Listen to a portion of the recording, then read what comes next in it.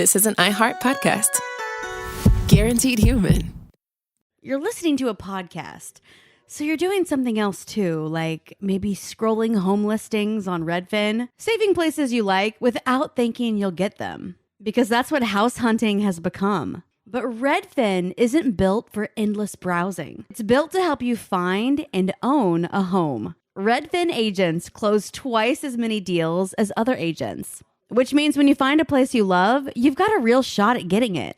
Redfin helps turn saved listings into real addresses. Get started at redfin.com. Own the dream.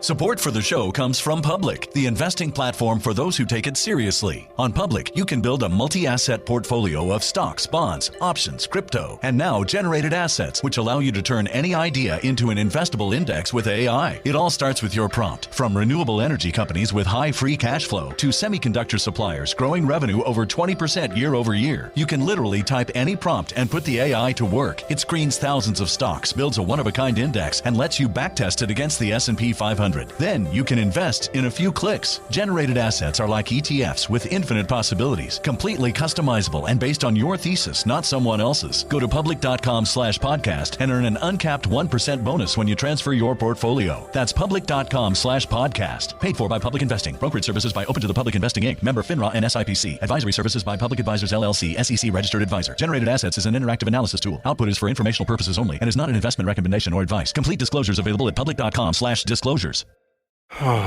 Sink into affordable luxury. Anabay is the only machine washable sofa, inside and out. With stain-resistant slip covers and a cloud-like frame duvet, everything goes right in the wash. Plus, the modular design lets you change the look of your space anytime. Visit WashableSofas.com to upgrade your home. Shop up to 60% off site-wide, with sofas starting at just $699 and a 30-day money-back guarantee. Shop now at WashableSofas.com. Offers are subject to change, and certain restrictions may apply. Hey everybody, Robert Evans here, and I wanted to let you know this is a compilation episode. So every episode of the week that just happened is here in one convenient and with somewhat less ads package for you to listen to in a long stretch if you want. If you've been listening to the episodes every day this week, there's going to be nothing new here for you, but you can make your own decisions.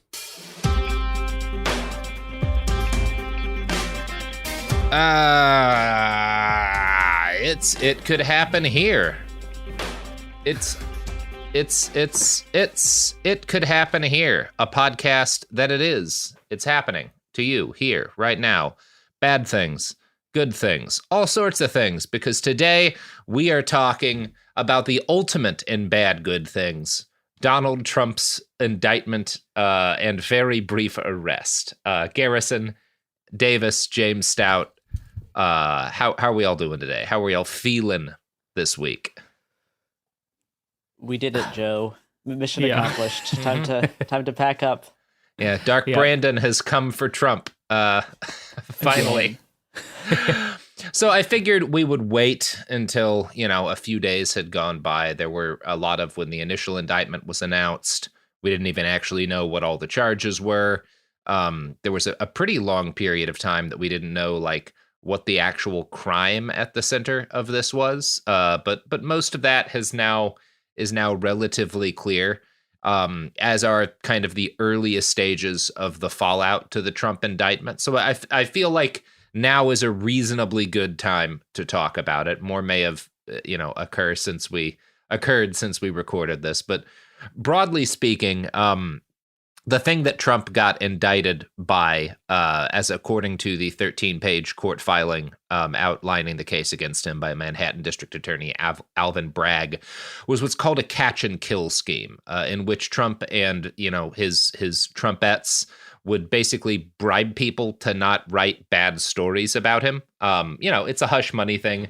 My assumption is that basically everybody at that level of wealth and prominence does versions of the same thing. And these, in fact, are not crimes on their own. You can bribe somebody not to talk about a bad thing you did to the press. Where things get illegal is that Trump, made a series of payments, primarily these $130,000 in payments to Stormy Daniels, to buy her quiet. And then he had to falsify company records, or his people falsified company records to disguise the payments as legal fees. Bragg is arguing that not only is this a crime, but it's a felony crime because he did this. He falsified these records to disguise these payments in order to further additional violations of the laws. And those additional violations of the laws, the actual like core crime here is that disguising under New York law, disguising these kind of payments in corporate records is a crime. It's typically a misdemeanor, but it's a felony if the business records were intended to obscure a second crime. And in this case, the second crime appears to be the use of funds to advance his like presidential campaign, which was in violation of campaign finance laws. So the core crime that makes the misdemeanor a felony is the fact that he was doing this in order to advance his presidential campaign, and thus like the payments that he was making were basically counted as part of like the limited amount of money you can spend, financing your campaign, and he violated that, right? That's the gist of it, as I understand like what's actually being argued here. Yeah, that seems to be about the sides of it. Just for people who aren't familiar, Bragg is Alvin Bragg, right? The Manhattan DA. Manhattan DA. Okay. Yeah. What's really concerning about this is that if they can arrest Trump, that means they can arrest any one of us. That's right. all the money that I've paid for people to hush up stories about me, including Stormy Daniels, Yeah. No, it's like people, there's a lot of talk about like, is this a weak case or a strong case?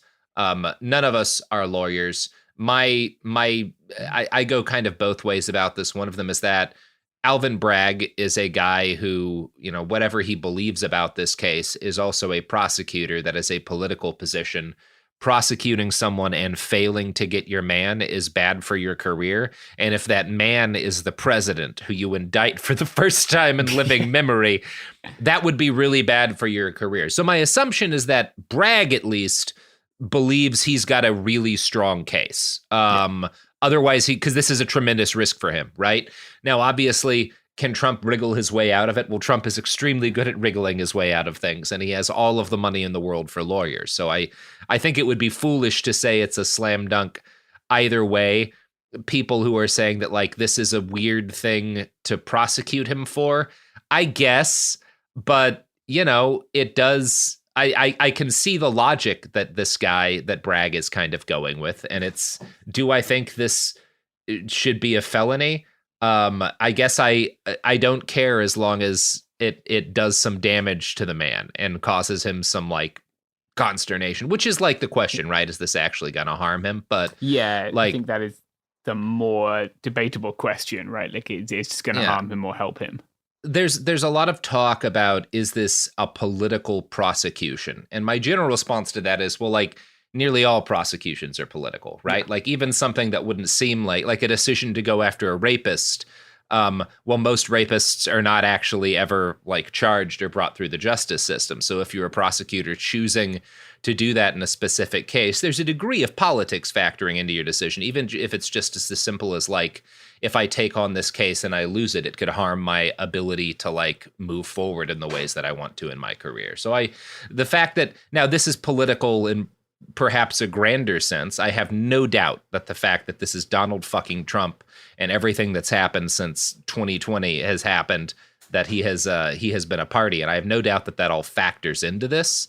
But I just don't see that as being like the fact that finally a prosecutor is making sort of a political prosecution of a man at the top of the hierarchy is not something that concerns me terribly.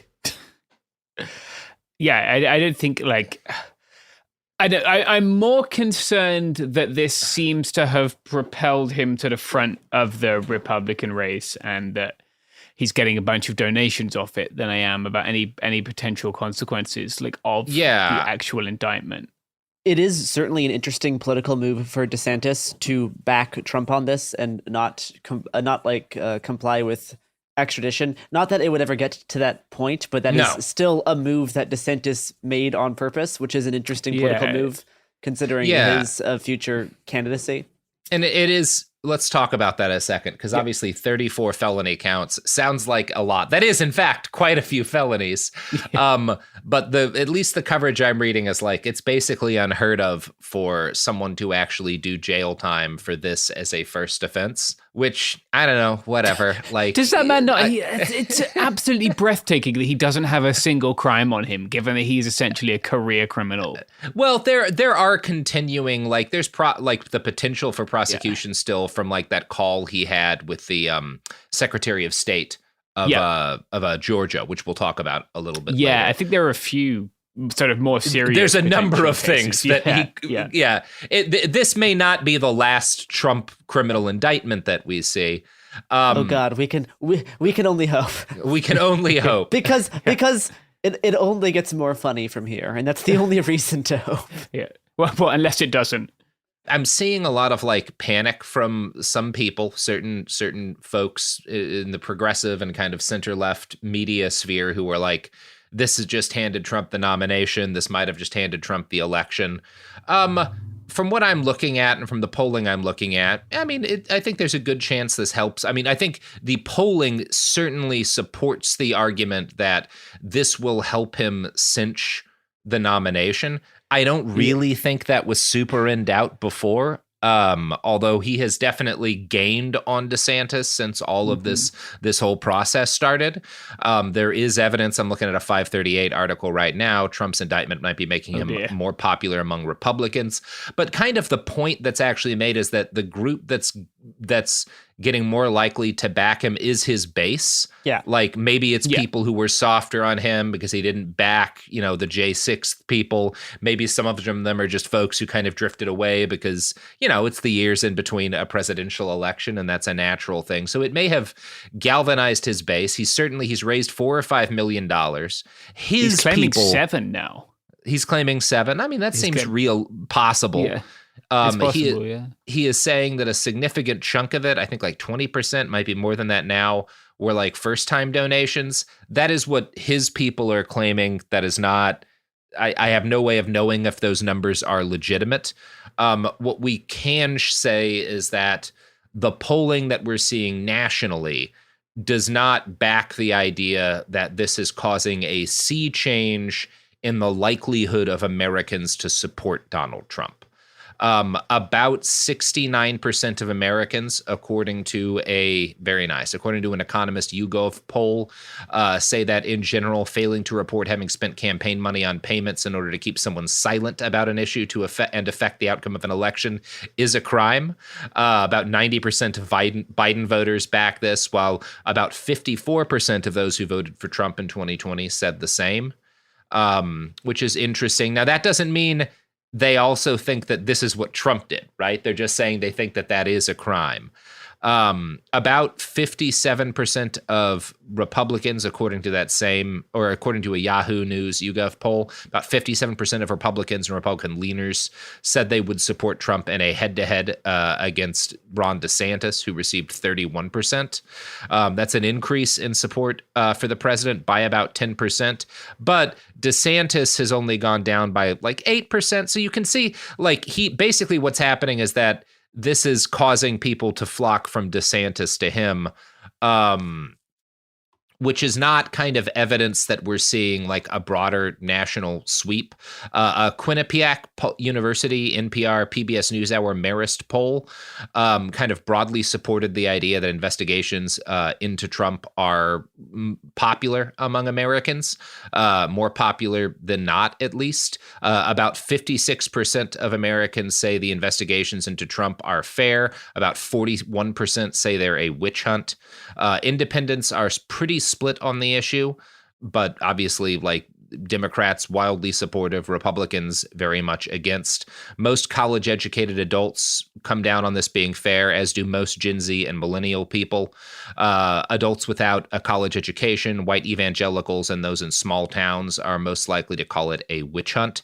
An NPR, PBS NewsHour Marist poll shows a plurality of Americans, 46%, believe Trump has done something illegal related to those investigations. Another 29% say Trump has done done something unethical but not illegal, while only 23% say he's done nothing wrong. Overall, 57% of Americans say that criminal charges filed against Trump should disqualify him from a presidential bid. 38% say it should not. That would be an area where I actually agree with the Republicans. I don't think that having charges against you should disqualify you from running for president. Look, man, I think if you are a fucking murderer, you should be able to run for president. Yeah. People have the right to run for and vote for whoever the fuck they want. And I think that is a strong core belief of mine. Not going to vote for Trump, but I think the fact that he's getting charged with a bunch of felonies should not, if he was in jail, he should be able to run, as people have in the past, in my opinion. Yeah, Eugene Debs. Famous Trump precedent. And I'm kind of more interested actually in, I think the Republican response is fairly predictable. Like all of this, we could have called that, the moment they said they were indicting him. The Democrats, look, I don't think the Democrats are ever going to do anything useful that will really change material conditions or make things much better for working people in this country. But the fact that it gives them the option to pivot back to like Orange Man Bad, as their only campaign, as their only promise, as their only sort of principle, which like they put forward as a reason to vote for them, it is still bad. I think like it prevents even the modicum of accountability that we have for all the shit that the Democrats have done and all the shit that they haven't done in the past, 2.5 years since the election. I think that's so much broader of a problem than just dealing with this set of charges. I am sympathetic to the idea, if you just kind of look at history, that you can't let people do the kind of shit Trump did and not try to fucking go after them and not hammer the sons of bitches, right? And this is not, they went after the beer hall putsch. Hitler was jailed for like a year. So it doesn't mean that like slaps on the wrist don't necessarily have much of a protective effect. But I don't know. Like I am so torn on this. I mean, obviously it's really funny. I think if this is kind of the start of a series of prosecutions that's going to make this guy's life hell and that might actually even force some consequences for him, then I think that's broadly speaking a good thing, as long as it doesn't like disqualify him from the presidency, which I think would be a bad precedent. But I don't know. I'm broadly on team, yeah, man, fuck him up. Like, we know this guy would have, and in fact has promised to, if he gets into power again, use the state, use the Justice Department, remake it in his own image, and destroy his enemies. So I'm not against the idea that like, well, the Dems, I tend to agree with you on most things, James. Like, I don't believe the Democratic Party deserves to have an easy election right now, because they've failed. I mean, we're this is the week where we're getting the announcement from Biden that he's essentially taking kind of the soft answer to the GOP attack on trans people participating in sporting events. We were also about a week out from his most recent announcement on, or maybe actually it's been more like a couple of weeks, on the border shit. We just had that horrible fire over in Juarez like a week or so ago. Like, the Biden administration has let a lot of people down in a number of ways. There's, some of the drilling shit that's about to start up again in Alaska is really unsettling to me. So I agree with you. I don't like the idea that they can make this be an Orange Man Bad election again. And I'm hopeful that some of what we've seen, particularly like the most recent election in Chicago,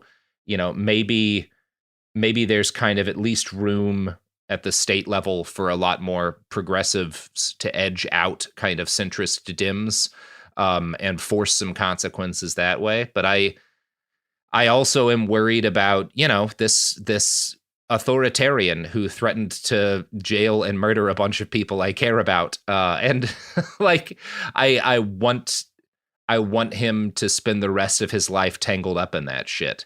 I don't know that that's what this is going to be. Maybe they'll fail miserably here. But I don't know. I do think the kind of panic that you're getting from some people that like this handed them the election, I'm not seeing evidence that that's the case.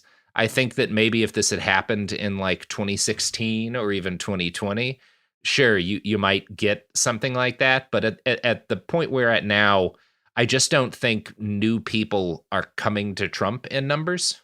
Yeah. Yeah. No, and it very much makes sense for the liberal state apparatus to try to defend itself from what it sees as like an insurgent reactionary factor, right? Like that is how they view Trump and Trump's political power. So it makes sense they will use their own powers to try to resist that from gaining control again. Whether or not you believe the state apparatus should exist at all, or how valid you view its existence, it makes sense what they're doing. Yeah, honestly, I am surprised they committed to it, because there is, in part because this is a tremendous risk for Bragg and the people around him, right? If this fails, which it very well might, obviously that would have could have consequences for everybody. But, it could have really serious career consequences for this guy. And I am surprised that you've got someone willing to kind of throw the dice here. And I'm hopeful that maybe that inspires, especially since this case, by the way, since I'm sure people are curious, no one I've looked at who knows more about the law than me expects this to hit trial quickly. Again, Trump has all of the money in the world, and this is probably going to be a pretty winding process. Outside of just the normal problems of like a rich man is being accused of a series of crimes and has many lawyers, the Secret Service has a lot to say in when and how the actual trial part of this commences, and that has a chance of extending it. So my hope is that as this kind of winds on, maybe the fact that Bragg was willing to kind of take a shot in the dark here, so to speak, inspires some of these other prosecutors who have been, poking at Trump to take a swing. And maybe with enough swings, it'll be like that guy we had on, Troy Hurtubise, and his bear armor suit. You get a bunch of bikers to surround him with 2x4s and just swing until they're all broken and he's on the ground. It'll be like that scene from Avengers Endgame, and all of the George Soros DAs are gonna come in through the portals. Garrison, absolutely not. Led by George Soros himself. I have never been angrier at you right now than bringing up that fucking Avengers scene. Yeah, so did y'all watch Trump's video response? Oh, the one that played on all of the news stations except for MSNBC. Yeah. We should talk about that. I actually did not watch it. No, yet. I attempted to avoid that as well, actually, but I watched it. Subjected yourself to that for us, Robert? I sure did, and I have a summary of the most salient parts. First off, I think that MSNBC made the right call. They kind of summarized what was going on, but didn't just let him speak, uninterrupted for, I think it was 15 minutes, something like 20 minutes. Talking of interrupted, Robert, would you like to be interrupted by some plugs for goods and services? Absolutely. Yeah, I thought you would, buddy. Donald Trump is a master spokesman, and these are master products. Get your gold! We're back. It's been such a glorious time. Everybody's really feeling powerful today. Mighty. Anyway, Trump. So, I don't know. I watched this fucking thing.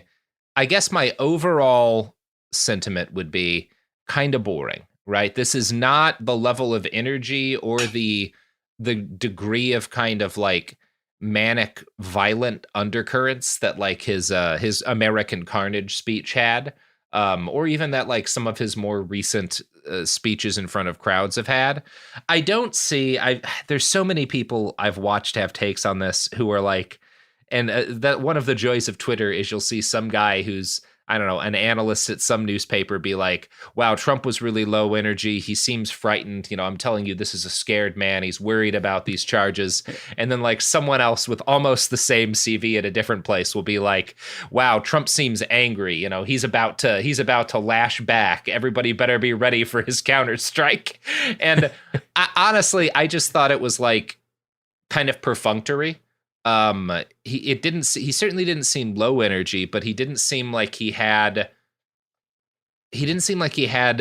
much to say other than kind of meander over some of his some talking points that are at this point mostly pretty lukewarm.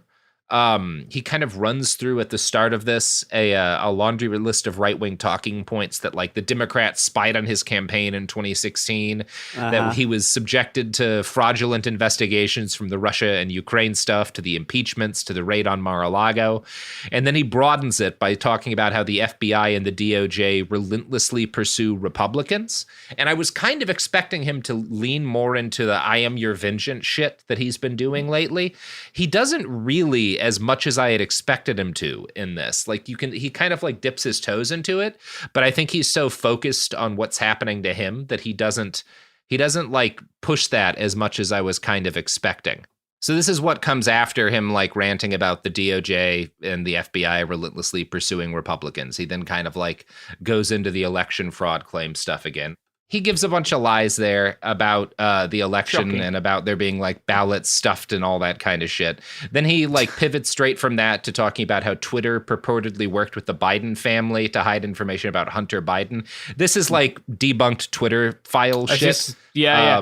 Update on the Twitter files. Matt Taibbi has just left Twitter because it won't let him post Substack links. Substack. We do know, obviously, like they did stuff like say, hey, please remove this video that shows Hunter Biden's penis.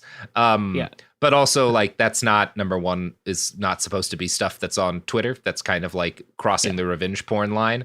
And, you know, both sides made requests that things be removed.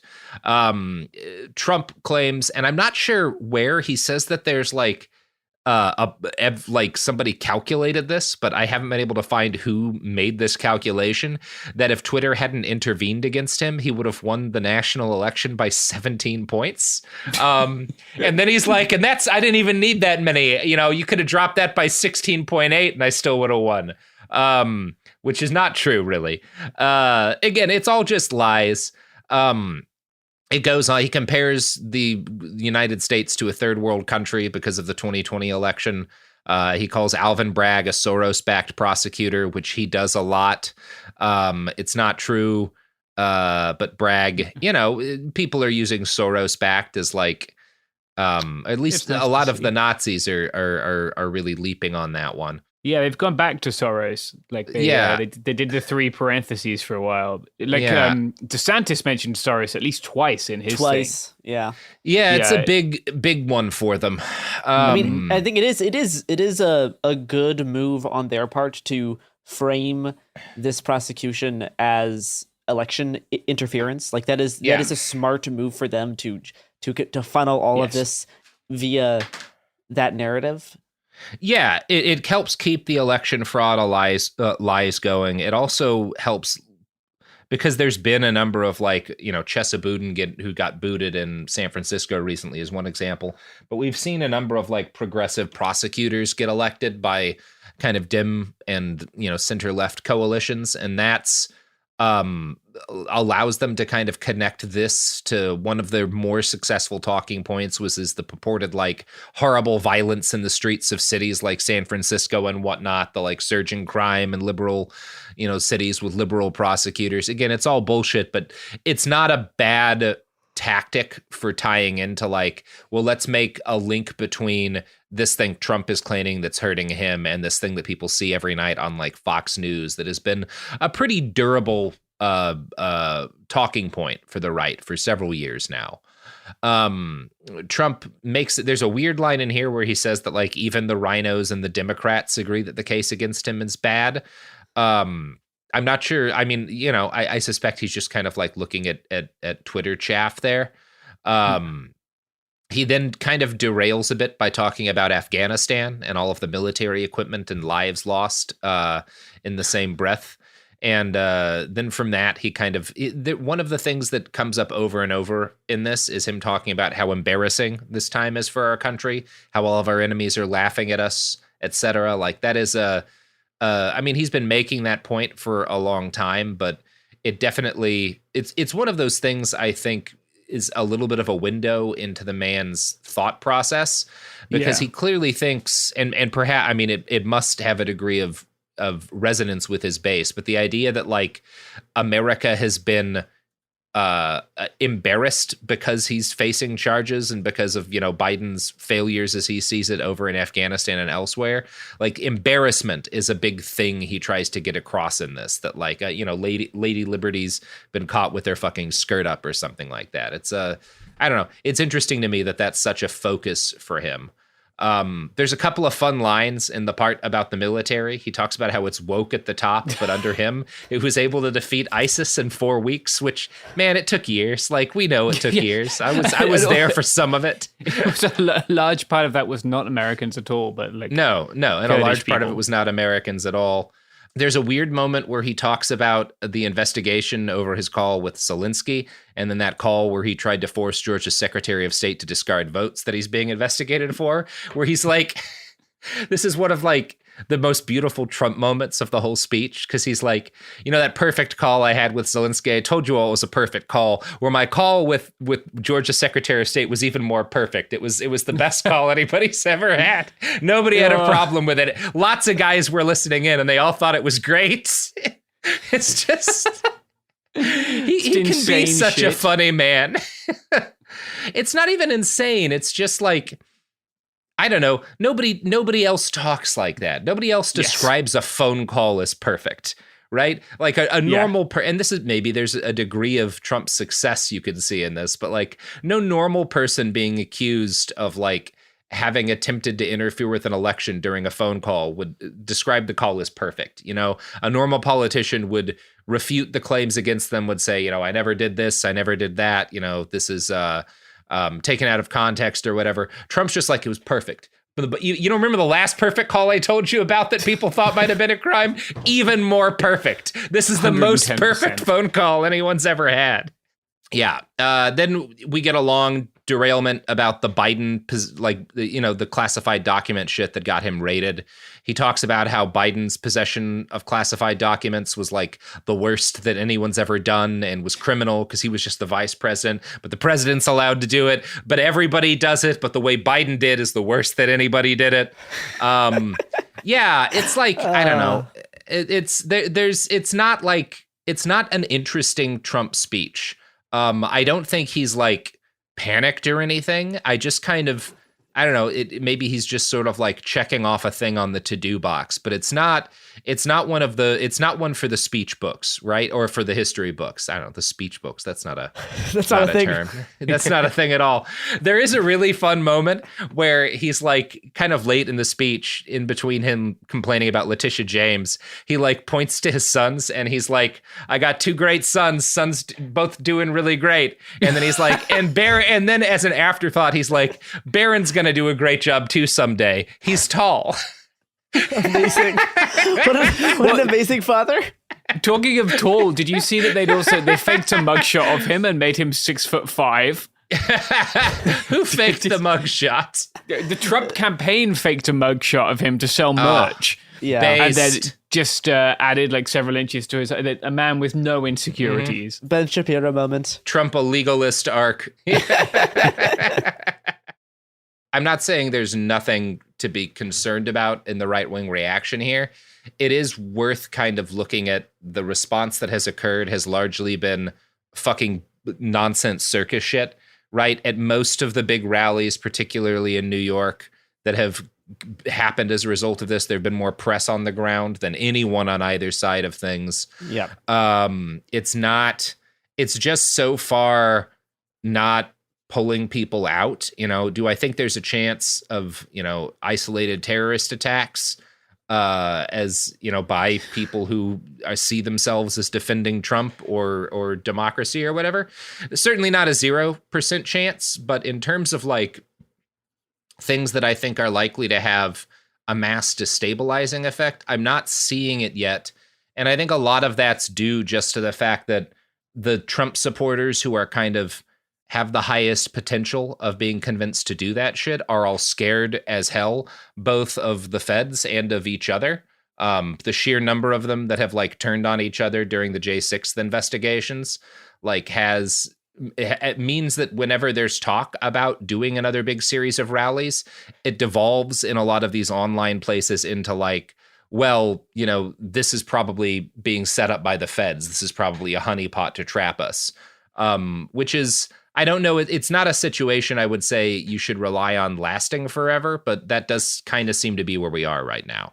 One other aspect of the right-wing response that I think is worth mentioning is some of their propagandists and political people have made the promise that since now there's been a precedent set for indicting former presidents, now they finally are able to go after Democratic politicians whenever they want, and I just am worried that they're going to threaten us with a good time. Yeah, yeah, and it's also like it's not just threatening us with a good time, because we have seen in Tennessee right now they're forcing 2 Democratic legislators out for their support of gun control, and specifically 2 black Democratic legislators. 2 black Democratic legislators. legislators. Same shit.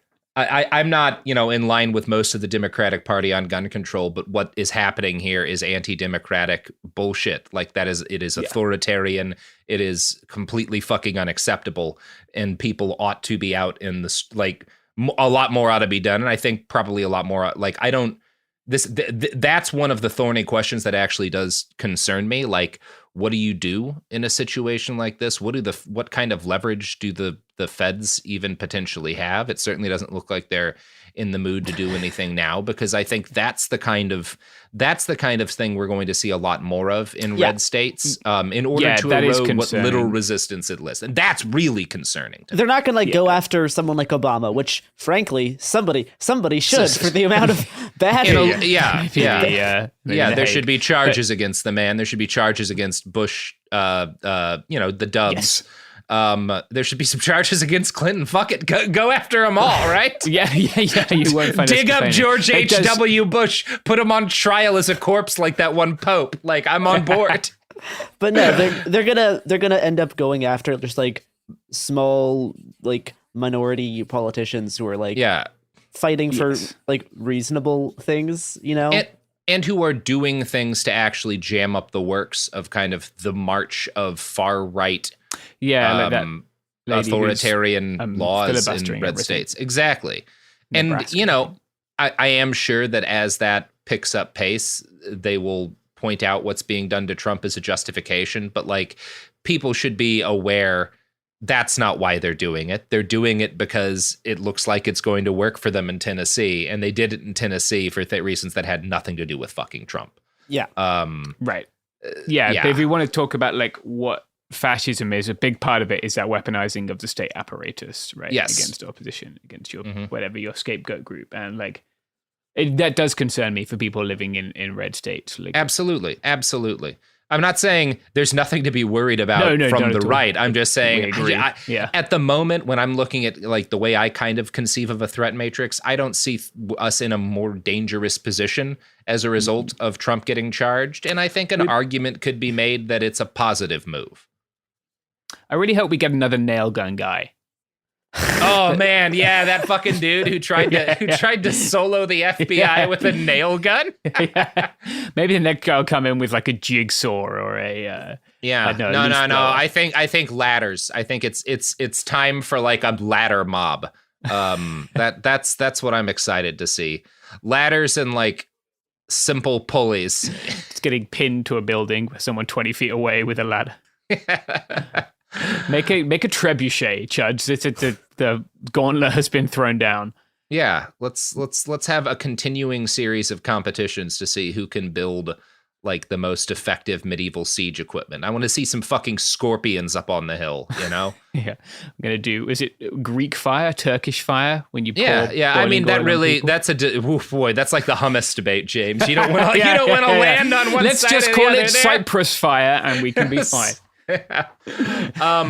I don't know where you guys got any other thoughts on the Trump arraignment, indictment, arrest, etc.?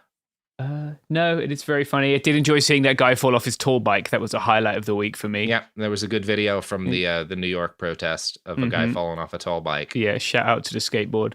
Oh, yeah. I will. Let's see. I will send a few things to the chat. The Signal chat that I feel like people are worth seeing. This is what I spent most of my day doing, is sending people these memes. I think it's important that is that Ruth Bader Ginsburg with the Biggie crown saying, "Tell Donald I want him to know it was me," Garrison? Yes, that is. Oh Yes. no, you're joking. If I actually see Ruth Bader Ginsburg, for fuck's sake. Now that would be Garrison. an Urukai with a pussy hat. Oh god. Looks like brunch is back on the menu, boys. That one I do appreciate. Yeah. Garrison There needs was- it, yeah.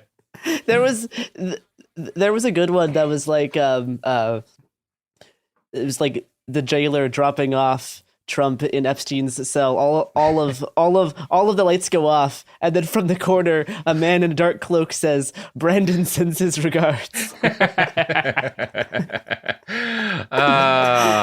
What a wonderful time for memes. Well, everybody, When is it that's our episode on the Trump arrest. We figured we should talk about that. To answer the question that so many people ask me, are we closer to having a civil war?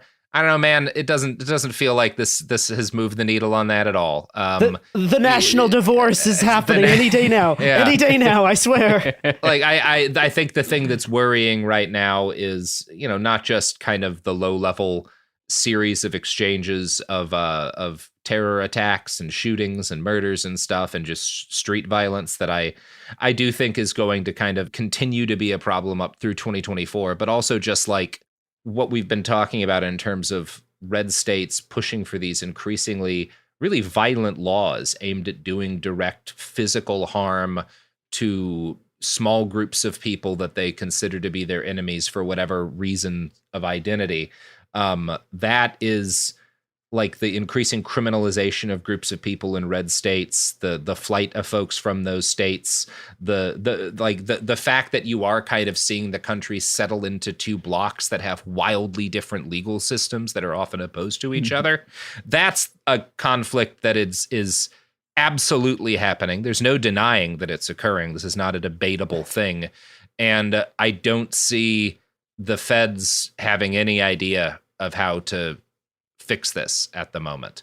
We'll see where the elections go in 2024. The fact that Wisconsin, that their Supreme Court election went well means a lot. It means that that's one state where the process that we're seeing happening in places like Florida and Tennessee, that is a significant amount of people protected from that. And it also means a lot for the 2024 election. But we are in a really rough place still. I'm not like thinking we're at the edge of 1776.2 or whatever the fuck the right calls it these days. Yeah, 1865 or whatever. Yeah. Robert Evans is going to personally be the next John Brown. I hopefully not. But I think I'd be really good at being a terrible farmer. How's your already, beard? Yeah. That picture of John Brown like leading the troops will remain one of my favorite pieces of art that I've ever seen. No, he's got a hell of a beard in that one. Yeah, I don't know. I think the threat continues, but broadly speaking, what's happened to Trump is either good or neutral, but certainly funny, and that's I think a good point to end on for the day. I agree. Brandon sends his regards.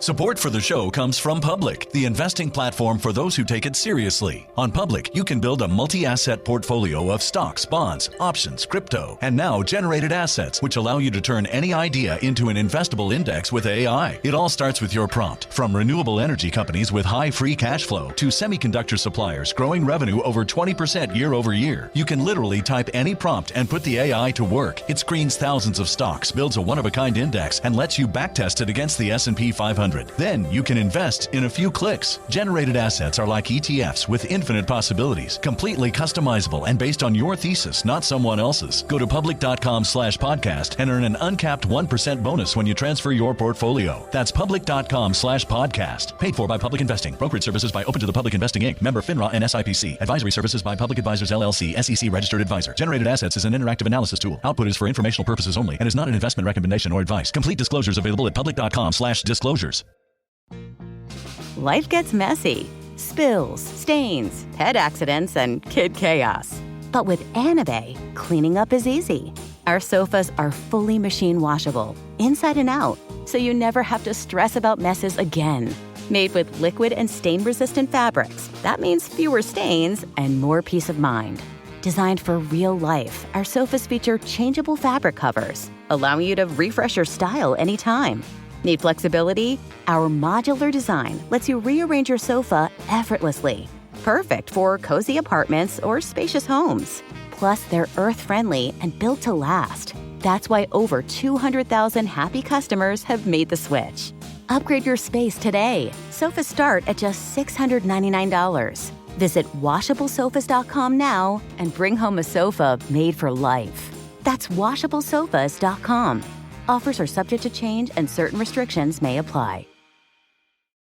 Hey, this is U.S. Olympic gold medalist Tara Davis Woodhull. And I'm U.S. Paralympic gold medalist Hunter Woodhull. As athletes, our lives are about having a clear path. And a team that you can absolutely trust. So when it came to getting the best mortgage, we chose PennyMac.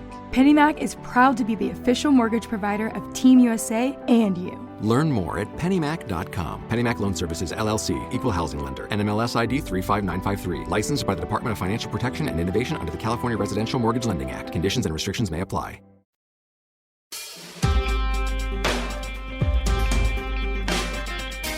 Okay, everything's recording. My cat is grooming herself, so now's the time. Now's the time. Okay, great. We should just use that as our intro. Okay, good. I mean, I'm fine with that, whatever. Okay, let's do it. That's our intro. That's the intro. Shireen's cat is grooming herself, and that means that it could happen here. And I am James Stout, and I'm joined by Shireen Yunus. Yes. And not her cat. She's just rowdy, and I have to really sometimes plan recording times around her schedule, and it's just the way my life is now, and that's fine. That's the attention she deserves. Yes, exactly. None of this is as important as your cat, but it's a bit of a serious one, sadly. Yes. So I want to talk more again about the border, something we've spoken about a little bit, and something I kind of want to keep coming back to because things haven't really got any better. In fact, they've potentially got worse. So where I want to start is last month. We're recording this on the 4th of April, so just over a week ago, I think. A fire in a detention. The 28th, was it? Okay, yeah, what's that? A week ago. A week ago today. A fire in a detention center in Ciudad Juarez killed 41 migrants being detained there. More than 24 other people were seriously injured, and every single one of the about 100 people detained in the migrant detention center was hurt in the fire. The reason that every single person was hurt became clear in a video obtained by Texas Public Radio and later confirmed by the government in Mexico. It shows 2 people dressed as guards rush into the camera frame. You can see people in the cells desperately pulling and kicking and beating on the bars. The guards sort of run up to the doors, but they don't really appear to make any effort to open them or to let the people out of the cells. Instead, they hurry away as clouds of smoke begin to fill the corners of the cells. Gradually, the smoke fills up the whole screen until you can't see anything else, and the men in the cells are left to die. It's horrifying. Yeah, it's one of the worst deaths that's available to a human being, and the fact that people who are already incredibly desperate and have taken huge risks to get there died like literally yards from the United States border is just, it's almost kind of unfathomably cruel. But what is in a way crueler is this statement made by the US ambassador to Mexico, Ken Salazar. He said the tragedy illustrated the dangerous rifts in traveling north, and he cited the loss of life in 2 recent smuggling incidents in San Antonio and in the southern Mexican state of Chiapas. These cases, he said, are a reminder of the risks of irregular migration.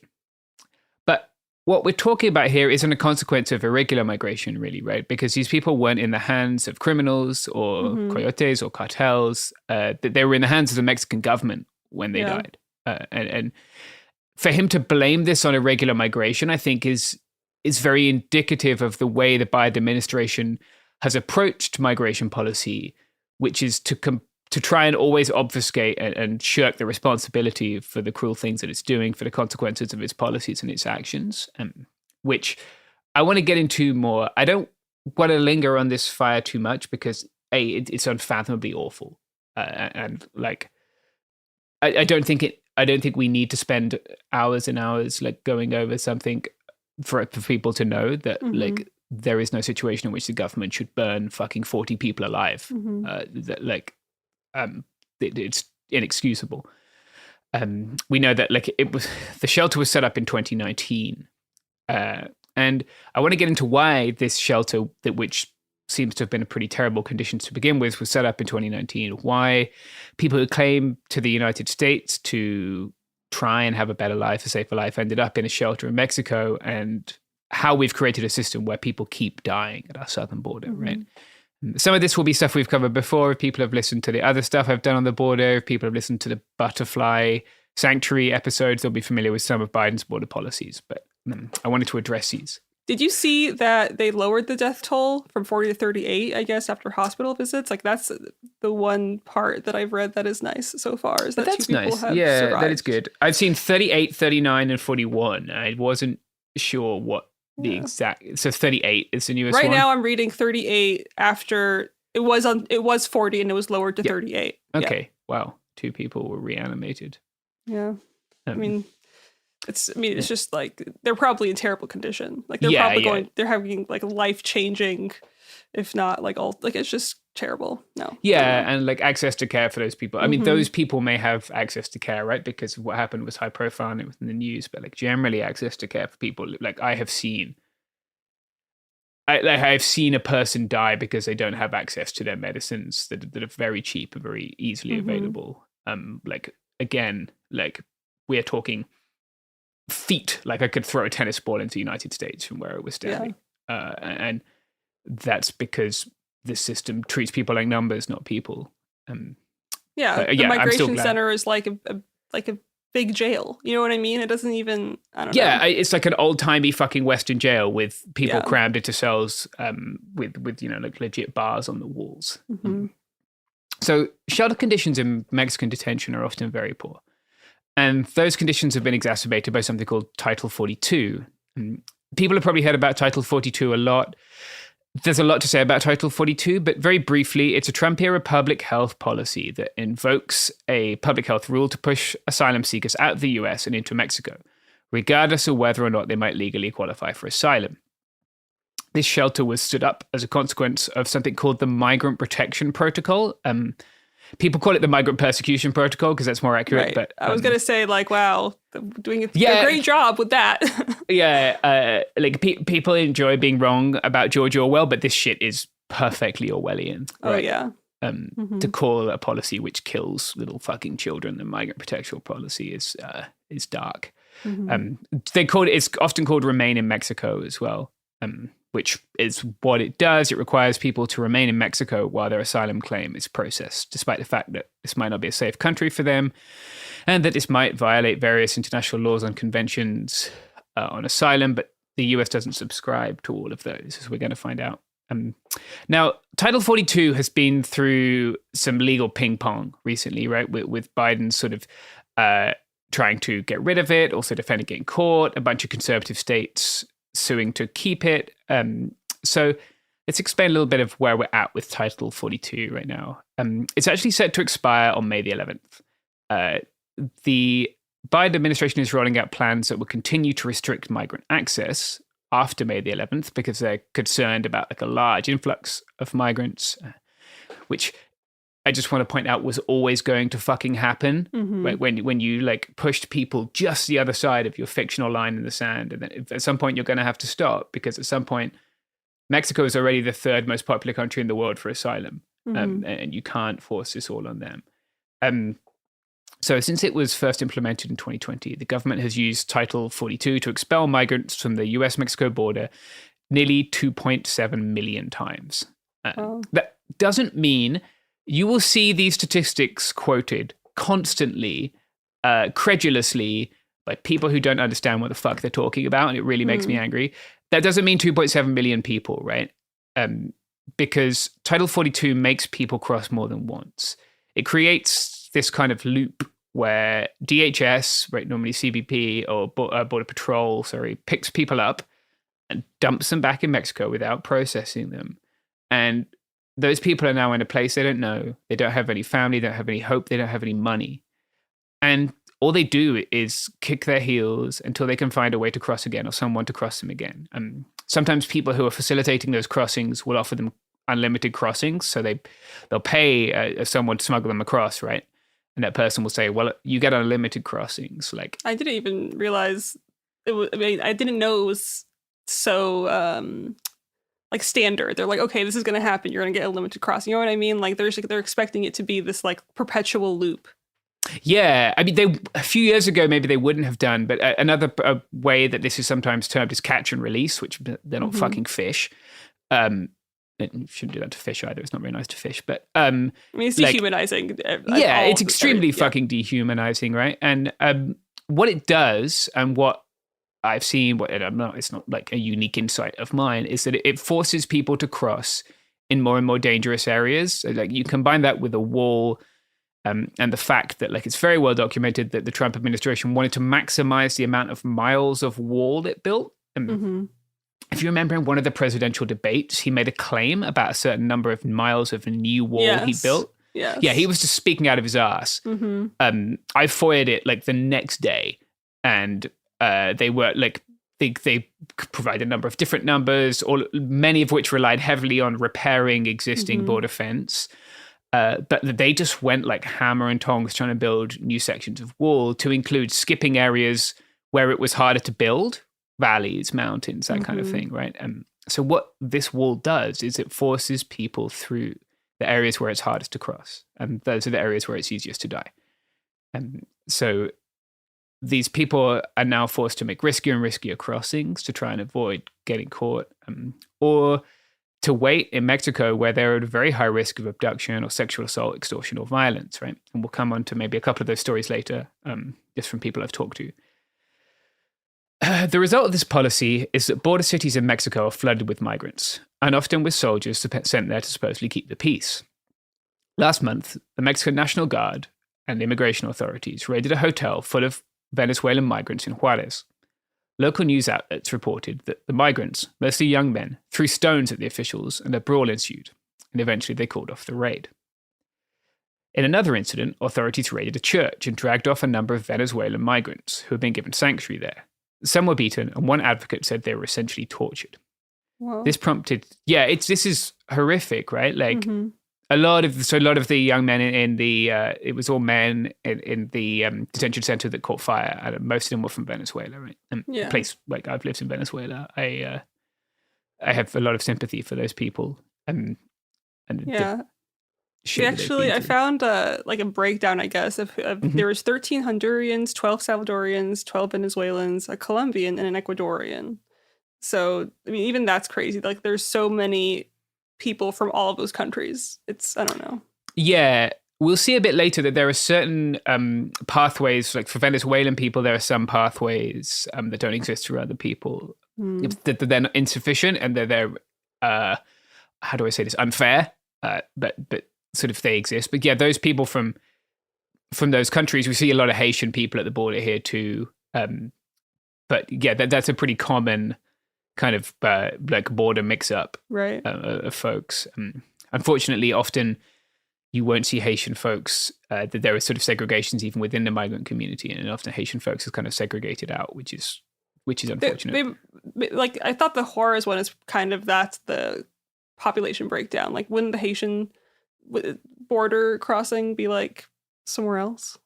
A dumb thing to say. No, it's not dumb at all.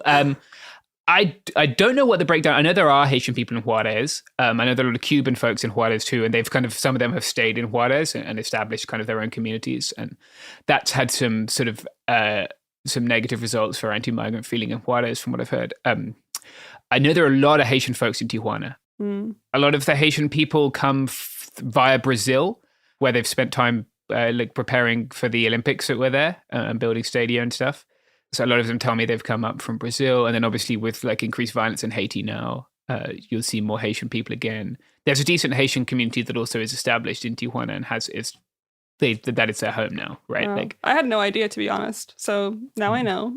I'll accept being a little bit dumb, so everyone can learn. Not at all. No, it's not very well reported on, and I think honestly, people have stopped reporting on it since 2020 as well. Like since like Orange Man Bad stopped being like the prevailing mass media message. No one gives a fuck about migrants anymore. Like there's a pronounced drop off when I cross of people, and I don't know. There are some very good reporters, of course. You know, we've spoken to some of them in Tijuana and in San Diego, but there was a lot of parachute reporting on migration in the Trump era. Some of it very bad. Some of it by people who didn't have the language skills to be working there and didn't understand what was respectful and what wasn't, and things like that. So I have strong feelings about how the migrant caravan in 2018 was reported on, for instance. Yeah.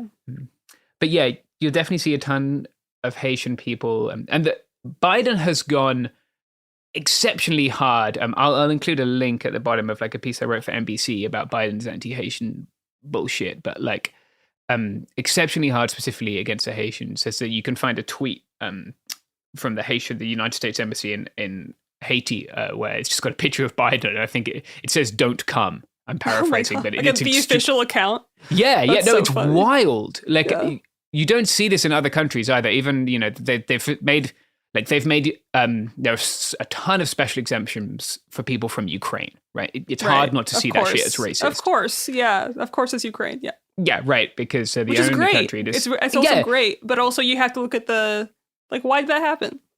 Right, and if we can't, express, Russian bombs kill kids in Myanmar too, right? Russian bombs kill kids all over fucking Africa.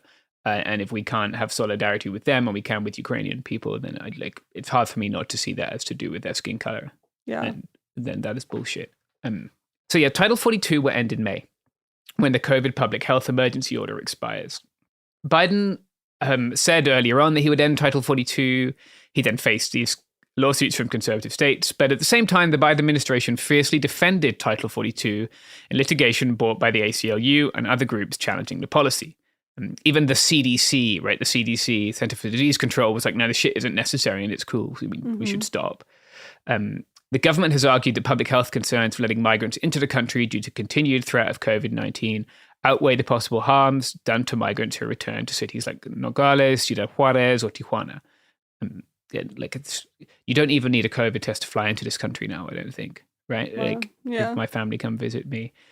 So the end of the emergency kind of makes that a moot point, right? Like you can't have a public health order to protect us from a disease, which you're saying isn't a problem anymore. But the damage that this has done will take years to rectify. And the backlog that it's created is already being used as an excuse to do more cruel and inhumane things to people who are just looking for a fair crack at life.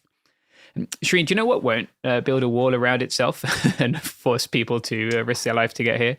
You tell me, James. What is it? It is these silver coins that have Ronald Reagan on them, who probably outflanks our current immigration policy to the left. That's our guy. Yep, Uncle Ron. Okay, we're back. Thank you, Ronald Reagan. Or maybe it was a gold advert. I hope it was a gold advert because I know that everyone enjoys those so much. Please don't message Sophie about the fucking gold things. We know. Yeah, we know. We know. Trust us, we know. Yeah. It's just funny. It's funny to me that someone is buying gold adverts and presumably none of our listeners are buying gold, and yet I have healthcare now. I mean, it must be working somewhere. You know what I mean? Why? How else would they afford to keep advertising? I don't know. Yeah, I don't know. Someone's doing something. It's someone's buying one gold. guy. It's one guy doing it all. It's like Donald If Trump. you are that steadfast listener who buys everything we advertise, Thank you so much for our paychecks. Yeah. We salute your dedication. Yeah. So Biden hasn't really come up with a distinctive immigration policy of his own yet. Mostly, he's just kind of failed to undo the damage Trump has done, created a two-tier system in which white Ukrainians get to slip the line while black and brown migrants wait in terrible conditions. And for some reason, he's gone as hard as fuck as he can to stop Haitians coming here, which the reason might be pretty obvious to some of you. And we're still building the wall, but we're calling it a barrier now. Of course. So, yeah, it's totally different. Rebrand. It's rebranded. Yeah, it doesn't have a little plate on the top. It's a slightly different shape. You can, like, if you scroll back far enough on my Twitter, you can find comparison pictures of the Biden barrier and the Trump wall. But it's like literally just like a glow up, like a terrible, horrifying glow up. Yes, yeah, the wall's having its little. It's a freedom wall now or something. Mm-hmm. But if you all don't follow the Butterfly Sanctuary, as well, high value Twitter account, sometimes stealing automatic rifles. Not stealing, I should say, but National Guard leaving automatic rifles on her property that she takes care of. But yeah, you can listen to our Butterfly Sanctuary episodes for more on like the Biden barrier. But we're more than halfway through Biden's term now, and we're beginning to see him take aim at something resembling a border policy on his own. At the same time, because we're more than halfway through his term, or perhaps just because he never intended to fulfill his campaign policies about being kind to migrants, he's trying to move towards the center, and the center of US politics is like somewhere to the right of Attila the Hun these days. So he's been hit pretty hard by the Republicans on immigration, and it's worth pointing out that he's been hit pretty hard on largely on just shit that's made up or misunderstandings of the number of interactions that Border Patrol has, or willful or unwillful, I don't know. But many of the critiques are in pretty bad faith. But nonetheless, like, it's been an area where they've criticized him, right? And so he's trying to move towards the quote-unquote center on that with these new policies. So he's proposed, or his administration has proposed, something called a transit ban. The transit ban, people might remember, and the initial kind of proposal of this was made by Stephen Miller, dude who looks like a lollipop and also like a white nationalist. That's a great description. His head is too big for his neck. He's shiny. Mm-hmm. Yeah, that's not the only thing that's wrong with him. So this proposal would render migrants ineligible for US asylum if they cross the southern border illegally after failing to ask for humanitarian refuge in another country they traveled through, such as Mexico. Right, so unless you somehow come straight to the US, which you can't do because you can't get on a flight to the US without the correct travel documents, then you'd have to travel through another country, right? And they're saying that you should apply for asylum there. In practice, this would bar most non-Mexican asylum seekers unless he took advantage of one of the programs that Biden has proposed to allow people in Nicaragua, Cuba, Haiti, and Venezuela with a US sponsor under a humanitarian parole program where they apply from their home country and then get credentials to travel. So they'd stay in Cuba or whatever, right? Now, this might not be safe for some people to do in those countries, but they have a means to get here. It's metered, I think, at $30,000 a month. Those people from those same countries enduring the same conditions, if they came here on their own and then applied to asylum as is their right under US law once they entered the country, right? And it's worth noting that, like, most people coming in that like want to apply for asylum, so they wanted to turn themselves. That might have changed a little with Title 42, but previously people were seeking to turn themselves in, right, and say, "Hey, I'm here to apply for asylum." They can now be expelled under this legislation, right? Wow. So if they don't use this, or they don't have a US sponsor, which kind of creates, you shouldn't have to know someone in America, right, to come here and avail yourselves of basic human rights. Yeah, it's just it's purposely like getting people out of the group that can go in. You know what I mean? Like it's excluding people, but it's just like by default. Right, thousands of people. Yeah. And this legislation now allows for them to be for expedited processing and expulsion. If people do want to apply for asylum at the southern border, they need to use an app which is called CBP One. That's just the craziest thing I've heard in a while. Sorry. Yeah, it is. I'm on another planet. Like what? I don't know. It is incredibly powerful, like lib brain. Yeah. To be like, don't worry, we've made an app. We've got you. Like, it assumes that people have. The app is not available in all the languages that people speak it. Like, of course not. Yeah. Like last time I was at the border, like I worked with a colleague who spoke Oromo. I speak French. he spoke Haitian Creole, Spanish, Russian, Ukrainian, right? Like those are people I interviewed in an afternoon. There are dozens of languages. So the app isn't available in those languages. The app is a giant clusterfuck. It doesn't work. It crashes all the time. Like you can find like little kids who come up from Tijuana to go to school who like can tell you 10 things that are wrong about this app. But you can also find people who make 6-figure salaries in Washington who think it's great. Right. Regardless, it's a fucking app on a fucking device that is just like I don't know. I think it's just so lazy. It's lazy and stupid. I don't like it. Yes, it is both of those things. It assumes people have a cell phone, which they might not. Yes, very elitist. Yes, exactly. Yeah, like maybe your phone could get stolen. Someone could book all these to try and game. Like there's a million ways. It assumes you've got fucking broadband connectivity, Wi-Fi, all these things. It's just insane. Like it's amazing how detached one can be from reality and still be the person in charge. Yeah. What if no people in charge? So migrants crossing the border without documents can be subjected to expedited removal, as I said. The proposed regulations indicate that migrants from Cuba, Nicaragua, and Venezuela, who generally cannot be deported due to strained relations with the governments there, would face deportation to Mexico instead, which fucking just, again, makes this someone else's problem, right? A dozen Senate Democrats called the proposed asylum restrictions unlawful and counterproductive. They joined thousands of migrant advocates and organizations, including the United Nations Refugee Agency, in imploring the administration to immediately withdraw the regulation. So there's a period of public comment, which is what's happening at the moment, right? So he's found a policy which no one likes, both from the right and from the people are allowed to live with dignity side. Right.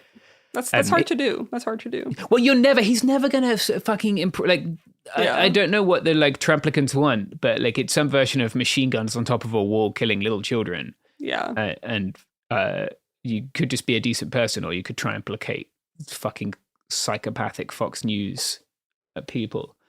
So Mexico is already the third most popular destination for people seeking asylum in the world, after United States and Germany. In Mexico, asylum seekers have to stay in the state where they apply. And that's resulted in large numbers of people being concentrated in places like Tapachula on the southern border with Guatemala.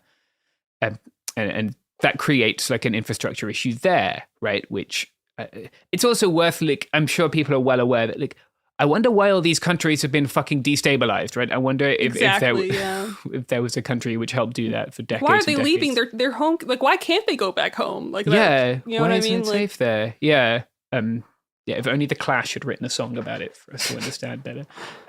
So Mexico granted 61% of asylum requests from January through November last year, compared to 46% in the USA for fiscal year 2022. That is an increase of a low of 27% under Trump, but it still suggests that more than half the people get sent back, right? And where the fuck do they get sent back to if they can't reliably go back to their home country safely? Mexico abides by something called the Cartagena Declaration, which promises a safe haven to anyone threatened by generalized violence, foreign aggression, internal conflicts, massive violation of human rights, or other circumstances which have seriously disturbed public order. The US currently observes a narrow definition that requires a person to have been individually targeted. That's a distinct thing, right? For limited reasons, as spelled out in the UN Refugee Convention. But it appears that the Biden administration has plans to retrain DHS agents, and they're currently telling them, or they seem to be proposing to tell them, I should say, to let migrants enter the US to pursue protection only if they qualify under the International Convention Against Torture, which is an absurdly high bar, right? Oh my God, yeah. Like, against torture. Wow. Yeah. That's not the word I thought you were going to say after all of that. No, yeah, it's a ridiculously high bar. Like, there are very real things you could be afraid of. Like, I've spoken to people who have escaped, like, forced sex work, right? Who've had members of their family killed, threats made to their own lives. None of those, maybe the forced sex work is torture, but maybe some of those things wouldn't meet that bar. But I think any reasonable human being, right? If you met someone in the street and they said, hey, so-and-so killed my daughter and my father and my uncle, and they said they're going to kill me, you'd say, like, come into my house, I'll look after you. But as a country, we're saying, fuck you, you're on your own. yeah, that's not how you be a good neighbor. A source on the inside of the administration recently has reported that the Biden administration is considering reviving the practice of detaining migrant families caught crossing the U.S.-Mexico border illegally. So this is the thing that that all the people were very upset about, right? The no more kids in cages thing. Mm-hmm. We're fucking doing that again as well, I guess. We won't. They likely won't do like separation of minors, which is what they did before, right? They took the kids away from their parents and detained them separately, which is just fucking, like, I cannot imagine. It's just it's just unspeakable trauma, and like just like for everybody involved. I mean, like, same with the wall though. Like, it's just the same thing. The same thing is happening. It's just like marketed differently. It's just like packaged in a different way, and it's still fucking terrible. Yeah, like, I don't know what you expect these fucking people to do. Like, and I don't know how you expect someone, like, even if you're purely self-interested and you're just concerned about like U.S. security and like, you know, making America great again or whatever. Like, if you lock little children up, like, they're going to fucking hate you, and you can't blame them. Like, it's inhumane. It's what dictators do. It's fucking unfathomable. But it also like drives me like just insane to think about people that are actually there in the flesh, like that see people like children crying or something, and like just there's so much terrible things going on, and no one does. There's not enough. I don't know. I can't imagine doing that. It just be like, okay, my job is this, and I'm gonna continue. I don't know. I don't like it. No, I don't like it either. Like, of all of the things I've reported on, and like I've reported on some dark shit, and like been to some dangerous places, etc. Like, nothing has been harder for me to get over than little kids at the border. Like, I have hundreds of stories about it, but I can remember one little girl. This shit makes me want to cry. I remember there's one little girl who she'd left her teddy bear behind, and she wanted a teddy bear, and like. This little girl's like living in a fucking tent, right? This is in 2018 when the midterms were happening, so they were holding a large group of people right next to the border, right? They were staying in a baseball stadium. And myself and some friends had gone to help, and this little girl was just like the sweetest little kid. Like, she came up, she was holding my hand, and then I asked if she wanted to go on my shoulders, and she wanted to go on my shoulders, you know. And at this point, the way that they were getting people to leave that area and go to another area was by cutting off their access to water. Oh my God. So like, we were able to get some water, and we were able to give them like as much water as we could buy on our credit cards. And I asked her like what she wanted, and she said she'd had to leave her teddy bear behind. And it just fucking broke my heart. Like, without like, you know, going into too much personal trauma details, like that shit kept me from sleeping for weeks. And I found it so hard to come back. It was like 2018 around November, I guess, and like go to like I remember someone was having some Thanksgiving thing, and just I just wanted to fucking shout at everyone and be like, "What the fuck is wrong with you?" Anyway, so I went and bought her a teddy. That's devastating. Teddy bear. It's especially from a child, you know, like their experience and their perspective is just I don't know. You see how raw it is. Yeah, like I know, no, children shouldn't be treated like that. Full stop. Like, we shouldn't be standing in the parking lot of a fucking Tommy Hilfiger discount store in San Diego launching tear gas at little children in Mexico. Is one of the images of like what America does to people that will stick with me forever. I'm glad you were down there helping though. Like, especially cutting their access off to water is like one of the most inhumane things. But then again, it's all very inhumane. But yeah. And that time was difficult for everyone involved. That was also one of the most impressive. This is one of the times when large NGOs weren't allowed to operate because of various concerns and legal things. So the entirety of the aid effort for those people was done through mutual aid, right? Through completely ad hoc mechanisms. There were church people, people from various migrant advocacy groups in San Diego, people from El Otro Lado who we've spoken to on the podcast. That's how I met them for the first time. A number of those people actually were surveilled by Border Patrol, as we found out 2 years later, wow. And had warrants on them, etc. But everyone who came like not because it was a job, because it was the right thing to do. And like there wasn't a day I was down there that there weren't people turning up with trucks full of stuff. This is my friend and I. Someone managed to get us a projector from their workplace. I don't know how they got a projector from their workplace. I don't care. And a bunch of DVDs. My friend used to be an electrician, and they moved everyone to a nightclub. It was a nightclub in another part of Tijuana, an old nightclub, old and massive. Thousands of people were in this big kind of open air nightclub situation. It was very strange. They had the women and the young children in one area that like very clearly had been a pole dance room. So like, anyway, and they had like these bars that were like, you know, like a balcony area. So we went up to the balcony area, and then me and a couple of these older kids who were with the migrant group were able to get like climb across the roof, find some wires, connect a projector, and make a little movie theater for the children. And I remember they were watching like Beverly Hills, Chihuahua. That's so sweet. When I left, and yeah, they were having like just those little gestures are so important, though. Like it's I mean, it doesn't fucking fix anything, but if they can have 2 hours of watching a film about a dog or whatever and be like not let there them for a have moment. that. Yeah, exactly. Yeah, they deserve that. They deserve a lot more than that. But yeah, it was those little nice things that made it bearable, I guess. But yeah, I still have like fairly disturbing recollections of lots of things I've seen on the border.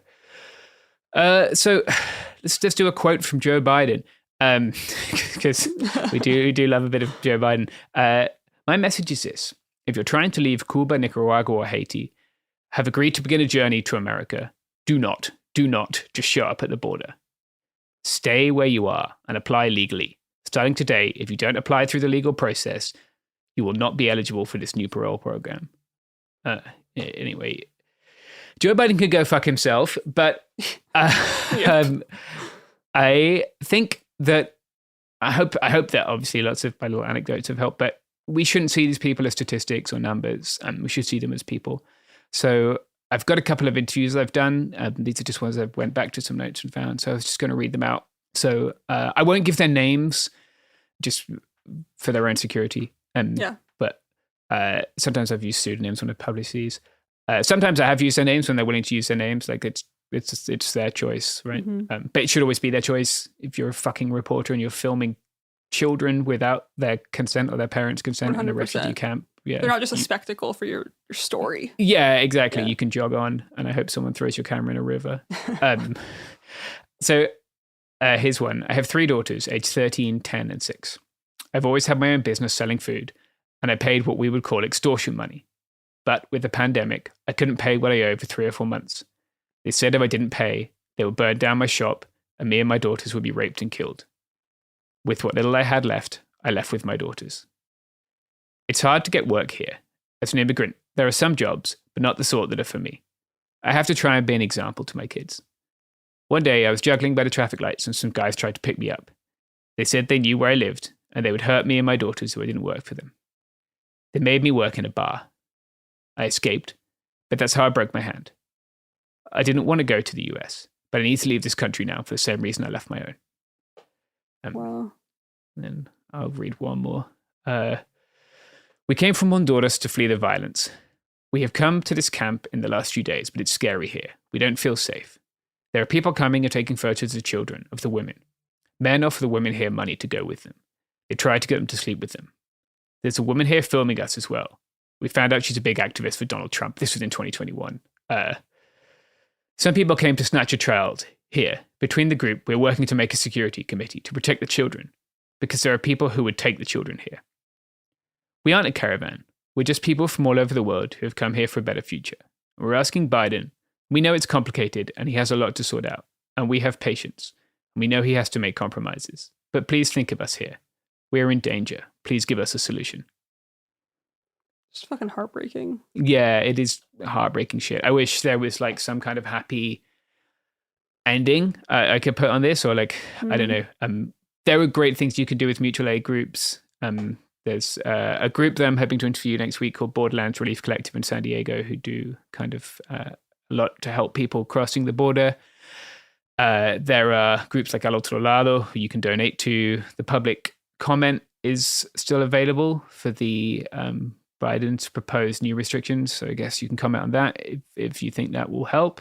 I guess this is an area sometimes where talking to politicians might help because they make the laws that affect people's right to kind of live with basic dignity. But yeah, I don't have a great solution to this, especially like if people aren't in a place where they, people here are struggling to get by. I understand that not everyone can afford to donate. Of course, yeah. But yeah, this is pretty bleak. And just because it's not like being beamed into your living rooms anymore because Orange Man bad, doesn't mean that like it's still not impossibly cruel. Yeah. Just because another old guy took over, doesn't mean like the same things were already there. It's not like they just poofed into thin air, like all the terrible things that were already happening. That's what I don't understand is like people just assume, I don't know what they assume. I'm not going to ramble on like that, but no. It's just heartbreaking and you should donate if you can. Yeah. Donate, do stuff, shout at people, do whatever you think will make a difference because it's pretty bad.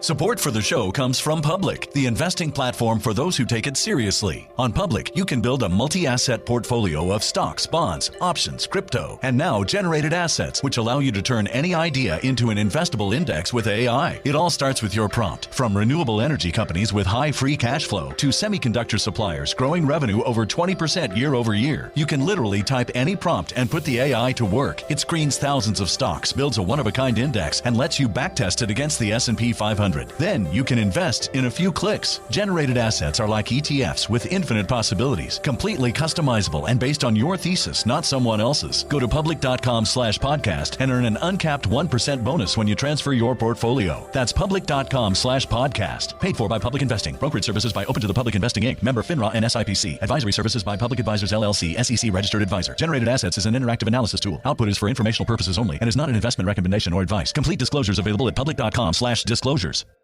Time for a sofa upgrade? Introducing Anabay Sofas, where designer style meets budget-friendly prices. Anabay brings you the ultimate in furniture innovation with a modular design that allows you to rearrange your space effortlessly. Perfect for both small and large spaces, Anabay is the only machine-washable sofa inside and out. Say goodbye to stains and messes with liquid and stain-resistant fabrics that make cleaning easy. Liquids simply slide right off. Designed for custom comfort, our high-resilience foam lets you choose between a sink-in feel or a supportive memory foam blend. Plus, our pet-friendly, stain-resistant fabrics ensure your sofa stays beautiful for years. Don't compromise quality for price. Visit washablesofas.com to upgrade your living space today. Sofas start at just $699 with no risk returns and a 30-day money-back guarantee. Get up to 60% off plus free shipping and free returns. Shop now at washablesofas.com.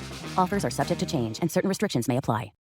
Hey, this is U.S. Olympic gold medalist Tara Davis Woodhull. And I'm U.S. Paralympic gold medalist Hunter Woodhull. As athletes, our lives are about having a clear path. And a team that you can absolutely trust. So when it came to getting the best mortgage, we chose PennyMac. PennyMac is proud to be the official mortgage provider of Team USA and you. Learn more at pennymac.com. PennyMac Loan Services, LLC, Equal Housing Lender, NMLS ID 35953. Licensed by the Department of Financial Protection and Innovation under the California Residential Mortgage Lending Act. Conditions and restrictions may apply.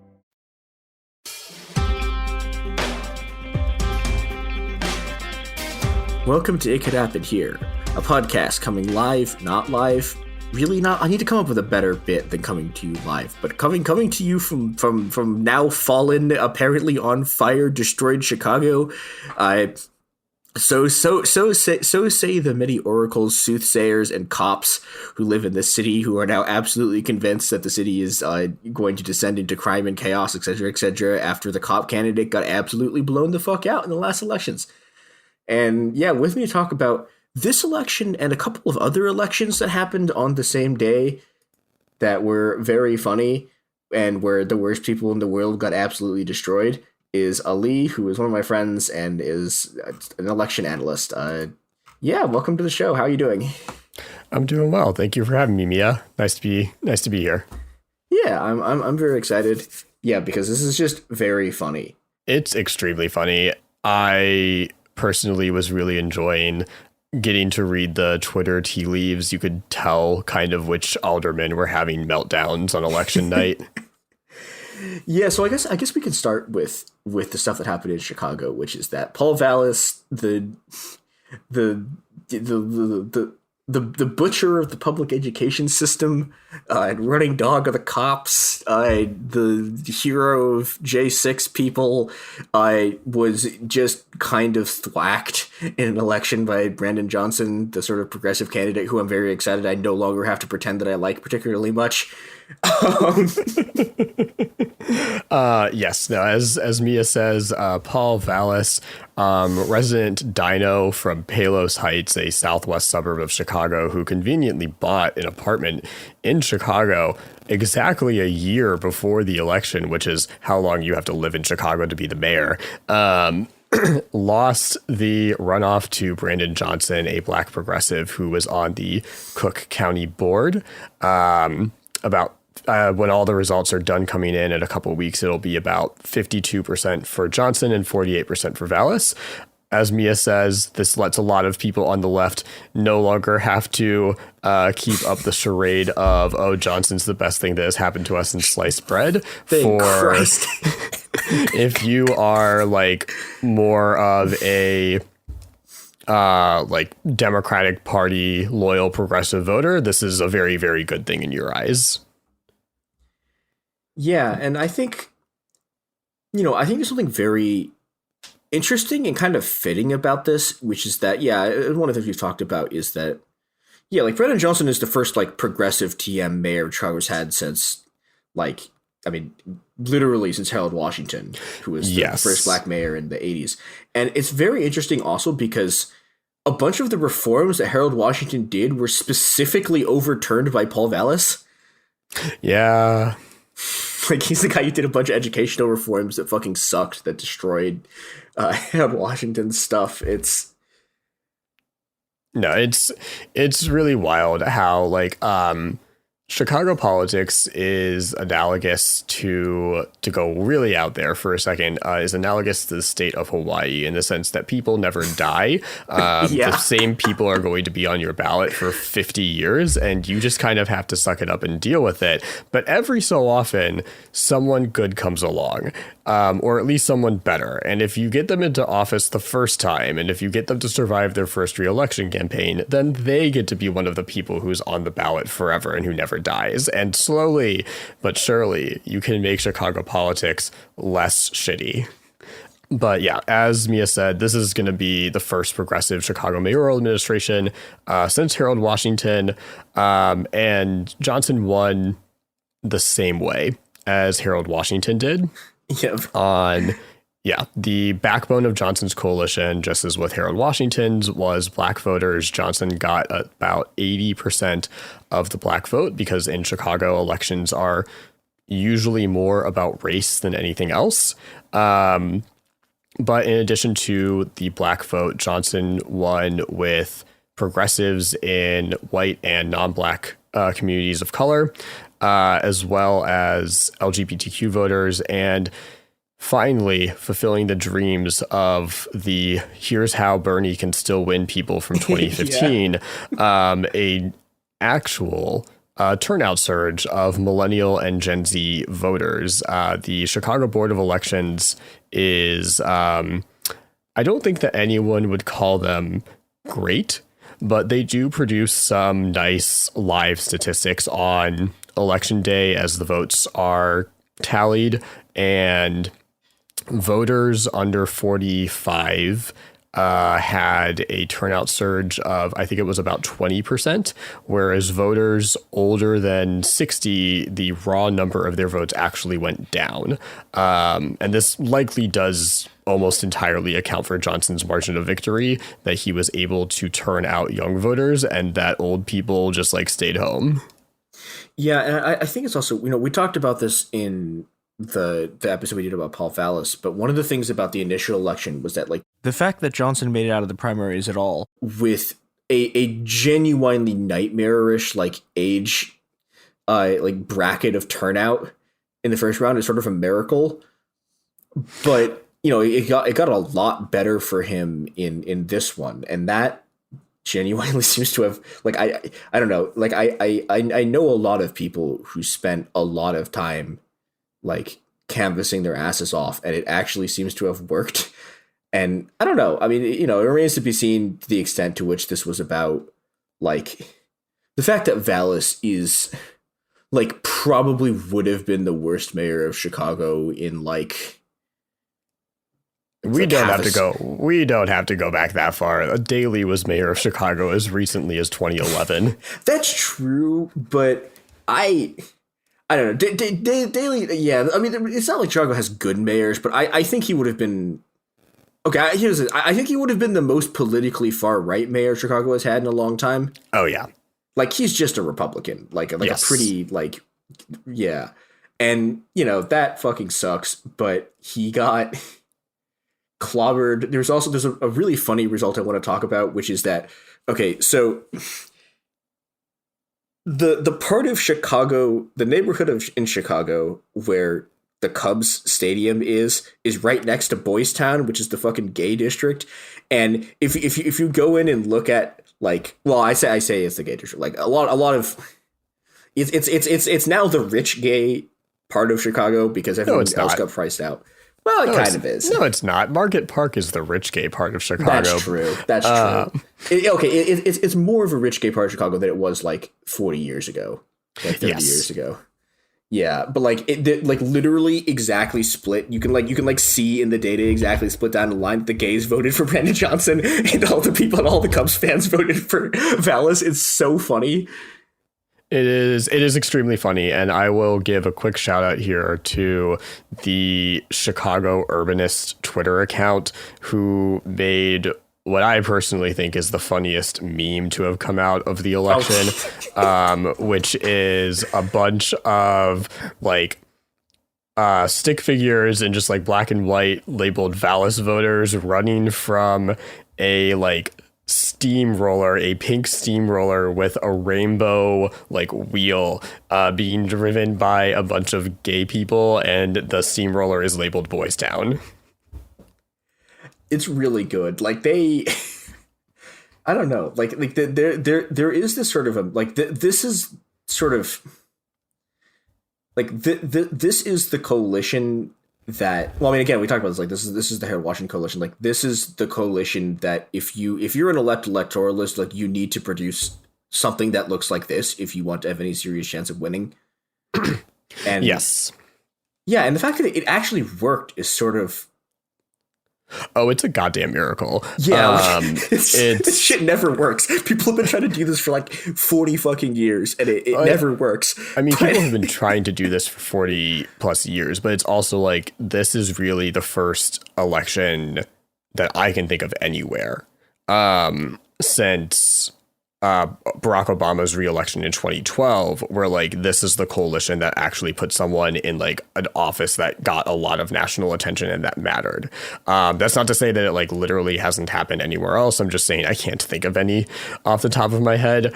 But like in 2012, Barack Obama became the first person to be elected president of the United States with less than 40% of the white vote, a feat that has never since been repeated. Clinton got less than that and lost. Trump obviously won, and Biden won because white voters swung left in 2020. So like, this is a turnout and coalitional puzzle that most people fail to put together, and that Brandon Johnson miraculously pulled off.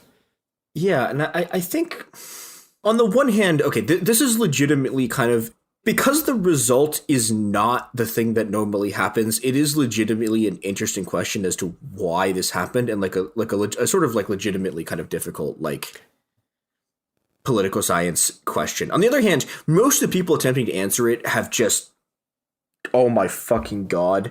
Like if I have to read another New York Times article writing about this, that's like like just clearly cobbled together from 3 Wikipedia articles. Like, I'm gonna literally go insane. I think you, me, and every other person in Chicago, no matter if you were a Johnson voter or a Vallas voter or someone who stayed home, we can all come together in our hatred of that 538 piece that was dropped on the morning of Election Day. If you don't know what I'm talking about, you're lucky, and I'm not going to tell you. If you really want to, I will give you a very brief summary of it, which is that 538. No, we don't have. They did a racism. They did a racism. That's what I'll leave it at. They did a racism, and they were very wrong. They basically did the 4 races: white, black, Latino, and leftist. Yeah, which is very funny.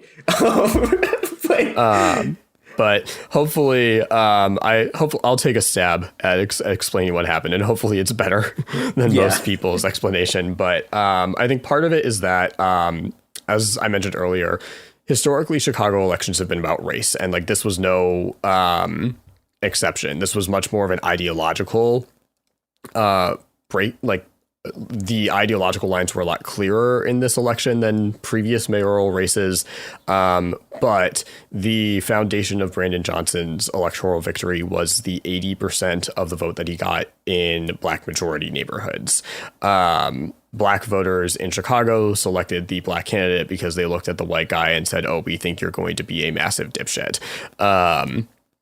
And beyond that, you have a couple of other things working in Johnson's favor. So like one, when it comes to the youth vote, I cannot really believe I'm saying this because when this was announced, it's not that I thought it wouldn't help. It's just that I wasn't sure that it would help enough. But Johnson got a lot of national progressive figures to endorse him, including Bernie Sanders, and his campaign literally flew Bernie in for a rally on a college campus here in Chicago.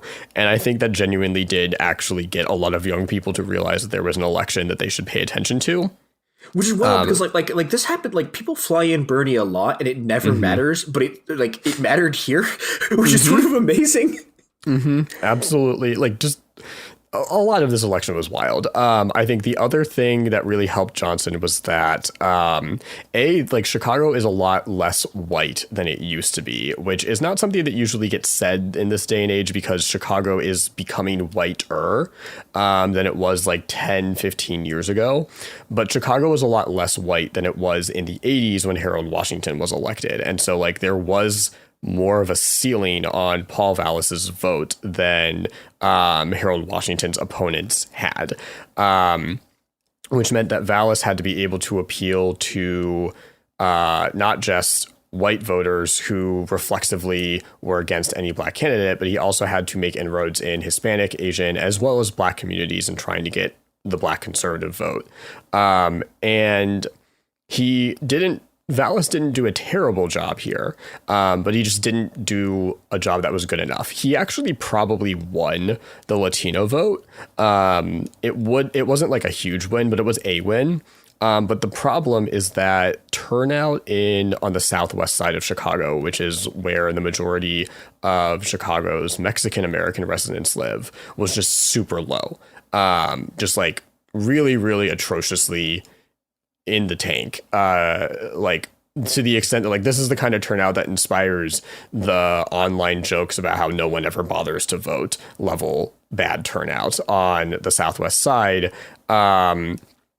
So if Hispanic turnout had been on the same level as white and black turnout, the race probably would have been a lot closer. Vallas also won Chinatown, which is something that got a fair amount of attention on social media, but Johnson was able to win the 2 other Asian ethnic enclaves in Chicago, which are the Vietnamese neighborhood in Uptown called Asia and Argyle, as well as the Desi neighborhood on the far north side.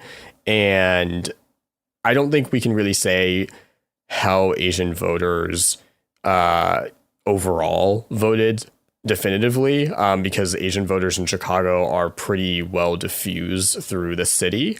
But it's very clear that like Vallas did not get the runaway win with Asian voters that Eric Adams, for example, did in New York City. Yeah, and I specifically want to talk about Argyle for a bit because the fact that Johnson won Argyle is fucking insane.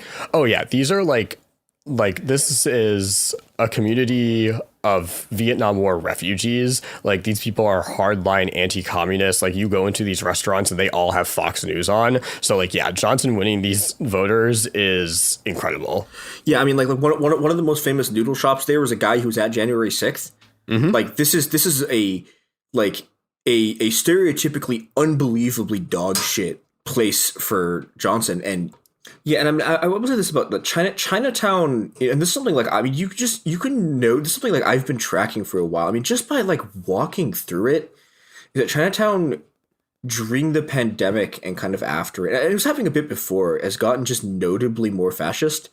Like, there's a lot of stuff there. I mean, the anti-homelessness stuff is really, really, really intense. They've been going really hard and that's the thing that kind of makes sense, right? Like this is a thing that you would kind of expect out of, like, yeah, of course, small business owners are gonna like go right. Like that's you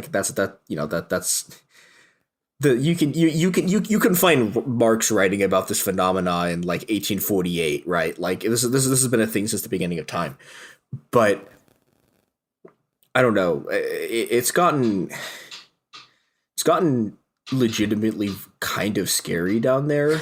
Yeah, and like a lot of it also, I think, was there's been a divergence between how the North Side Asian enclaves, like the Desi neighborhood and the Vietnamese neighborhood, have responded to this kind of stuff versus Chinatown, especially on the other big social change that happened during the pandemic, which was the 2020 Black Lives Matter protests. Yeah. I think from what I saw, like the reaction on the North Side among these Asian enclaves was pretty overall supportive of the protests, whereas down in Chinatown, as well as in McKinley Park, which is a Hispanic majority neighborhood but has a pretty significant Asian population, those neighborhoods had this really, really big like surge of anti-Black racism in response to the protests. Like there were quote unquote neighborhood watch groups that got formed, and it was bad. And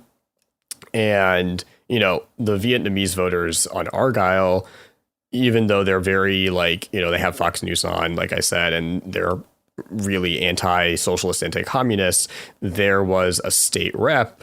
I am probably going to butcher his name, for which I apologize, but I'm pretty sure his name is pronounced Han Nguyen, who is Vietnamese himself, and he won the seat last year in 2022, and like he's very progressive.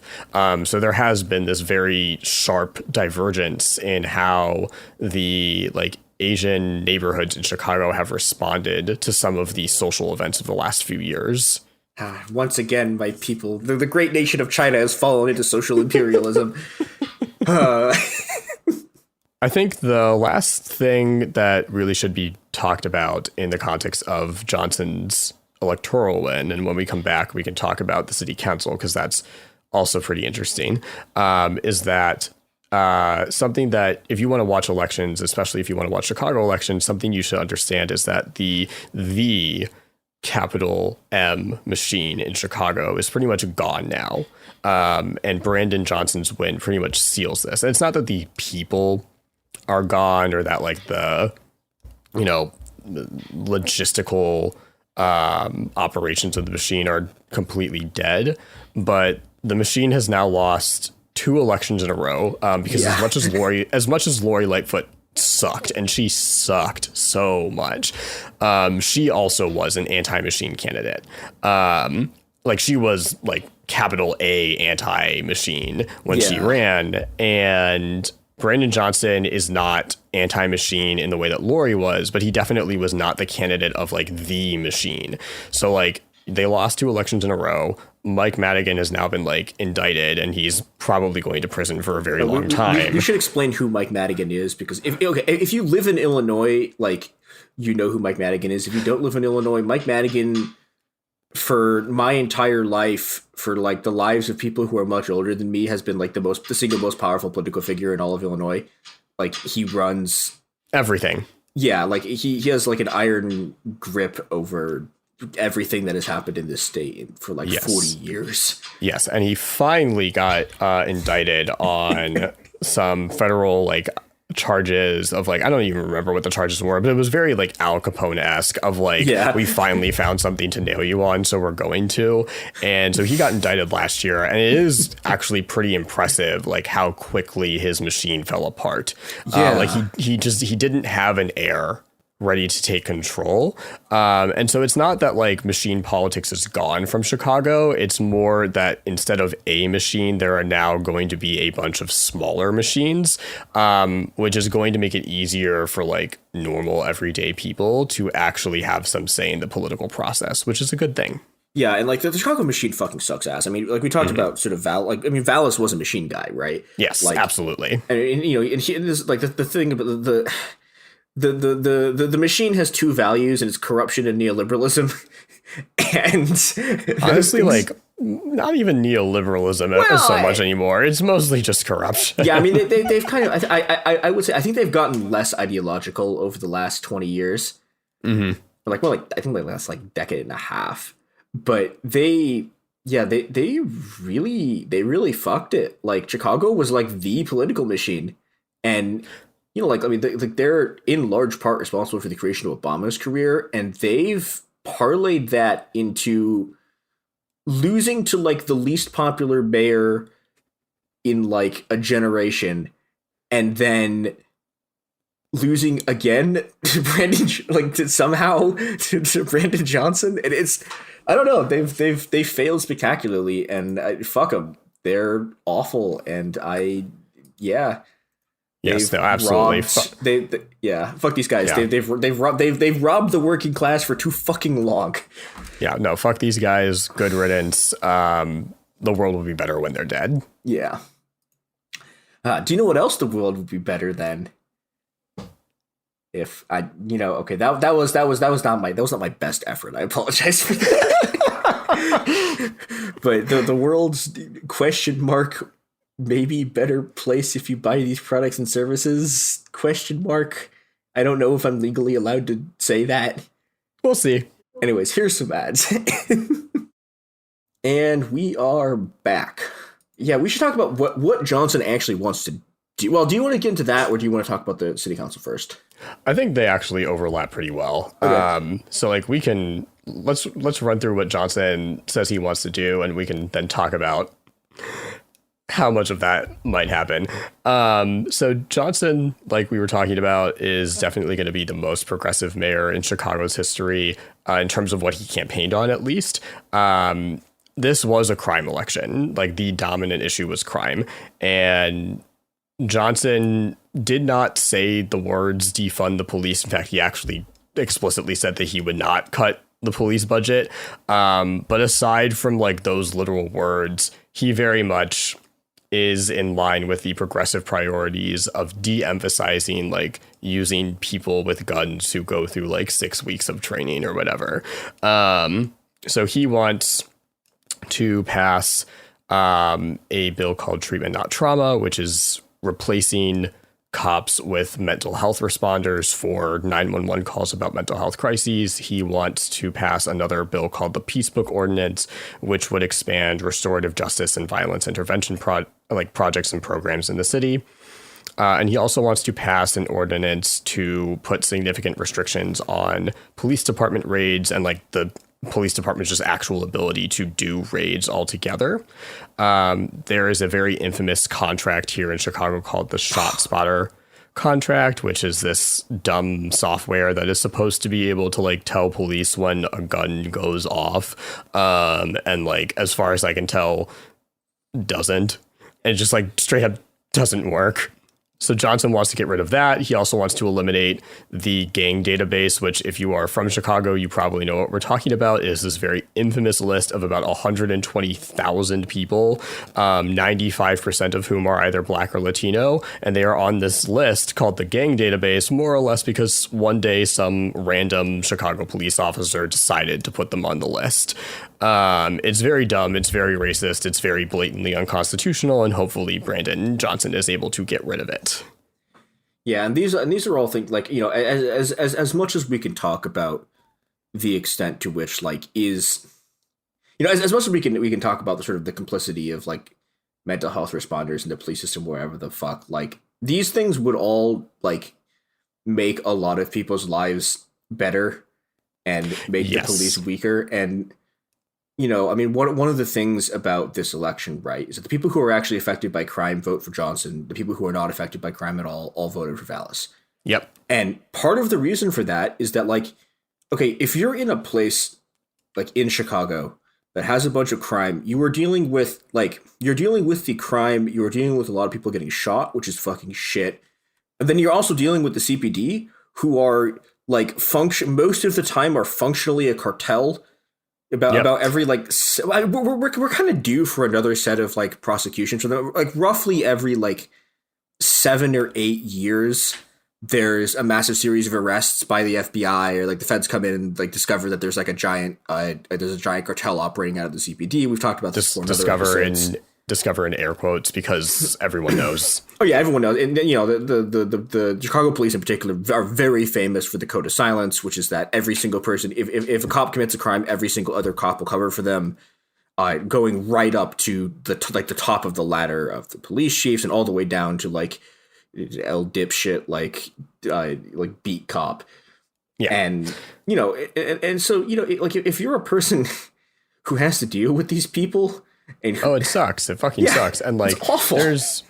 Chicago is kind of, in many ways, not the ground zero, but like a ground zero for a phenomenon where you have these poor neighborhoods of color who, the people who live in these neighborhoods, they are simultaneously over-policed and under-policed because the police don't bother to show up half the time when like they're theoretically needed, right? Like someone gets shot, you call 911 and the cops don't bother showing up for hours, if they bother showing up at all. And at the same time, when they do show up, they often cause more problems than they solve. Like Chicago has really, truly horrific clearance rates of violent crime. And this is mostly because CPD just insists on maintaining this really awful balance. If you do believe in police, you want there to be a pretty healthy balance between beat cops and detectives, right? Well, with Chicago Police Department, there almost are no detectives left. Like it's almost all beat cops. And so there's not many resources that go into actually investigating crimes that can't be solved by someone just walking around or driving around in a patrol car. So these neighborhoods, like, you go down to the South Side or the West Side, a lot of the residents in these neighborhoods would tell you, because they're not leftists, right? So they would tell you that they want more police officers, but they don't want more beat cops necessarily. Like they want more detectives and they want officers who are actually going to care about them as people. Unfortunately, the Chicago Police Department is made up of fascists. So like, low chances on that front. But it's like, that is the problem these neighborhoods are facing, is that like the police don't bother to care. And when they bother to show up, they often make things worse. Yeah. And I think, but I think the other thing that's sort of important here, right, is like you get a lot of, like it's very easy for people to be like, oh, hey, look, actually, these people want more police. But it's like, when you look at what there was a study taken right before the election that was talking about voters, like what their preferences on like what their sort of opinions on crime are.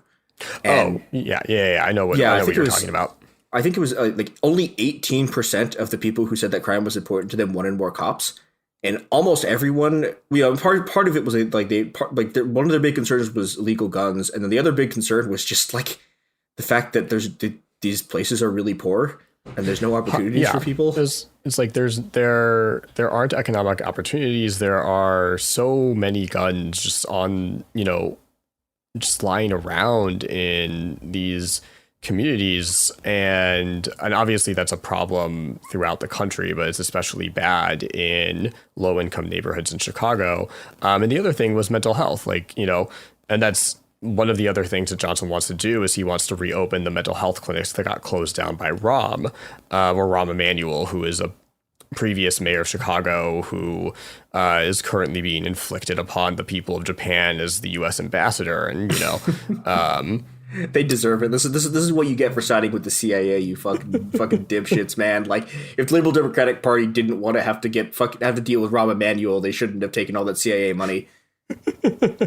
But yeah, like Johnson wants to, you know, reopen these mental health clinics. He wants to increase funding for public schools, which have very much not gotten the funding that they need in Chicago for the past several decades at this point. Yeah. He also wants to expand public transportation in Chicago. Like, there are a lot of proposals flying around for expanding the train lines and bus lines and bike grid.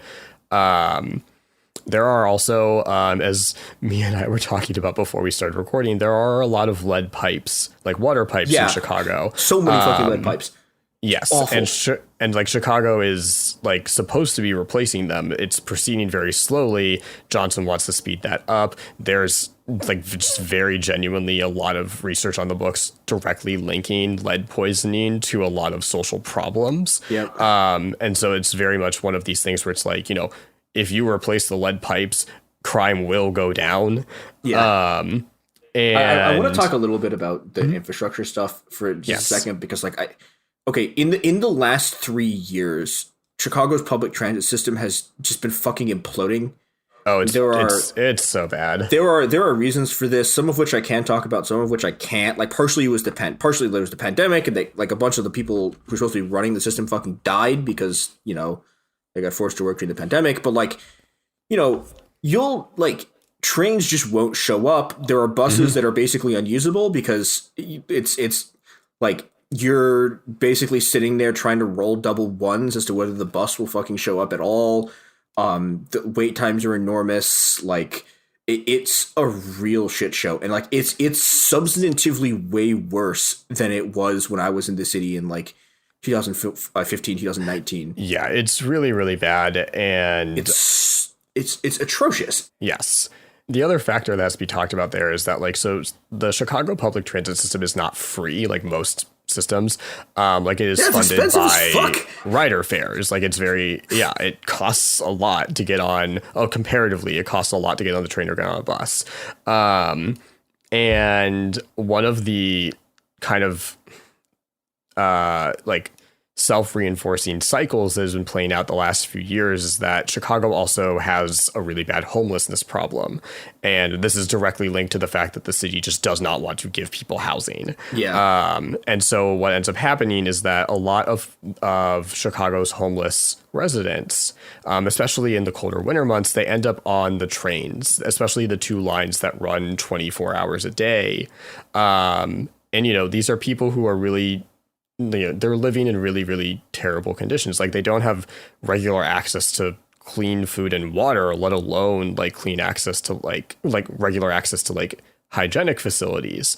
And so ridership really plummeted on the lines where homeless people started to like just go on in order to stay warm.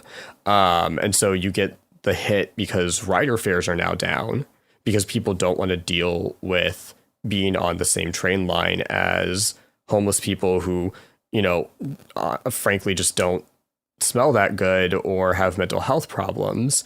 And the city doesn't want to give these homeless people housing, let alone like even like smaller things like access to bathing facilities or healthcare or anything like that.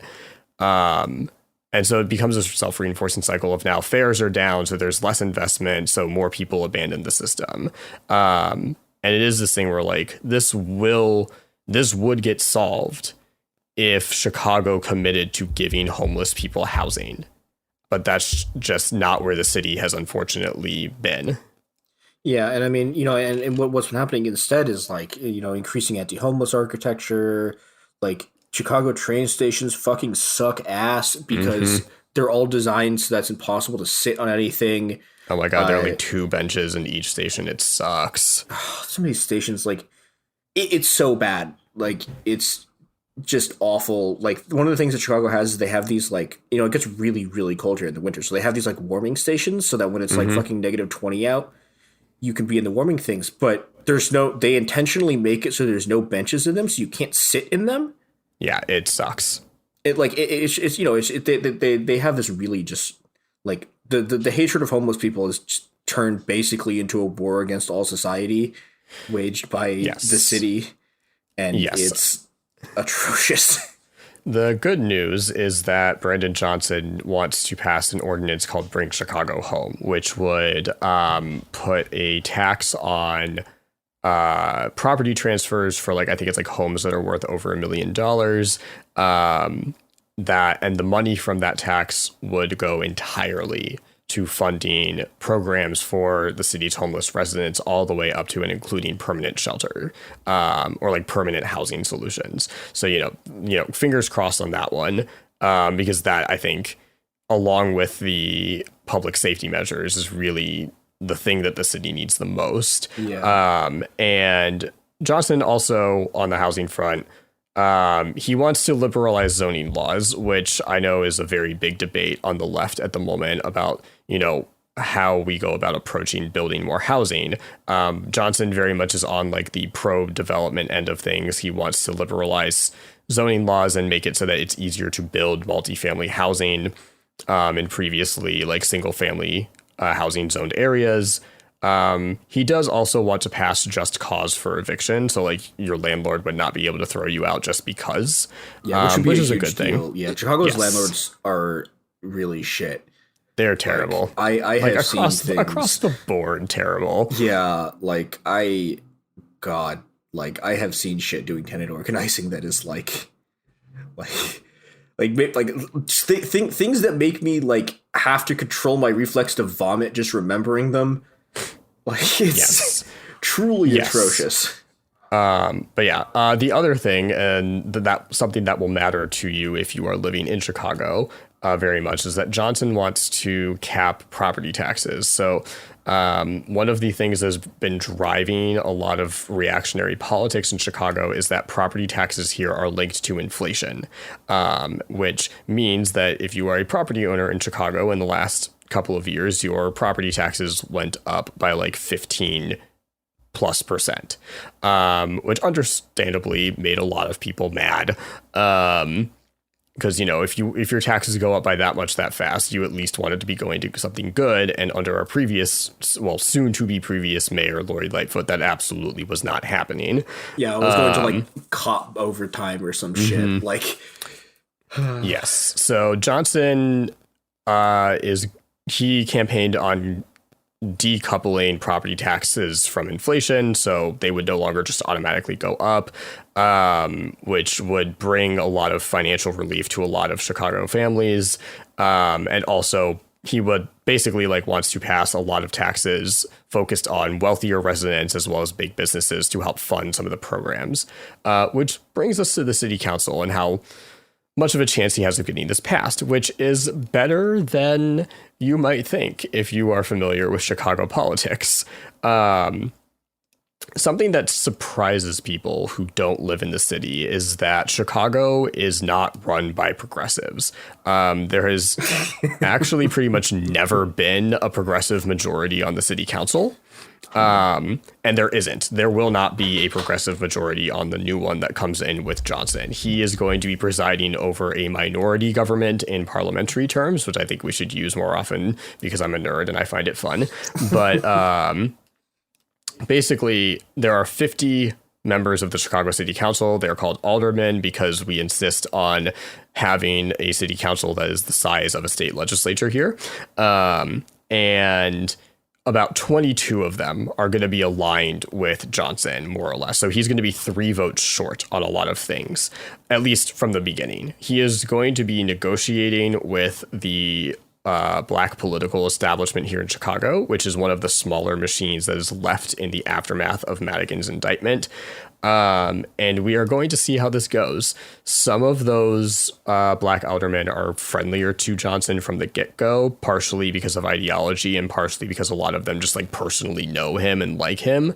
Some of them are very against him for similar reasons. Like they either ideologically don't line up or they just dislike him on a personal basis.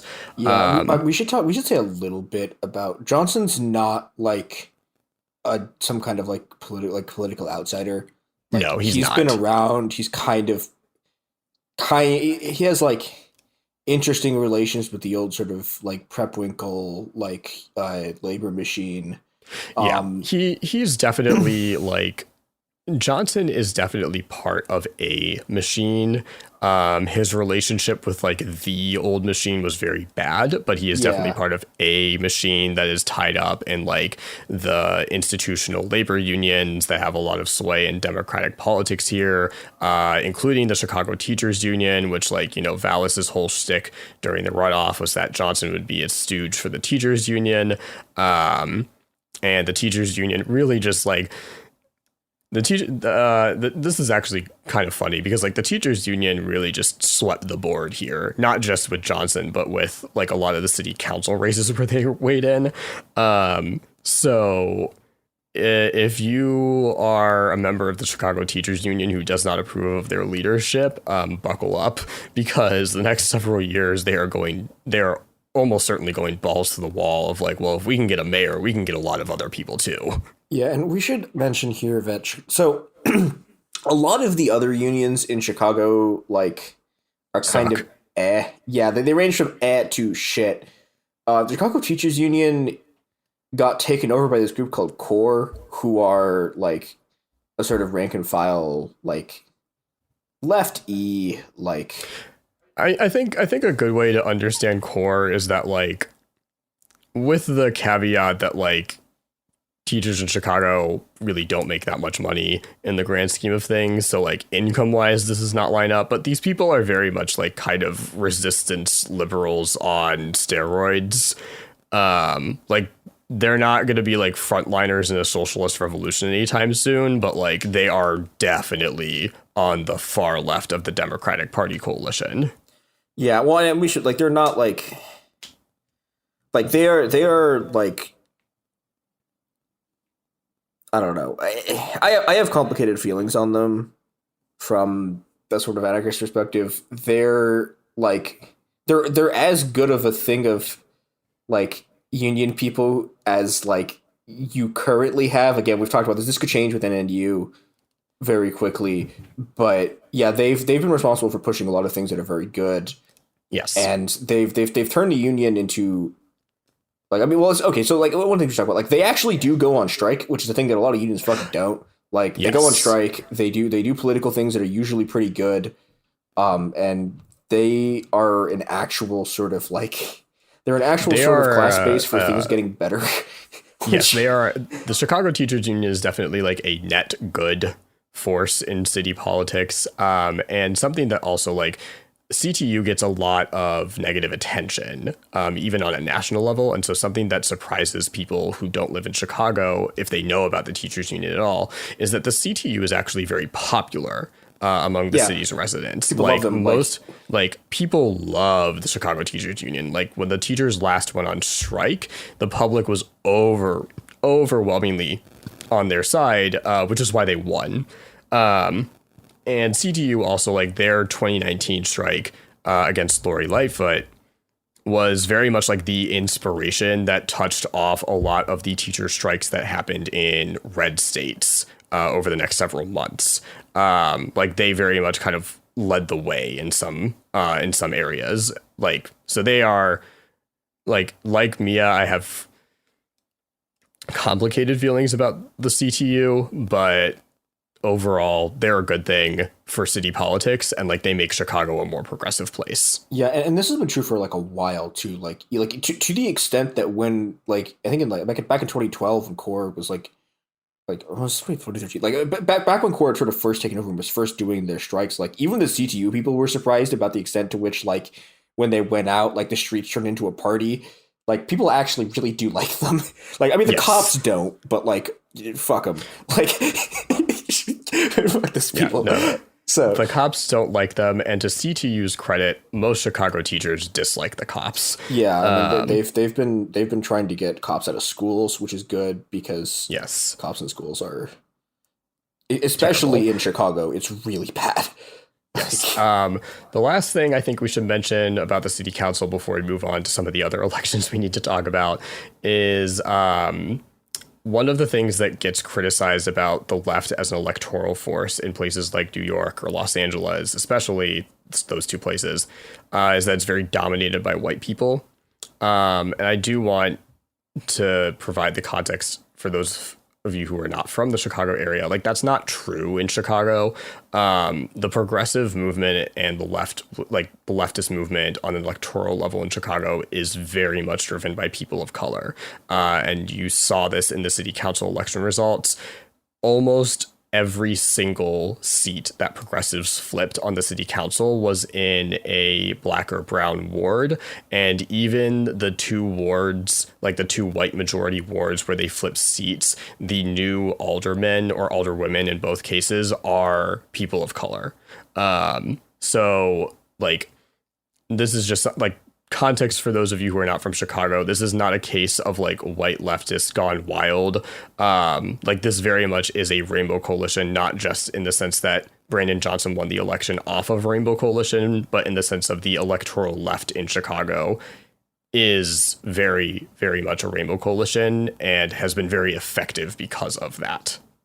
Yeah, and it's very funny too, because you see people like the sort of right wingers in Chicago like constantly screaming about like lakefront liberals, and you look at like the actual base of like left policy shit. It's like, okay, like this is simply not what's actually happening here.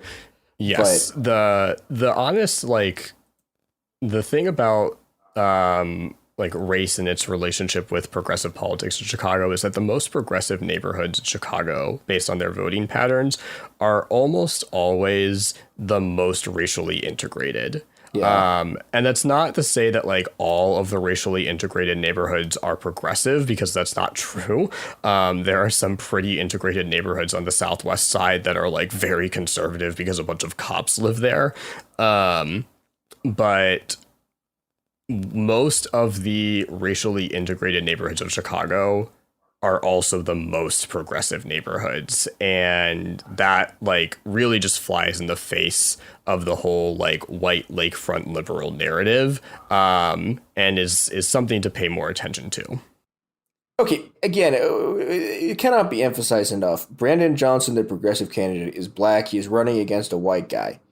There was a very large attempt to paint like Brandon Johnson as like an out of touch like white liberal, as like out of touch white progressive, which is very really funny. Weird. Yeah, I think I like they just have, I don't know. I mean, it was just the sort of like ideological bankruptcy of like the sort of like capitalist establishment. Is like they have nothing, right? Yeah. Like they're like the only thing they have left is like calling a black guy white, and it's just like, shut the fuck up. Like nobody believes this shit anymore. Like,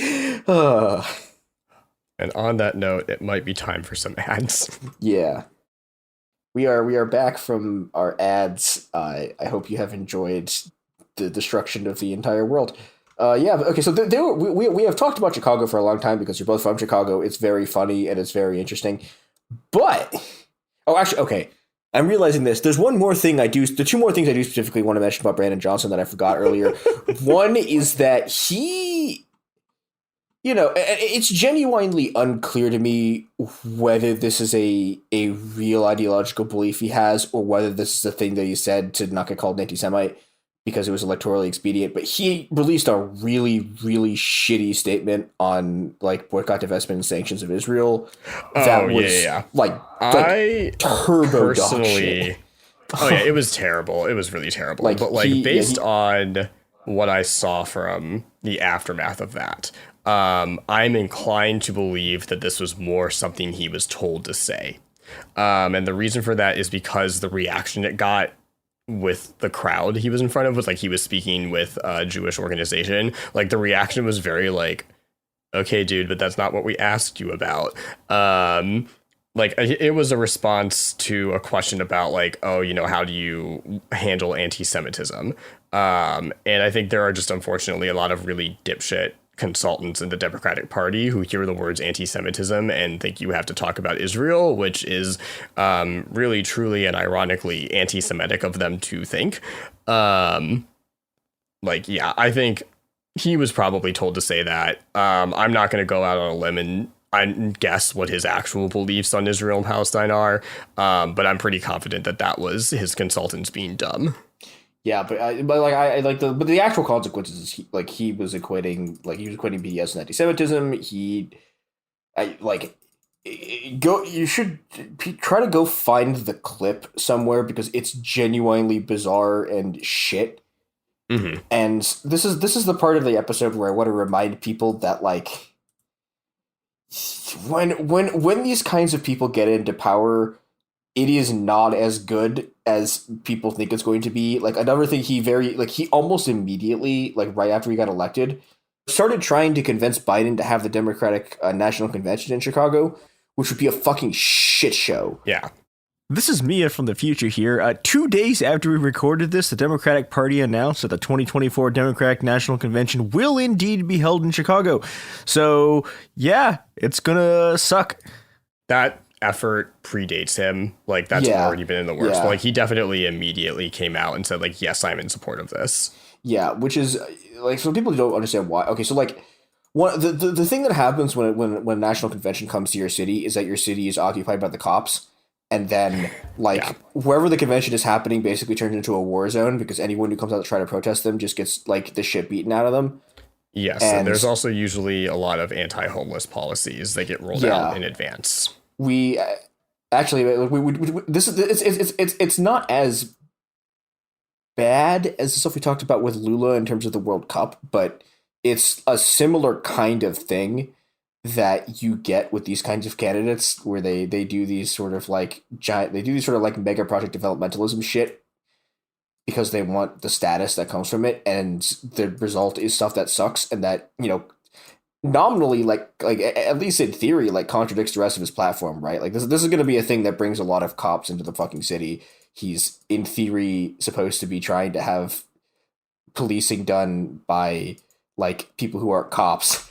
That's gonna suck if it works. Yeah. So, and that is your reminder for if you do live in Chicago like me and I, that just because Brandon Johnson got elected does not mean that you get to sit home. Like if you are involved or invested in Chicago progressive politics, just because you have a progressive mayor doesn't mean you get to sit back and relax. You have to do a lot of work to hold these people's feet to the fire. Yeah, like you're gonna end up fighting these people. And it's gonna suck, and you're gonna have to do it. Like, if you believe in the things that you think that you claim to believe to, and are not sort of just acting out of, like, you know, either you're not just purely acting out of sort of candidate loyalty. You are going to have to fight people that you helped get elected, and you're gonna have to prepare for that. Start the 5 stages of grief now. Okay, moving on from that shit. Moving on, we need to talk about Wisconsin. The other big election that happened on Tuesday night was an election that flipped the Supreme Court of the state of Wisconsin from a conservative majority, and not just like lowercase c conservative, but like batshit insane Christian nationalist conservative, from a majority of those people to a liberal majority that is hopefully going to make life better for the people of Wisconsin. So for those of you who are not paying attention to this, which is likely even more than the people who were not paying attention to Chicago, because state Supreme Court races, most people, if you tell them about those, react with "that's a thing." And I mean, to be fair, this is probably the most nationally prominent like state Supreme Court election of my lifetime. That means that maybe 4 people know about it instead of 1. Yep. Yes. So on Tuesday night, Janet Protasewicz, who was the Democratic aligned candidate, beat the Republican-aligned candidate Daniel Kelly, who was himself a former member of the Wisconsin Supreme Court, by 11 points, which is a really big deal because Wisconsin voted for Joe Biden by 0.6 points. So this is very much like landslide level territory for Wisconsin Democrats. It was very much a perfect storm. Like, the areas of the state that have been trending towards Republicans experienced massive reversion back towards Protasewicz. And the areas of the state that have historically been Republican also really shifted left. And the reason this happened, the single reason it happened, is because of the Dobbs ruling that overturned Roe v. Wade and brought American gender dynamics back by a solid 75 years. Protasewicz successfully turned the campaign into a referendum on abortion rights, which is why she won by the margin she did. Yeah. There was huge turnout in Madison, Milwaukee, and college campuses. There were multiple college campuses, I think, where there were more votes cast in this state Supreme Court election than there were in the midterms last November. So this really was like every single thing that possibly could have gone right electorally for the Democrats in Wisconsin did, obviously with very, very like grim background context of the overturning of Roe, but a good sign for the future of the abortion rights movement that, you know, voters did not forget about Dobbs after the midterms. Like, this is still an active force in national politics that is pushing people to the left. Yeah, and I want to specifically talk about this for a little bit too, because like I think the media has really, I think, fallen down on the fucking job here, which is that like these people enormously. Like, because it's like all the people in the fucking media class are either like themselves are like hardline anti-abortion ghouls, or they're people who this doesn't affect. And, you know, so they just stop giving a shit after like a couple of months because it's like, whatever, who cares? But like, this is if you are living under this, like, this is like, you can't fucking ignore this. No. Like, it is an immense engine of death and human suffering that, you know, it's I mean, this is the U.S., right? We live under we live under a lot of immense sort of engines of death and human suffering, but this is a kind of engine that just sweeps through. I mean, it sweeps across the sort of what you would think of as like the quote unquote like traditional sort of like, I don't know, like, class lines isn't the right thing, but like, you know, this is a thing that like kind of sweeps across the urban rural divide in a lot of ways. Like, it sweeps across a lot of the sort of normal political divisions, because the Republicans have been like their line on abortion has been hijacked by, I want to say hijacked, right? This is what these people always wanted, but it's being set by a bunch of just deranged Christian nationalists whose opinion reflect maybe to like 30% of the country max. Not even that. Like the ruling of the judge down in Texas on I'm going to mess up how to pronounce this and I apologize, but mifepristone, which is like a pill that, among other things, can induce abortions. There was like a Republican judge down in northern Texas who attempted to overturn the FDA's approval of the drug. The FDA approved this drug in the 90s, and his ruling very much was insane. Like, on top of just like the superficial insanity of trying to do this, his reasoning was that, you know, this man wrote a ruling saying that the Constitution guarantees fetal personhood, which you know would result in a complete and total ban on abortion nationwide under all circumstances, and that's a viewpoint that is shared by less than 10% of Americans. So like, it's just, you know, the Republican Party has gone off the cliff after they went off the cliff here. Yeah, and you know, I don't know. I think this whole I think there's a lot of ways in which this entire sort of the election dynamics of this are really grim, because the Democrats are the people who let this shit fucking happen, right? Like for years and years and years and years, they used abortion as an electoral thing and then did fucking nothing to actually make sure that abortion would be safe. And they finally lost it, and now it's like, it's the thing that's like it's the electoral issue that's coming to bail them out of their like electoral woes. And that fucking sucks in a lot of ways, but it also means, I don't know, like it's beating some of the worst people in the fucking world if we want to actually make sure that people have the ability to have safe abortions on demand. We are going to have to do a lot of fighting that is not just showing up to these elections. Yes, absolutely. But it is, like Amia said, it is really just like heinous that so many of the Democratic Party bigwigs who presided over the 50 years of Republicans saying they were going to do this and not taking Republicans seriously are never going to be held accountable for this. And the other thing it needs to be pointed out with this too was like the Republicans the entire time were in every single way they possibly could, like outlawing abortion without literally outlawing it, and people just stood there like.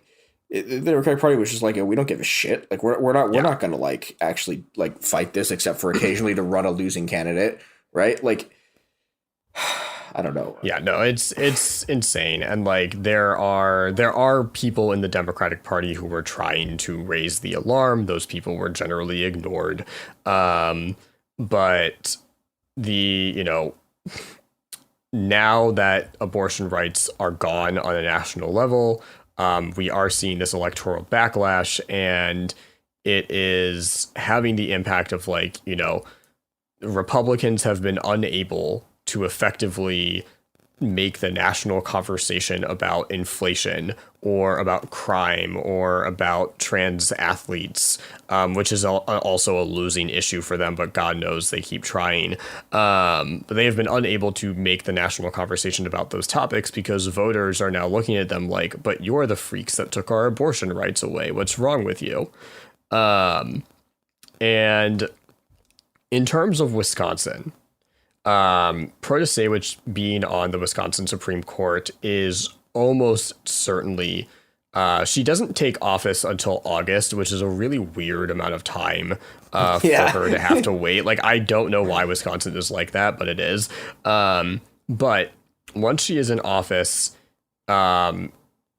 Wisconsin should have restored abortion access, I would say almost immediately, basically like as soon as someone can file a lawsuit over it, because right now abortion is currently illegal in Wisconsin under a law from 1849, that the only exception to the law is to save the life of the mother, which I think people who are not personally impacted by the possibility of pregnancy or the possibility of childbirth, I think really don't emotionally internalize what the language around some of these exceptions means. And it's like, if you are hearing the words like the only exception is life of the mother, that's really terrifying, because it means like if you're going to be permanently injured as someone who's pregnant, but you're not literally going to die, abortion is not an option for you. If the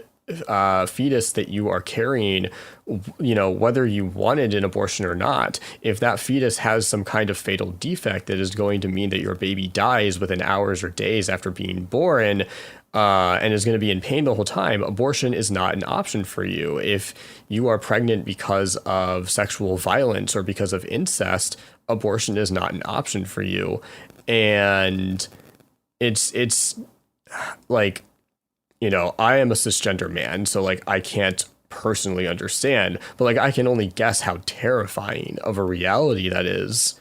And the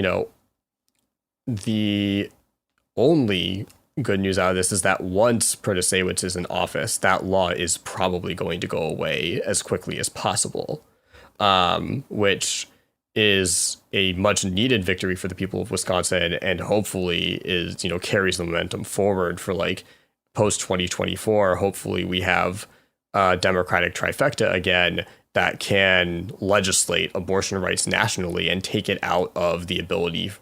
the ability for courts to strike it down. There are some other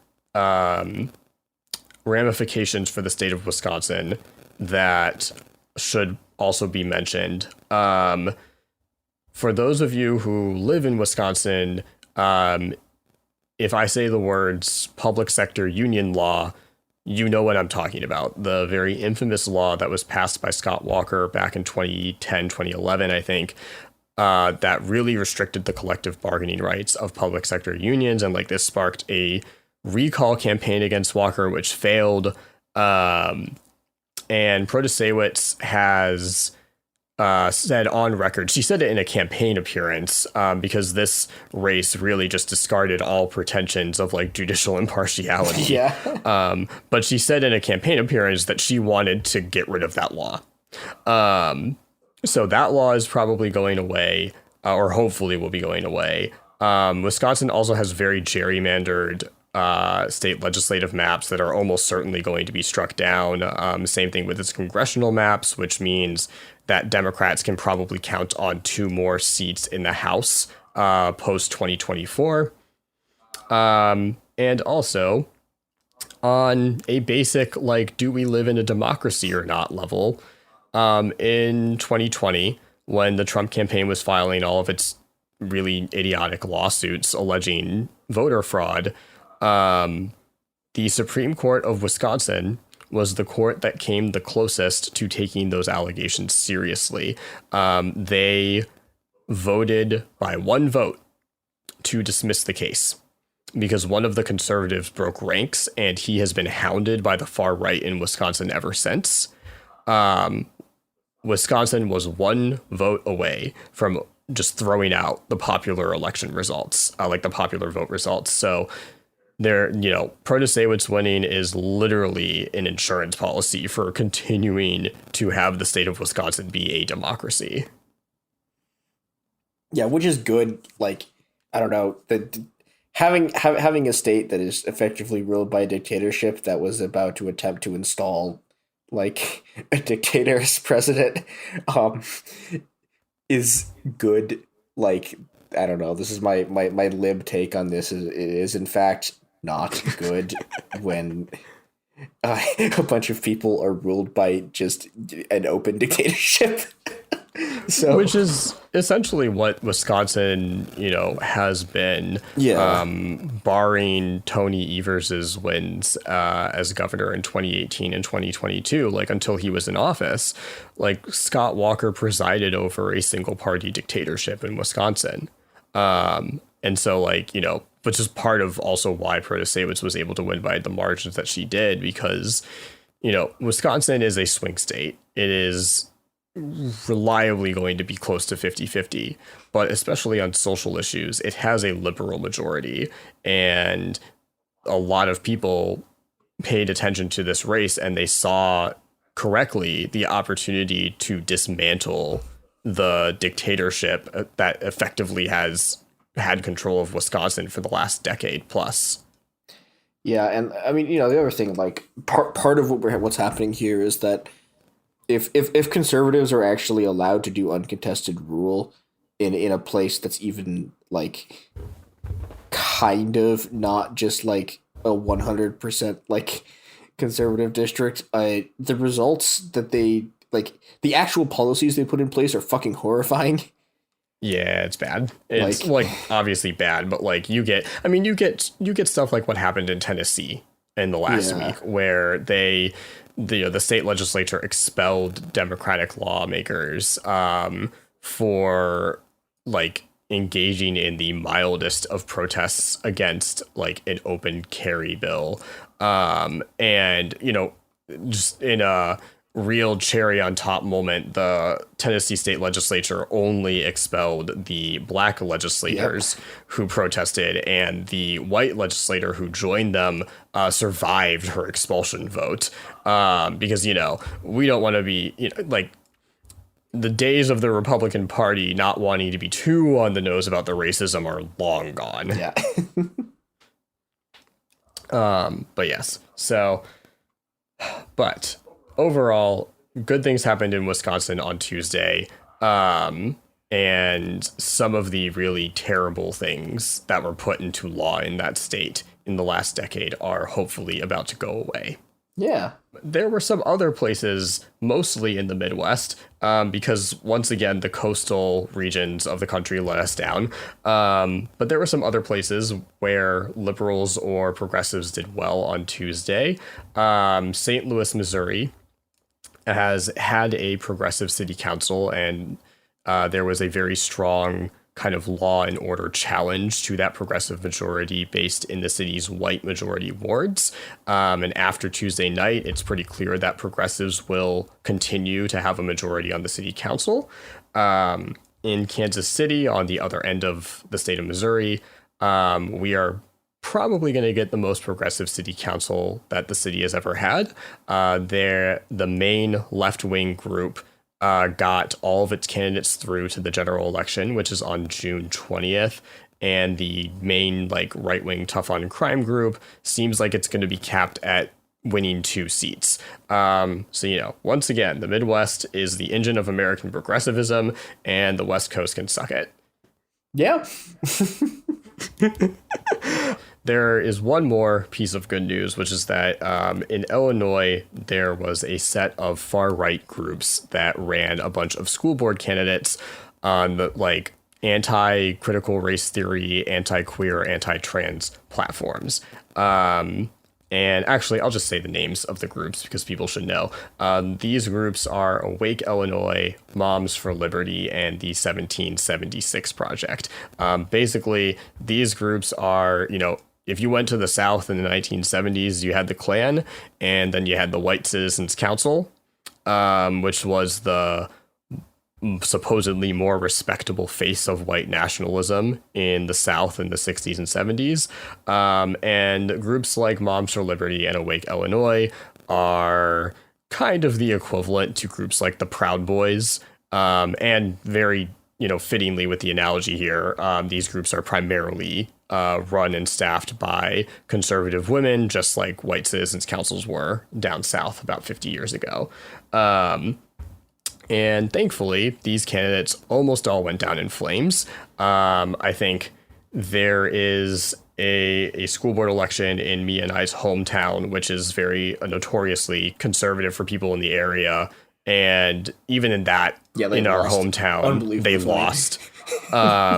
And these losses extended into downstate Illinois too. And there's a small city called Quincy in Western Illinois where it's this is a place that votes Republican routinely by 30 points, a 65% majority. And these far-right school board candidates lost in Quincy, Illinois.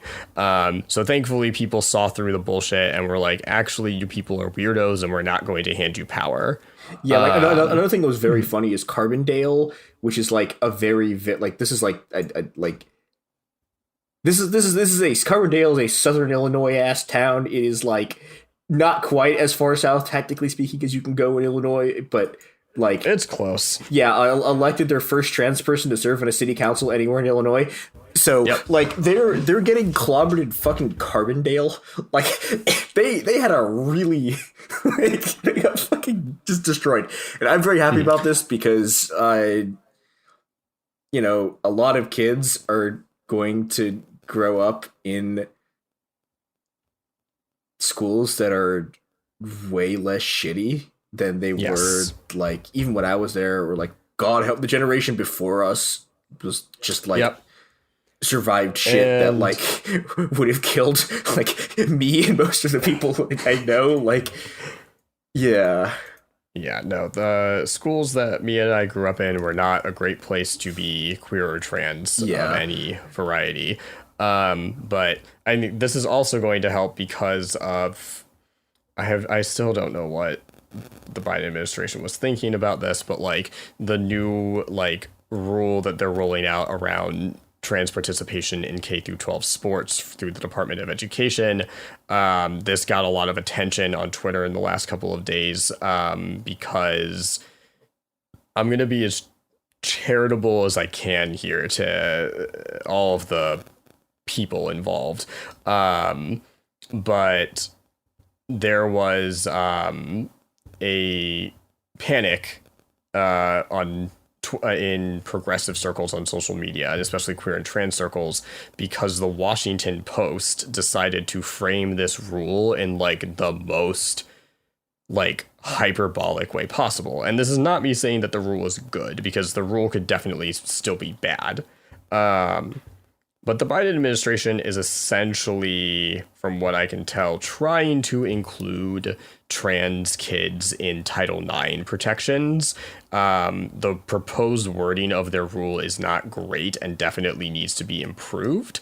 But the outcome here can be good in the sense that it would ban blanket prohibitions on trans kids in K through 12 sports, and it would require exceptions to any exceptions to pretty much be like, you know, you have to prove that there is a danger to like fair competition here, which is the standard that Title IX uses for sports for cisgender men and or cisgender boys and cisgender girls. So like, can be good. You know, if you are invested in this, the public comment period on that rule is about to open. It's definitely a place where you should speak up and say like, hey, the wording of this is a little shit. Like, let's be clearer here that the presumption should be that trans kids should be allowed to participate on teams that align with the gender they identify as. And thankfully, because a lot of these dipshit school board candidates lost, hopefully some of these school boards will be taking the right side of history here. Yeah, go. Okay, so I'm slightly more angry about this than you are, because I don't know. I think there's a pretty glaring hole in this that lets transphobe's just be like, well, obviously, like, oh yeah, and like I think the wording is vague, and it should be made a lot less vague. I think it's bad. I don't know. I think the backlash to the backlash about that went too far. Of now, there's a bunch of people insisting that this is in fact a really good rule, and like, no, like if it's executed as is, it is going to let a lot of people do a lot of transphobic shit. Yes, as is, it is bad. If they change the wording of it, it can be better. Yeah, so go yell at Biden until he makes it less shit. Absolutely, in please whatever go yell at capacity Biden. You have to do this. Yes. Yeah, if you see him walking down the street, yell at him. If you see him in a restaurant, yell at him.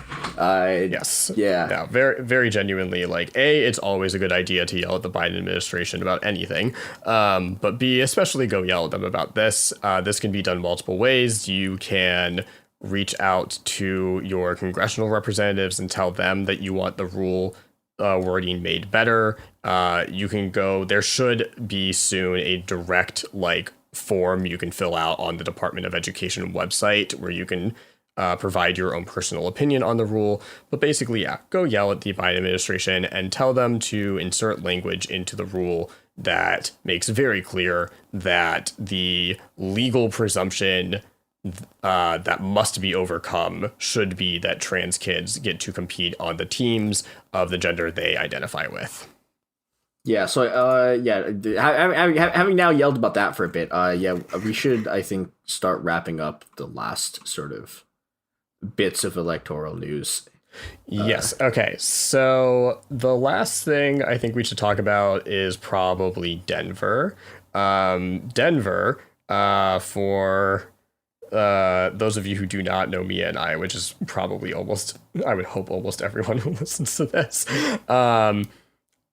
I will die on the hill that Denver is a West Coast city. It is not physically on the ocean, but the vibes, rancid. And like the rest of the West Coast, Denver let us down on Tuesday night.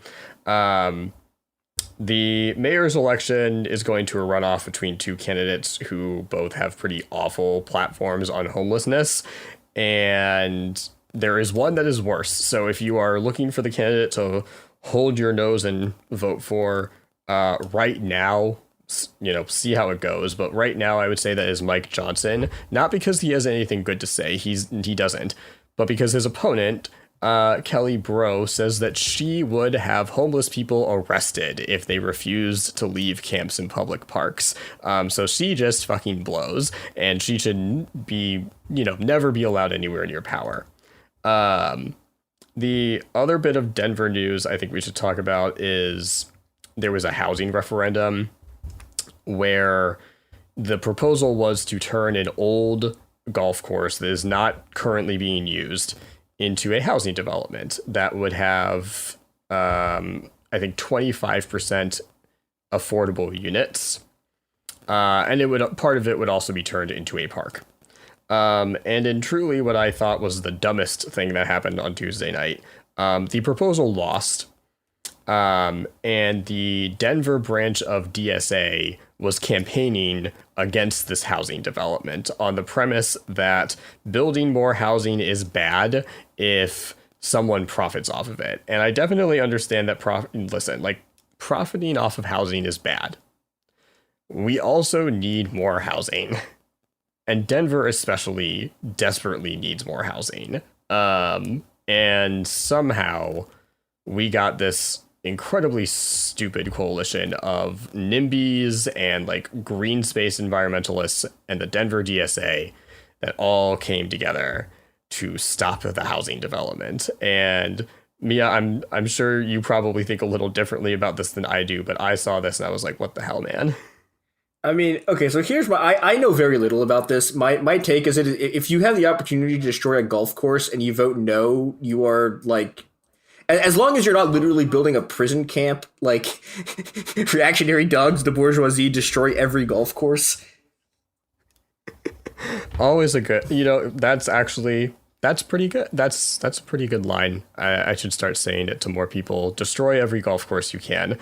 But yeah, no, it was, I think, the most frustrating thing that I saw happen on Tuesday night. And I think it is one of those questions that the left is going to have to deal with in the next couple of years is all right, we have a lot of cities that desperately need a lot more housing. So how do we get it done if without just turning it over to the real estate lobby? Because obviously that would also be really shitty. But the answer cannot be don't build more housing. Yeah, I mean, the thing I will say about this also is that another answer is we've covered this on the show too. The other part of this, if you don't want a city that's just absolutely horrific, you need to have a strong tenants movement, and you need to have a tenants movement that's willing to move beyond things like rent control and move towards actively fighting to seize buildings from developers. And that's a thing that's happening. There are places where people are doing this. It can be done. Yeah. So yeah, that. I don't know. I feel like, I don't know. I'm not going to go into my entire thing on the sort of NIMBY-YIMBY debate, other than saying that increasing the power of tenants will give you will give you the best options. Yes, very, very much. Tenant unions are good. Yelling at the Biden administration is good. Destroying golf courses is good. And abortion rights are good. Yeah. And go fight for these things and things that aren't elections, because every once in a while an election will give you a result which is the worst person on earth has been replaced by a slightly better person. And, I do like to not be ruled by the worst person on earth, but the ideal political situation is the one where we're people cease to rule over us. So yes, no, you gotta do the non-electoral work alongside the electoral work. You can't just be relying on elections to make things better. You gotta be pushing for it all the time. Yeah. Well, I say, yeah, I am much softer on electoral work, but oh yeah, no. Mia would rather that everyone doing electoral work start doing better things with their time in her eyes. Yeah, but if you are going to be a person who does electoral stuff, it doesn't matter what electoral victories you win if you are just not doing anything that isn't electoral, because the actual sort of the actual composition of political power in the city and the sort of the city's class composition, the balance of forces between sort of like, things like between unions and employers, right? Like directly between workers and between employers. There are lots and lots and lots of things that are very, very important, even if you are an electoralist, that are mostly decided outside of, almost entirely decided outside the ballot box. And if you don't take that into account and you try to just run like the most well-engineered political campaign, you're going to end up like the 2016 Democrats. Yeah. Yeah, no. Everything that Mia just said. And yeah. Yeah, I hope you've enjoyed the longest amount of time I will ever be caught talking about an election that doesn't involve a coup. Yeah, this has been Make It Happen here. Yeah, thanks again for having me. Yeah, thanks for coming on, and all of you go happen to someone.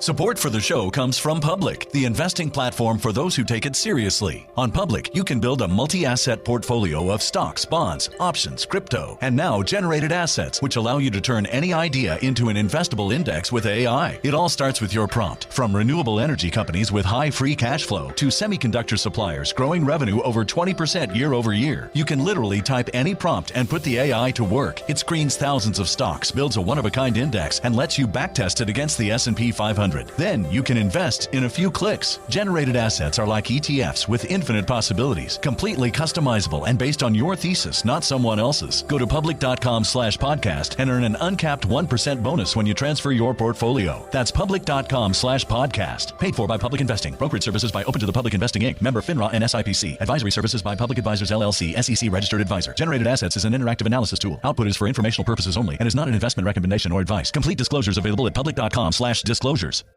Tired of spills and stains on your sofa?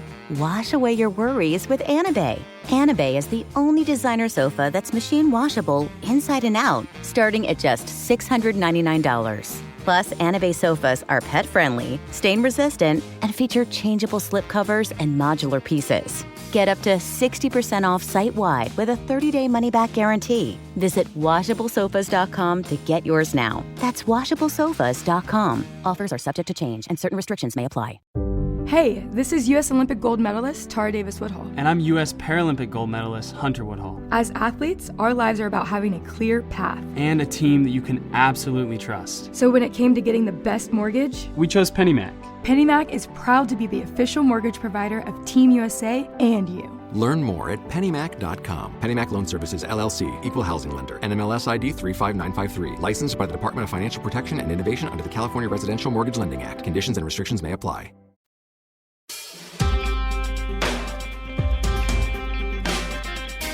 My chickens just come to me. You don't catch them. You just have Coax to. them. Yeah, it's love, not coercion. That is how you catch a chicken, which is not what this podcast is about, is it, Robert?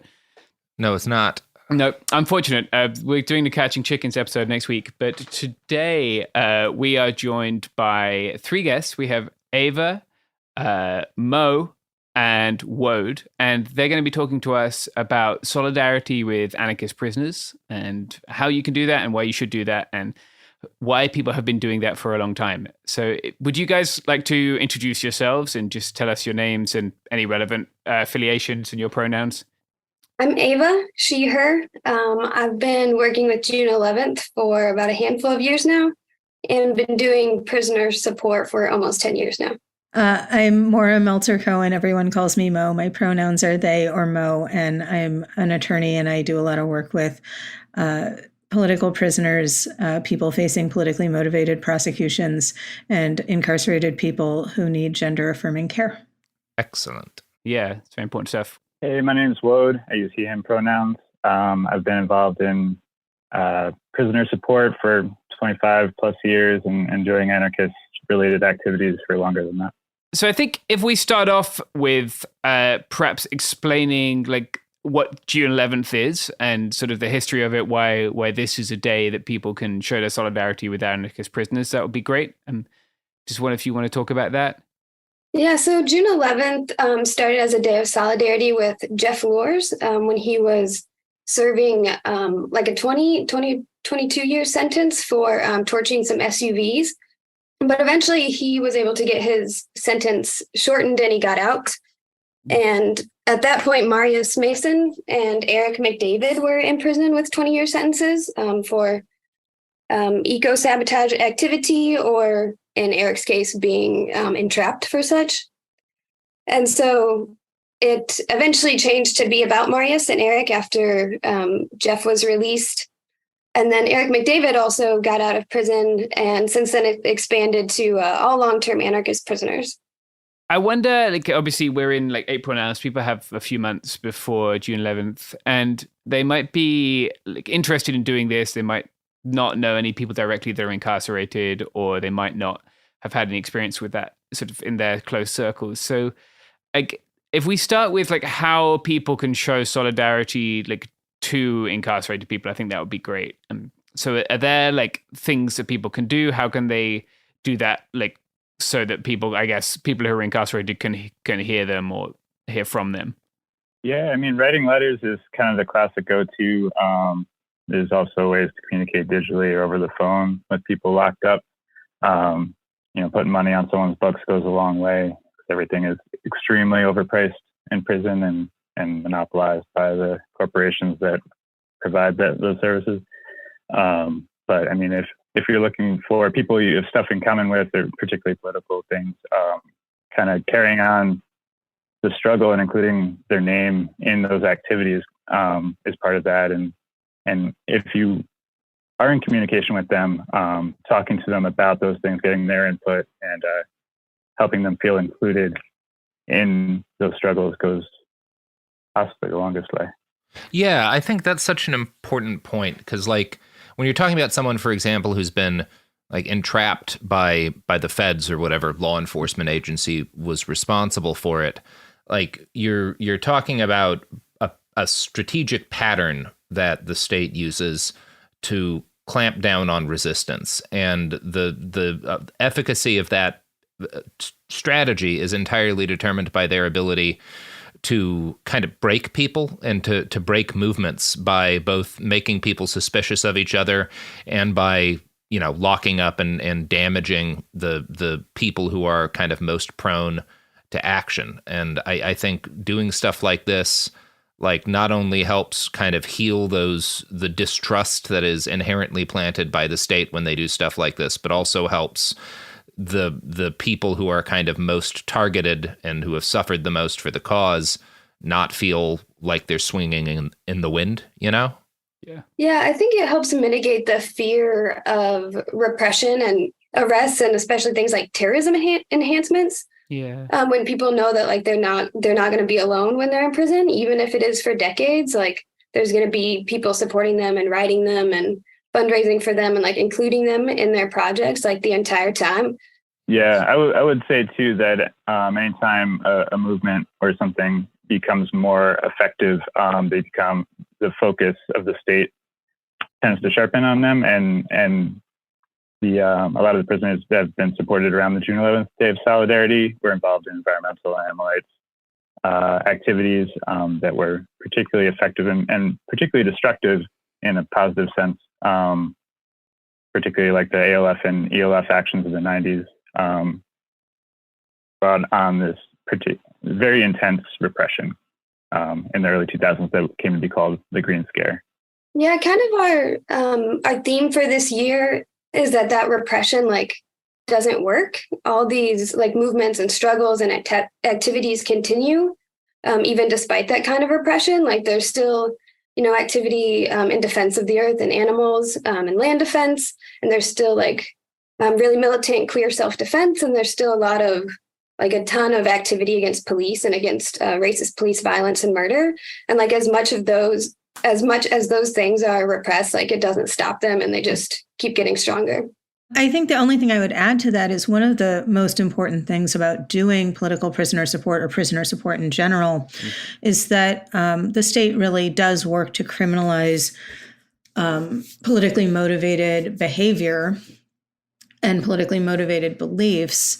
which functions pretty effectively to distract from the central message of social movements, whatever social movement it may be, and providing prisoner support and continuing to keep people who are in prison apprised of those struggles, continuing to engage in those struggles, can really function to refocus on that central message, even despite the fact that state repression is a very effective drain on movement resources and a very effective distraction from movement messaging. That is super important. Like if we look at like the movement for Black Lives or the George Floyd uprising, however we want to kind of phrase it, like the speed and like severity with which the state kind of cracked down on that and attempted to infiltrate it, attempted to create suspicion, attempted to create fear, was like, I think most people listening might be familiar with that, even if they're not familiar with the Green Scare or like previous incidents. And it's not just like, I know we have people listening in other countries. This is not just a America thing, right? Like British cops literally fucking married people in the early 2000s as part of their undercover situation. One of them also went to clown school, which is funny. That that is a charming story. Yeah, it's one of thank you not to refer to the police academy that way. Yeah, I guess they all went to clown school in a sense.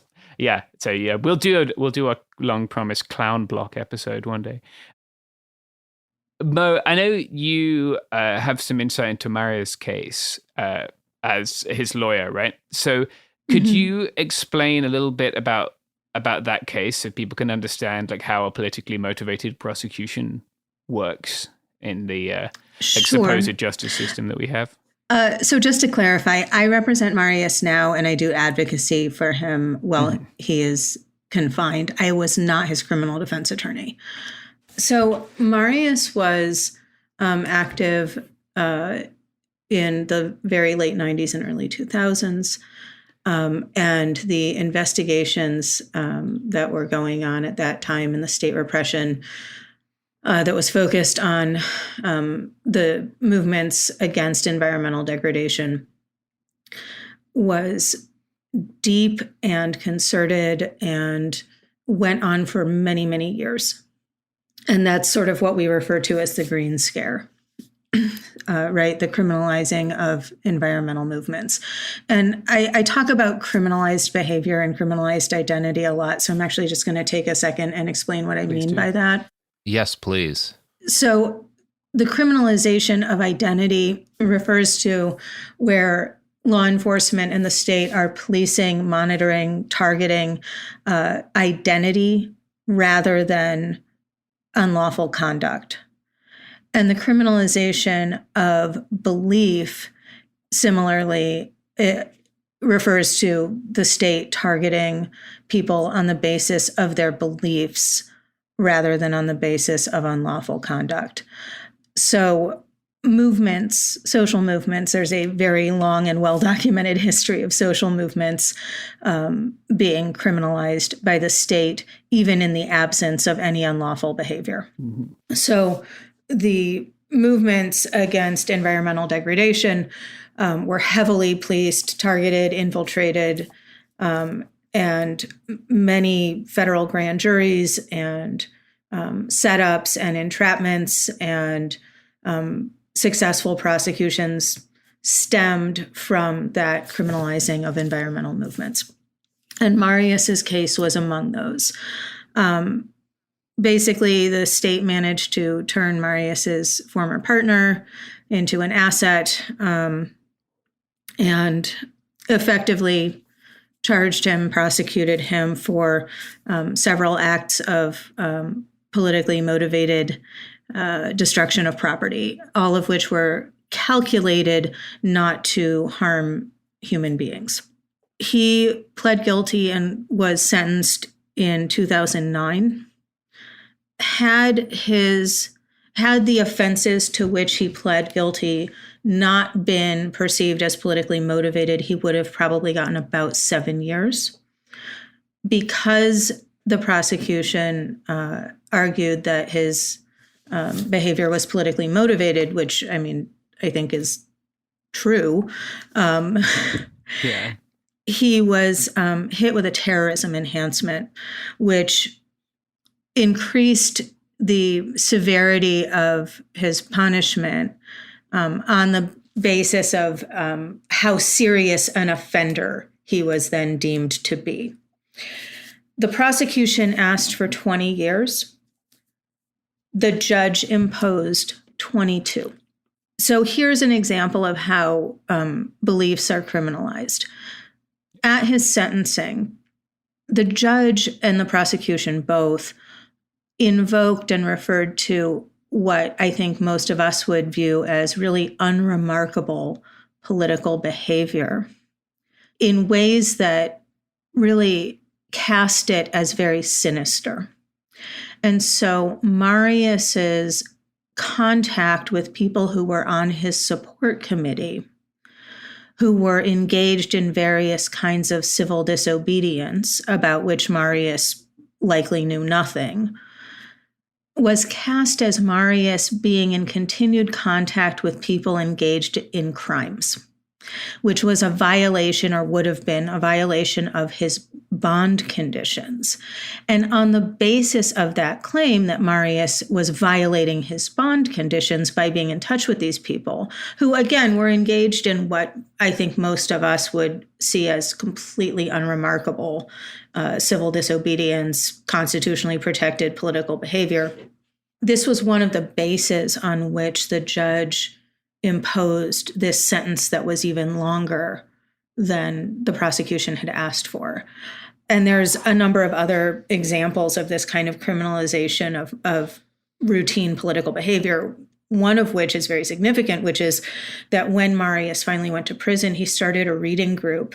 And based on the content of the books that they were reading, he was transferred from a lower security facility pretty close to his family to a facility, and not just a facility, but a particular wing of a facility, which was the Administrative Segregation Unit at FMC Carswell in Texas, which was much, much farther from his family, and involved all kinds of extremely stringent conditions that I would argue were First Amendment violations.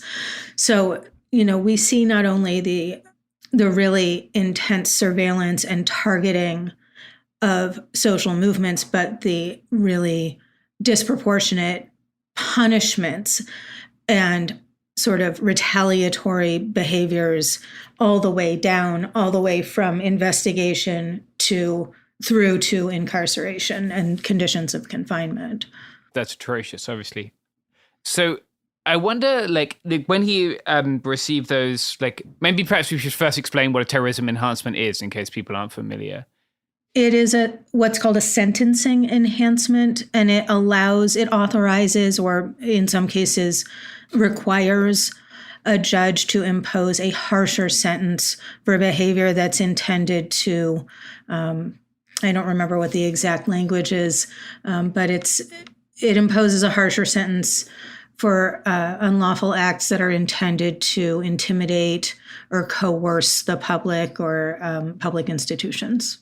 Okay, so that's what increased, nearly tripled that sentence in that case, yeah.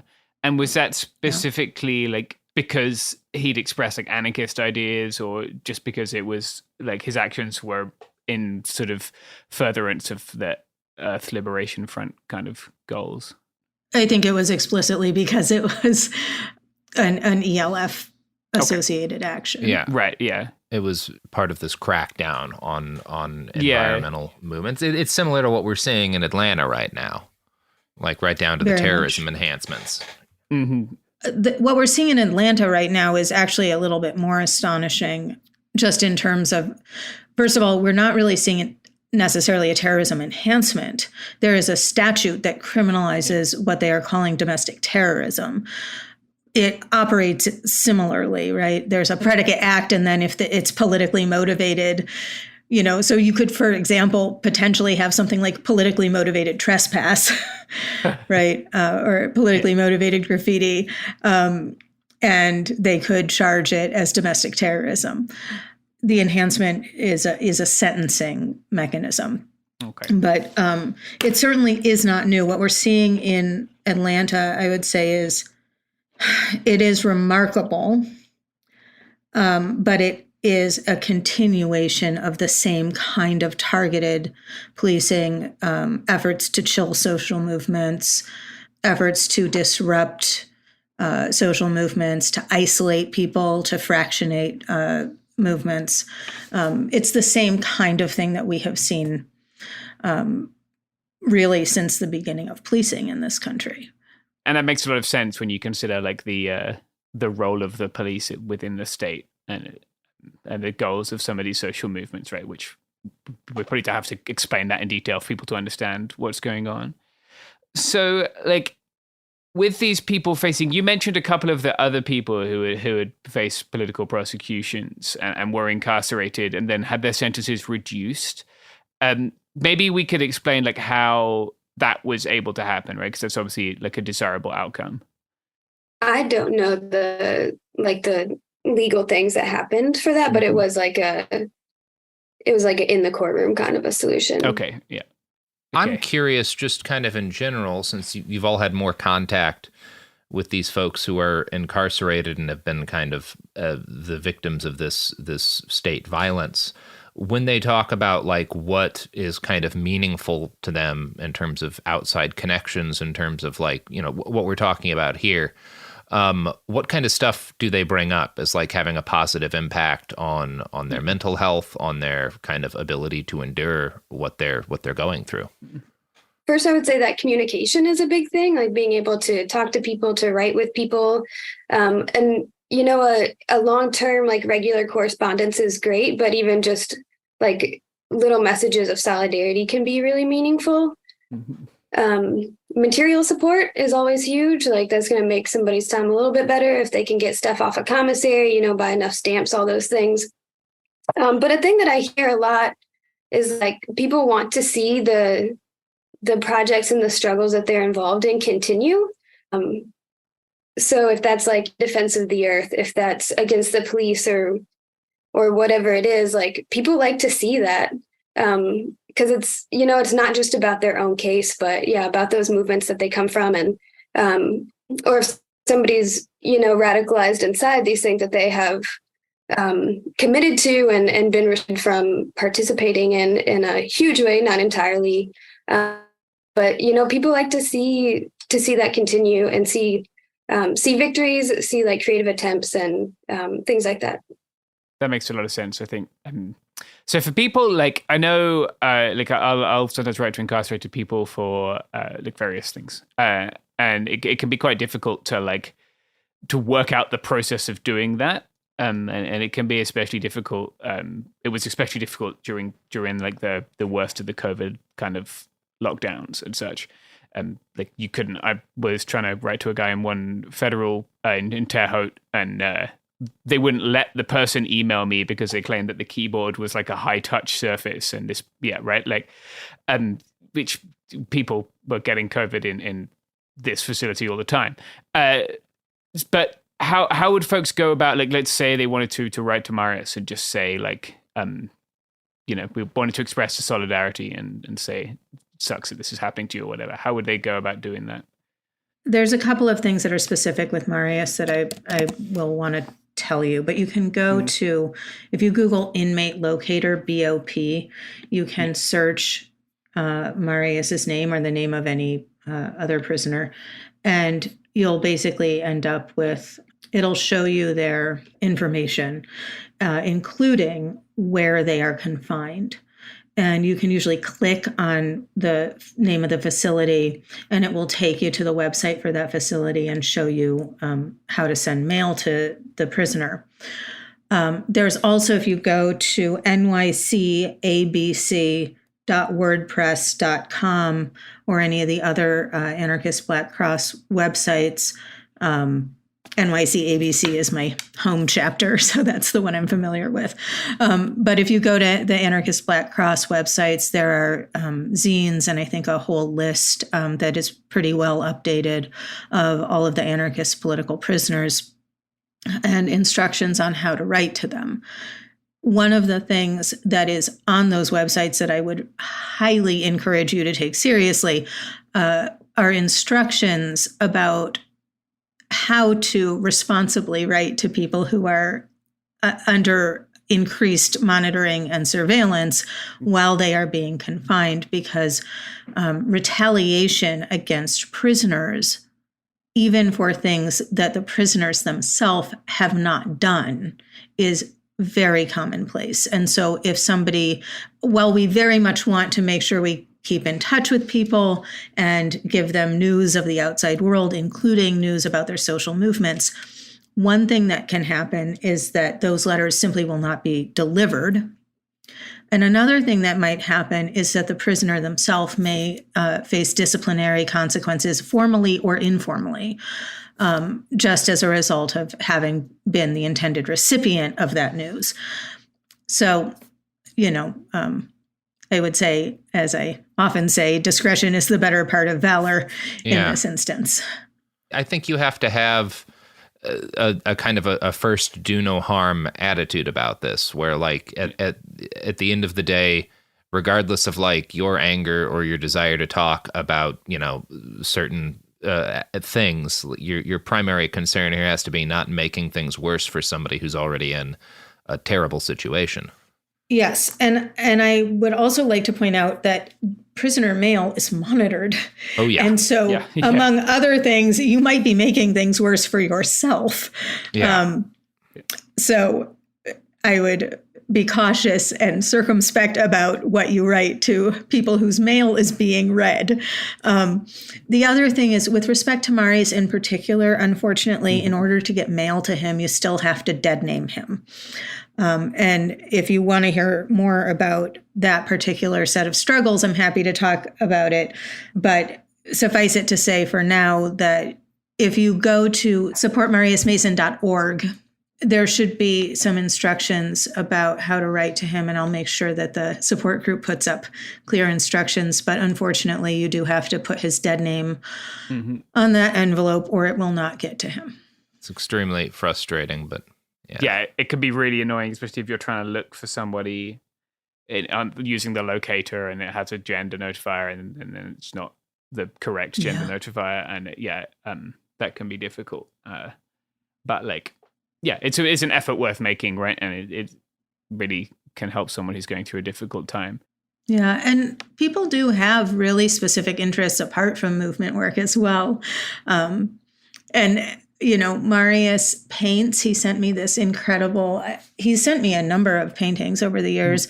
I have one actually that I think I shared with you earlier of Sacco and Vanzetti that he made. He sent me a really great portrait of Jimmy Page once. He also recently sent me a beautiful scarf that he had knitted or crocheted, I guess. People have hobbies, people have interests, and they're happy to talk about those things as well. Yeah, that's what makes us like a whole person, right? And I think having a little bit of that helps you to keep that little part of yourself in a what can be a difficult place. So hopefully people can send crochet letters. I'm sure we have some keen crochet listeners. This is probably the part of the podcast where we stop and make ourselves amenable to capitalism by doing an ad break. I wonder, what can people do on June 11th? Right. Obviously, people should keep on this ongoing correspondence. I think that's really important. And I was speaking to someone from the Free Leonard Peltier group the other day, and I know a lot of people write to Leonard Peltier, and I know that that's a great source of strength for him, especially as he's aging in prison. I was wondering what people could do on June 11th, to sort of further discourse, spread the word, take actions to solidarity. What kind of things do people do?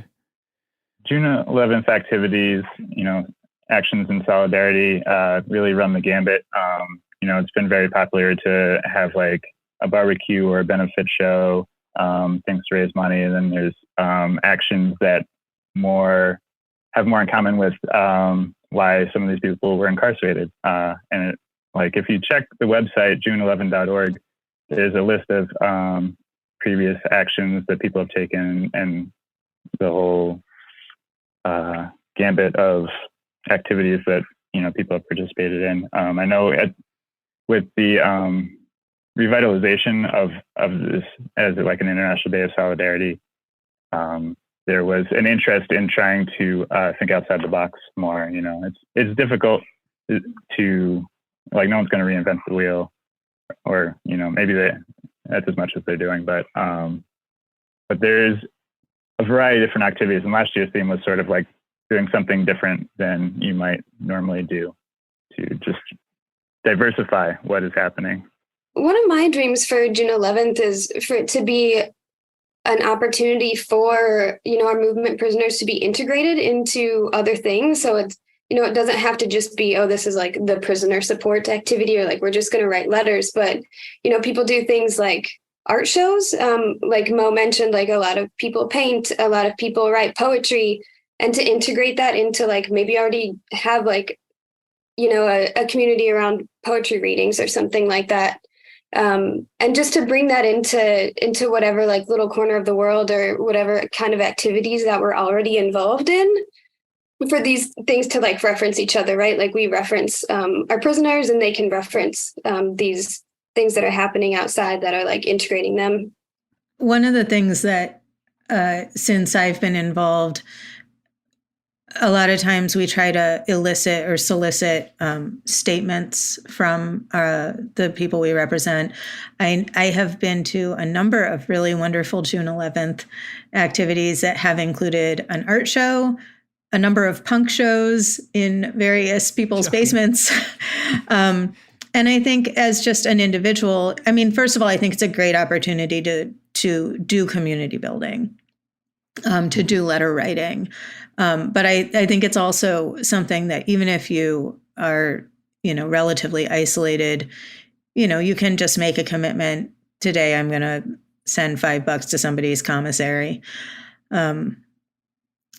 Yeah, I think I was looking back at one of Marius's previous June 11th statements, and one of the things he referred to was a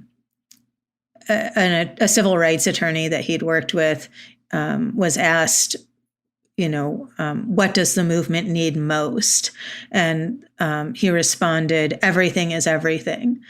Meaning, you know, any advocacy that you do in one area will redound to the benefit of all of the rest of us and all of the other areas. And I have found that to be true. And I have found that specifically to be true even in terms of the legal effects of doing advocacy for Marius has had really huge benefits for other trans folks who are in prison who I've represented. And then doing advocacy for those folks has had really incredible benefits for Marius. So, I mean, I think it is materially the case that, you know, you struggle where you are, you do what you can on June 11th or any other day. Yeah. And you know, you move the needle. Yeah, I think it's well said. Yeah, absolutely. You know, June 11th is specifically for people who have long sentences. And that's really about like the increased risk of just kind of like falling to the back burner as there's new like waves of struggle and, you know, new emergencies and crises all the time. This is an opportunity to like really take a moment to really focus on that memory. And so I hope with June 11th, we can like kind of build bridges like generationally, you know, like I wasn't really around when Marius, you know, during the Green Scare and Marius got arrested. And it's something that I learned about and got involved in later.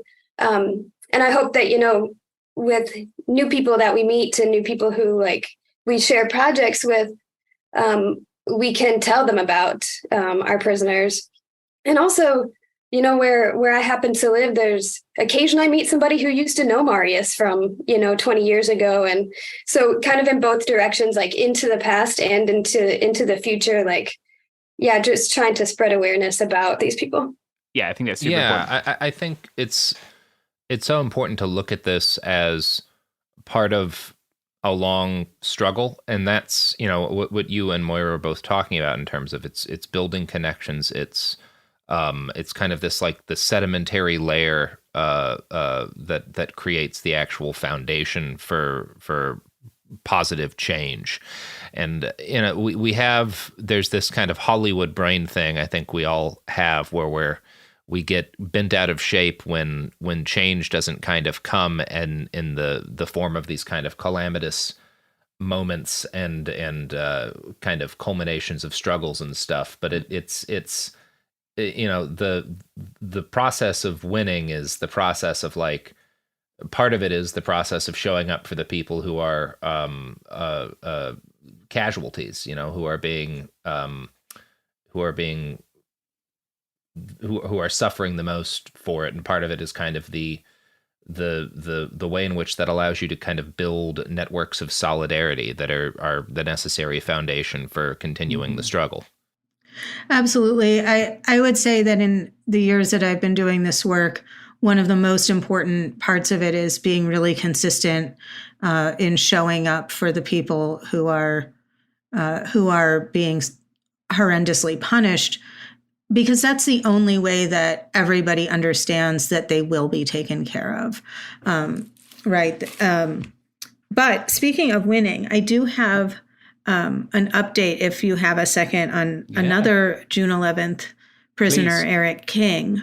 From my beloved colleague, Sandy Freeman, who represented him successfully recently and got a not guilty verdict for him after he was charged with assaulting a corrections officer, which is, if you know anything about federal indictments, a magnificent coup.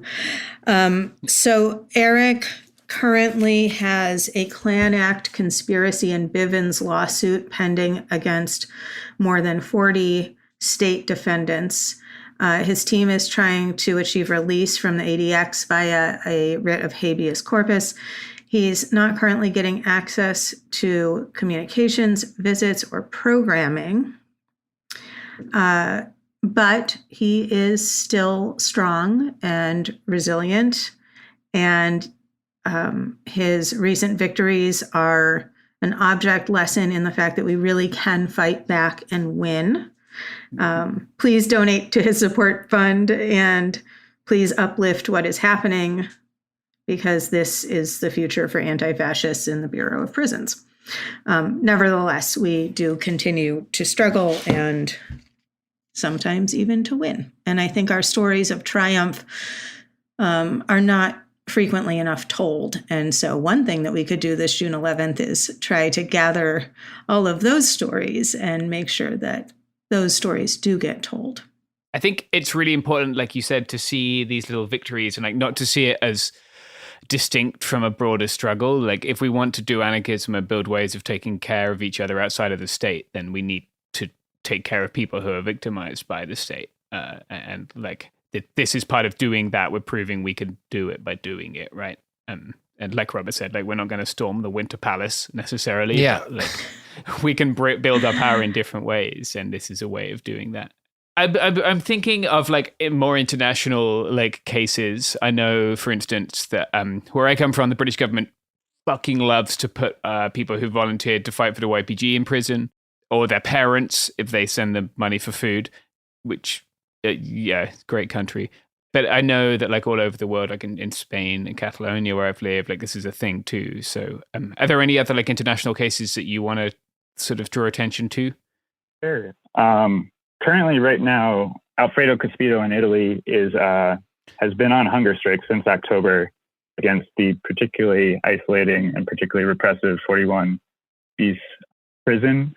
What he calls a non-life in there. It's a prison that was primarily used against mafia bosses, but in the classic state misinterpreting anarchism, has considered Alfredo a leader and particularly, and so locked him away without access to almost any means of communication, and so he's had a lot of health problems as a result of this. He was originally locked in for shooting a nuclear executive in the knee after some particularly callous remarks from him following the Fukushima disaster. And that nuclear company has ties with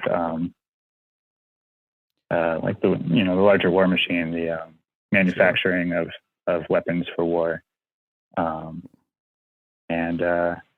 he's caught other charges while being in prison for previously alleged activities, including just being an anarchist, essentially, kind of what you talked about, straight criminalizing political sensibilities. Italy has been doing that. Chile has been doing that previously against people like Monica Caballero and Francisco Solar, who have been in and out of prison for years now and are currently facing more charges for allegedly sending bombs to police training facilities and such down in Chile. And in your own England, Toby Schoen is someone who got out recently after receiving terrorist charges for allegedly being involved in an anarchist website called 325 and financing terrorism through like accepting donations for their work and things like that.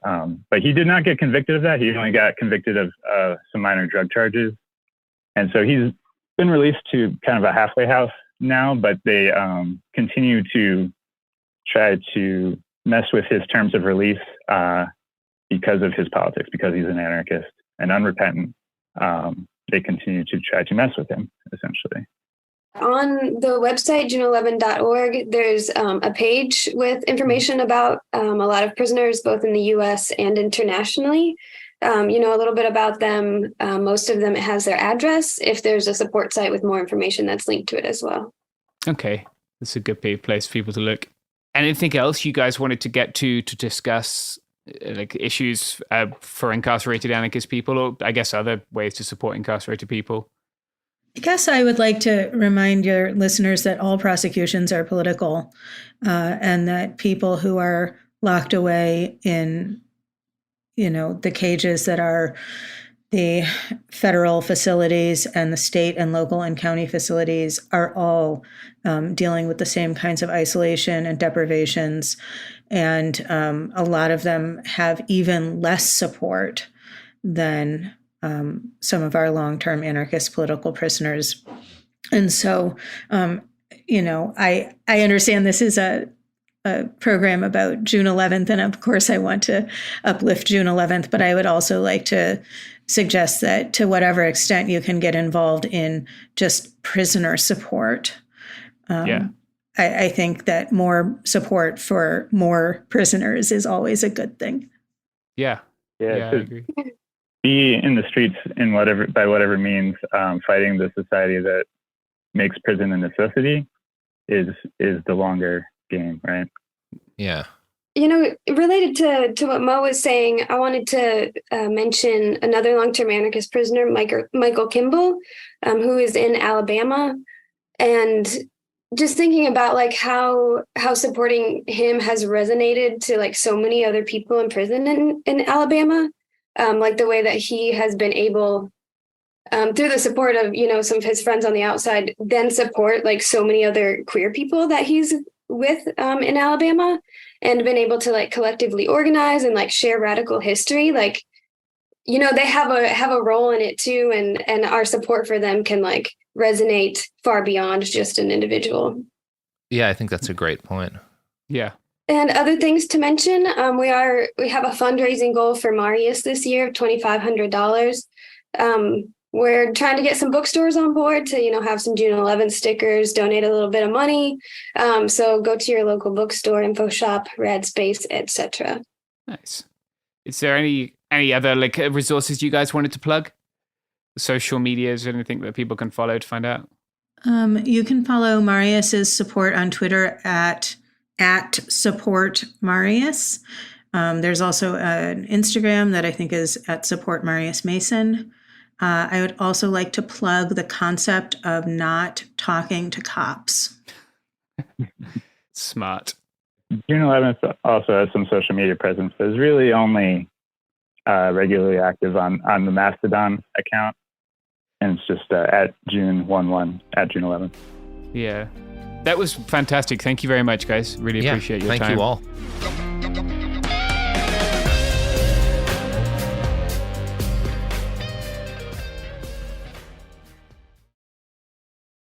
Support for the show comes from Public, the investing platform for those who take it seriously. On Public, you can build a multi-asset portfolio of stocks, bonds, options, crypto, and now generated assets, which allow you to turn any idea into an investable index with AI. It all starts with your prompt. From renewable energy companies with high free cash flow to semiconductor suppliers growing revenue over 20% year over year, you can literally type any prompt and put the AI to work. It screens thousands of stocks, builds a one-of-a-kind index, and lets you backtest it against the S&P 500. Then you can invest in a few clicks. Generated assets are like ETFs with infinite possibilities, completely customizable and based on your thesis, not someone else's. Go to public.com/podcast and earn an uncapped 1% bonus when you transfer your portfolio. That's public.com/podcast. Paid for by Public Investing. Brokerage services by Open to the Public Investing Inc. Member FINRA and SIPC. Advisory services by Public Advisors LLC, SEC registered advisor. Generated assets is an interactive analysis tool. Output is for informational purposes only and is not an investment recommendation or advice. Complete disclosures available at public.com/disclosures. Life gets messy. Spills, stains, pet accidents, and kid chaos. But with Anabei, cleaning up is easy. Our sofas are fully machine washable, inside and out, so you never have to stress about messes again. Made with liquid and stain-resistant fabrics, that means fewer stains and more peace of mind. Designed for real life, our sofas feature changeable fabric covers, allowing you to refresh your style anytime. Need flexibility? Our modular design lets you rearrange your sofa effortlessly.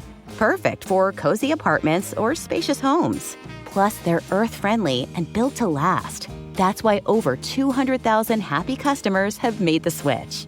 Upgrade your space today. Sofas start at just $699. Visit washablesofas.com now and bring home a sofa made for life. That's washablesofas.com. Offers are subject to change and certain restrictions may apply.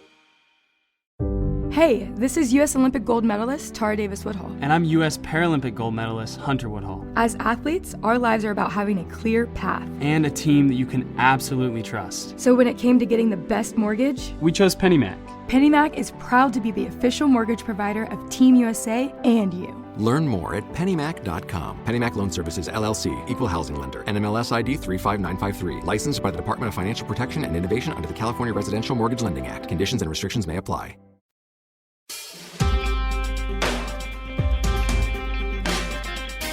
Hello, podcast fans. It's just me today. It's just James. And we're doing another episode about the border. I'm joined today by Emmett and David from the Borderlands Relief Collective.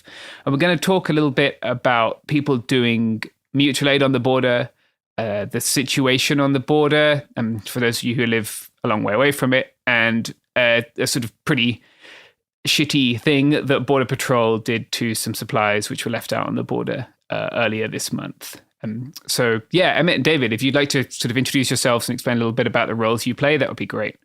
Hey there. Happy to be here. My name's Emmett. I am splitting my time between being a geochemist at Scripps Institution of Oceanography, being a PhD student, and trying to reconcile what it means to be living in this borderlands and being a part of a community that is partially criminalized, depending on who you were, where you come from, and also what it means for you to seek safety and freedom in your life. So I work in several organizing spaces, trying to shut down different detention centers, as well as supporting folks just make ends meet in San Diego, and also supporting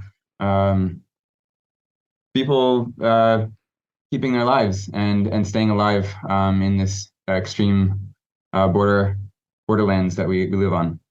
Hey, my name's David. My job, I work as a surgeon. I've been living in San Diego for about 10 years, and I've been doing humanitarian volunteer work in the borderlands, which we call doing water drops for something like 6 years.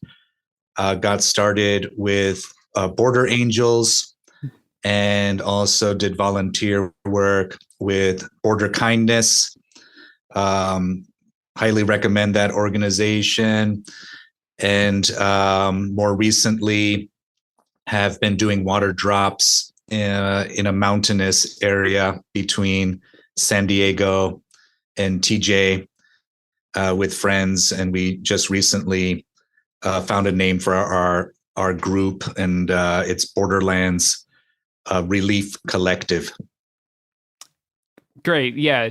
And I think maybe, I think if people think of San Diego, they think of like the zoo and maybe SeaWorld and the beach and all that kind of shit. So like, can you explain what it's like? I've spent a lot of time in the area where you guys do water drops. Can you explain what it's like and why it's such a difficult area to pass through for people who are trying to move north?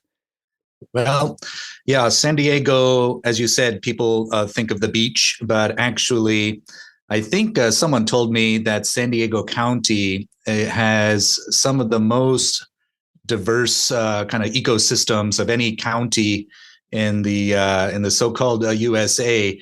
We have high mountains where it snows when it gets cold out.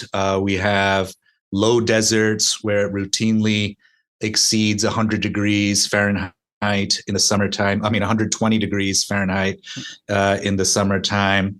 And as far as the geography of migration, it really goes back to, it's a direct consequence of federal border policy. I think many people will be familiar with the term prevention through deterrence, which is sometimes elaborated as prevention of migration through environmental deterrence. And the whole concept is going way back to Clinton administration. The areas of the border near cities like San Diego were increasingly militarized with high border fence, intense patrol by armed officers, and increasingly recently electronic surveillance, with the idea of relying on the extremely harsh terrain of the deserts and mountains to form a kind of a natural defense.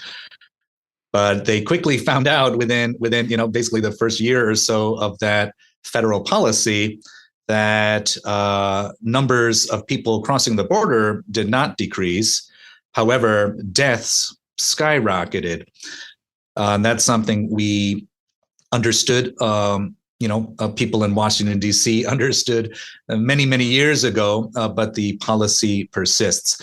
So the bottom line is people who are crossing the border from Mexico to the USA often resort to crossing in the most remote and dangerous areas of the border. So the area that we're going to be talking about, this mountainous region between San Diego and Tijuana, literally folks are going up and over the tallest mountain in the area, literally up and over the mountain.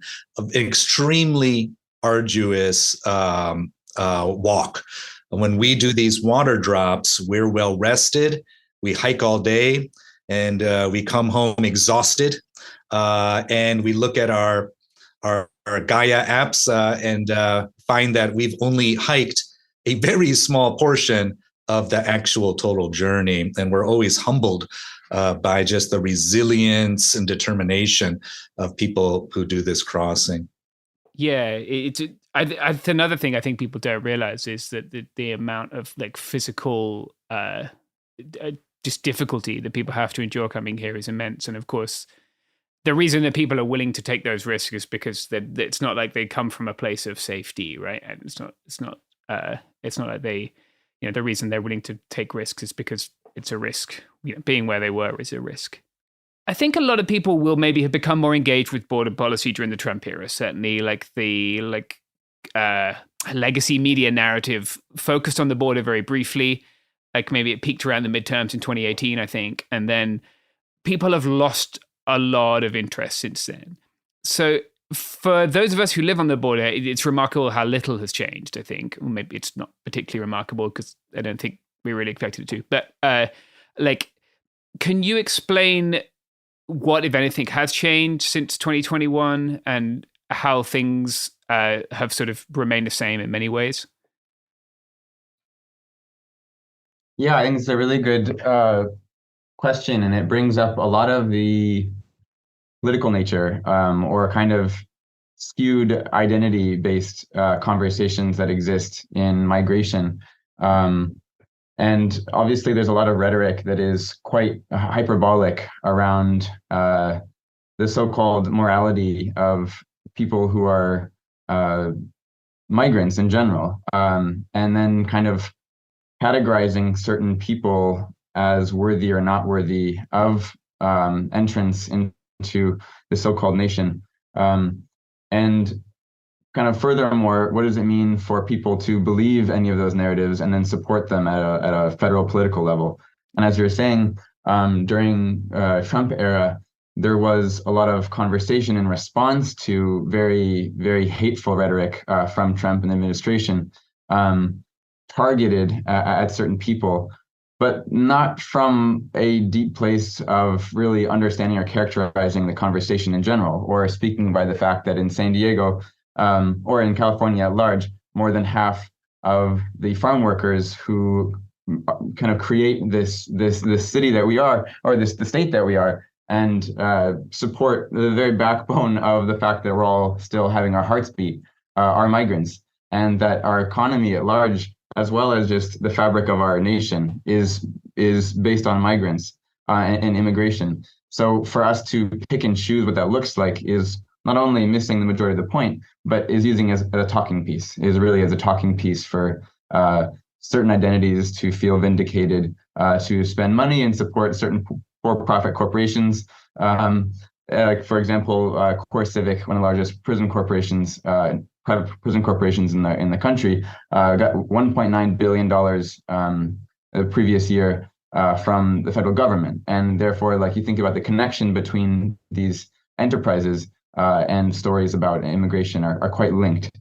So I don't have all the statistics in front of me about how the specific number of crossings has changed or the population has changed, but on the whole, nothing has really changed as far as the need goes. So thinking about 4 years ago, what were the specific crises that were occurring that were causing people to seek safety in the United States?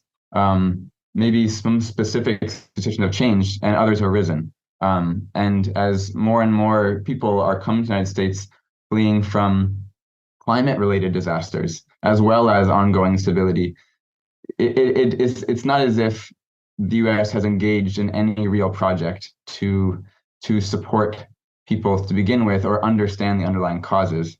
So from that standpoint, nothing meaningfully has happened from either administration to really understand or create policies that would support anyone seeking safety, or from making decisions that are quote unquote aligned with U.S. best interests. It's never been a part of the conversation. It's more to basically capitalize off of people in their suffering, whether that be to the to be a storyline that U.S. is helping people, or is a savior of others, or is trying to crack down on armed bandits or criminals who are crossing this borderland. I think it is worth, like, the CoreCivic example is really interesting because Biden made a big thing of, like, talking about shutting down, like, quote unquote private prisons, but it's still very much like funding the same things when they're not for people who are citizens of this country. Or yeah, and for those who aren't fully versed in kind of the basic relationship between private prisons and immigration, there is a relationship that between Customs and Border Protection and different prison corporations to basically put people who are apprehended, who are not initially deported under Title 42, in detention while their cases are ongoing and investigated for asylum or refugee status. And so these prisons make a profit and can basically demand a certain amount of money from the government per person who is within one of their facilities. And there's also a minimum that they will continually get money from the government, regardless of whether the beds are filled, but they have an incentive to keep beds filled. So there is an economic relationship between these corporations and the government to basically put more people in detention. So that's a huge underpinning of this whole conversation, is who is getting money and how does it kind of further the certain aims of corporations, but also agencies that basically get a larger amount of federal funding through apprehension of people. Right. Yeah. Like Biden has funded DHS more than Trump did. And like DHS's budget does Department of Homeland Security, of which Customs and Border Protection is a part, and Border Patrol is a part of Customs and Border Protection. It's a giant pyramid of people putting people in prison.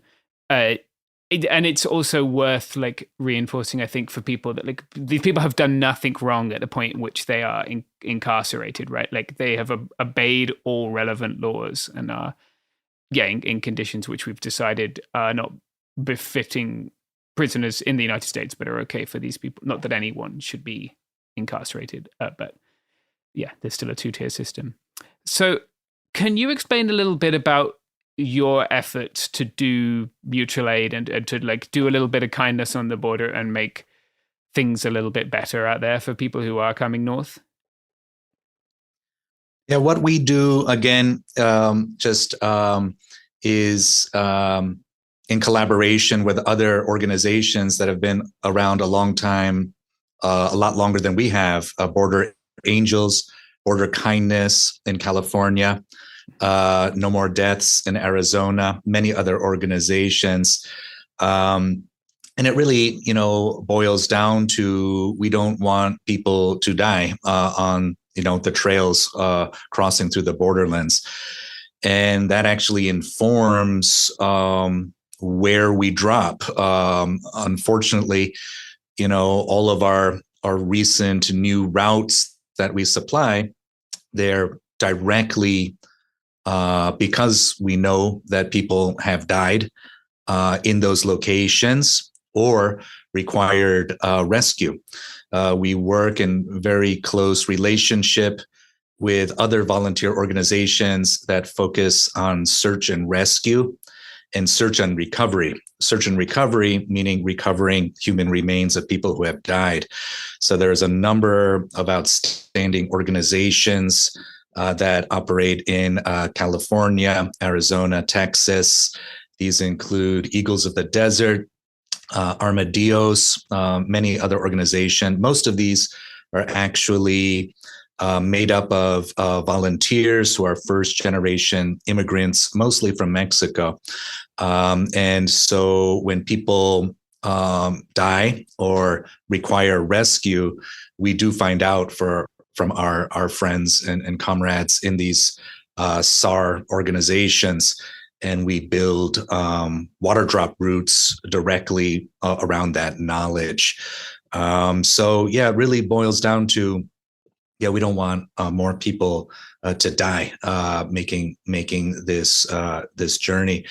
And so as far as what kind of supplies we leave, it's what we think may make a difference. We leave bottles of water, energy drinks like Electrolyte, Gatorade, and so on. Cans of food with Pop Tops, all kinds of cans of fruit, beans, chili, whatever we think people may need. Of course, we tailor it based on the time of year. In the mountains in the winter, it gets freezing cold, lots and lots of rain. So we've been leaving waterproof ponchos, warm clothing. In the summer, of course, it gets scorching hot in the desert. People die of hyperthermia. They literally cook to death. That's where electrolytes come in handy. Sun hats, bandanas, baseball hats, first aid kits. We leave kits full of medical supplies. And more recently, just observing the kind of used items that we find on the trail. Kids stuff, diapers, pacifiers, we leave, tampons, that kind of stuff, containers of infant formula. So it's kind of an iterative process, just leaving what we think people need. And that's kind of what we do. And just so folks are super clear, this is all like an initiative among you and your comrades, right? Rather than you're not supported by any like government entity. The government entity is kind of doing quite the opposite of what you're doing. Yeah, correct. We are all volunteers in the sense that nobody is paid. We don't have any formal affiliations with any other NGOs, much less governmental organizations. Right. So maybe people are wondering, they might have been familiar with the court case in Arizona, or they might not be, like, if what you're doing is considered to be like legal humanitarian aid or not. Are you comfortable talking about that? Yeah, so I think that's definitely a gray area that we find ourselves really occupying. And I think that's a bit of this kind of propaganda machine is what does it mean to engage with somebody who is seeking safety and fleeing for their lives?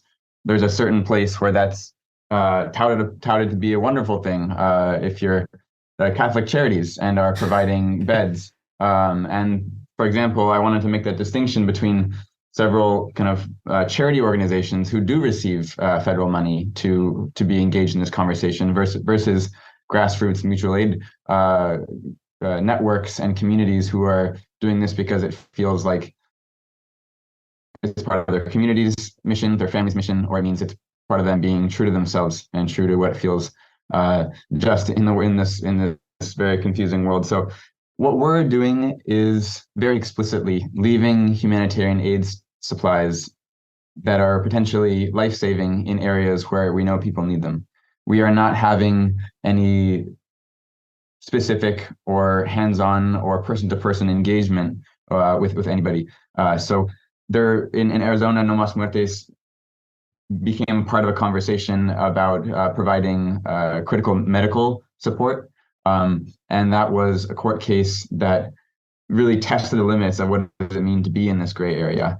And what was really important from the nuances in that conversation were what constitutes aiding and abetting, or so-called aiding and abetting of illegal immigration, which is basically, again, a very large gray area between are you enticing people to cross? Are you being paid as a smuggler to cross? Are you doing something which is encouraging people to cross? None of which was activity that was engaged with No Mas Muertes or us. But in their case, specifically providing medical aid, crossed the boundary and they were raided. Their camp and their impromptu field tents where they were providing life-saving medical support was raided. And the kind of the finer points of that were that the outset being that the First Amendment protects humans in their religious freedom to practice whatever it be that furthers their religious beliefs and their faith. And a very large point of their work was their affiliation and dedication to preserving human life, which, as we can imagine, for many folks listening to this or in general, that is very core to their belief system. And so there are very clear protections in the First Amendment of preserving people's right to practice their religion. So that was a case that established a lot of what we're working under is these basic protections to be humanitarian aid workers, following basic belief systems. What we're doing specifically is leaving supplies. So leaving supplies, the most egregious thing you can basically say about that is that we're littering, or that we're abandoning property. And so again, No Mas Muertes, and in this larger conversation, was established in the court that leaving humanitarian aid supplies that were with the intent of saving lives is not litter. So that was also a very big point, which is saying, no, we are not just kind of walking down the street and throwing out your bottle in the back of your truck. This is specifically with the intent of saving lives. And the third place is that we are abandoning something in this area that would be constituted abandoned property. And as we'll speak about maybe more in the future, our supplies are consumed quite rapidly. And there is a statute in this state of, if it is it abandoned property has to be left for more than 10 days to be considered abandoned property. So even if we are leaving things in these regions, it is not considered abandoned property. It's been less than 10 days. So basically, I guess just to say that nothing we're doing is illegal from any standpoint. And also the case in Arizona kind of helped make a distinguishing, make some distinctions between whether our activity is also frowned upon in public land, which it is not, because it is constituting humanitarian aid in a place that is desperately needed. Right. And I think if folks go out to most people aren't going out to Valley of the Moon or what have you, but if you want to look for abandoned stuff there, it's not hard to find. And it's not you guys doing that, shooting barrels or whatever that, someone was shooting a barrel last time I was out there. Let's talk about how quickly those supplies are consumed, because I think, again, that will be news to some people, right? You guys are out there every week, and how much stuff are you dropping, and how quick does it go? Yeah, to tell you the truth, we're still finding out ourselves, because every time we think we know the answer, we're surprised by how fast it's being consumed. The bottom line is it's being consumed as fast as we can leave the supplies. So Emmett and I and many other of the members of our organization, Borderlands Relief Collective, we also are active in Border Kindness, and in the past with Border Angels. And so we're used to a certain rhythm of doing a water drop, circling back usually a month later. And we're happy if maybe half of the supplies have been consumed. That's a good day.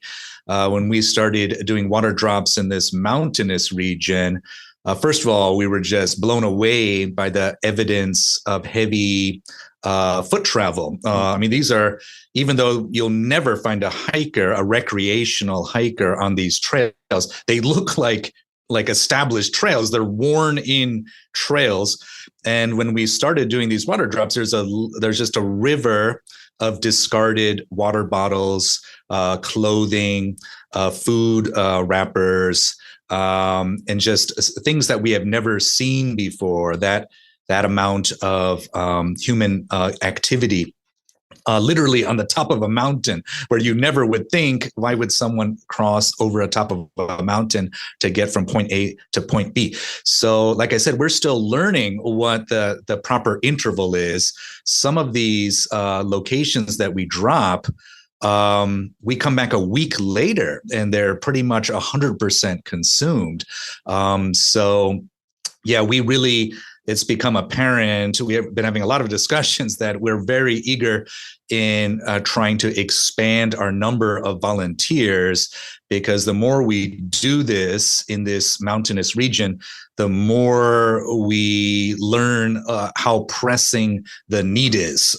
So we're having a hard time just supplying essentially one path that goes up and over the mountain. And we know that this is just one of many paths that are used by people in this region. So really, we're finding 100% consumption every week or two at most of our drop spots.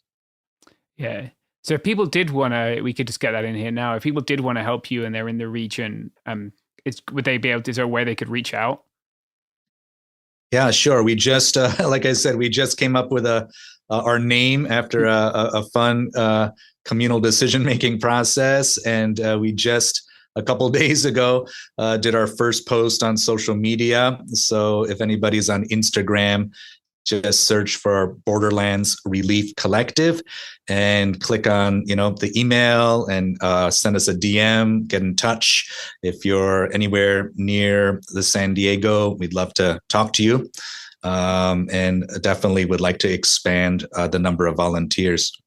So you spoke a little bit about, we spoke about this Arizona case, right, where people got raided. I know you guys have also had some less than stellar interactions with CBP, Border Patrol specifically. And they get really mad if I call it Customs and Border Patrol, because it's Customs and Border Protection. So you guys had a thing, was it last month now in March? Do you want to explain a little bit about what happened in the incident, first of all?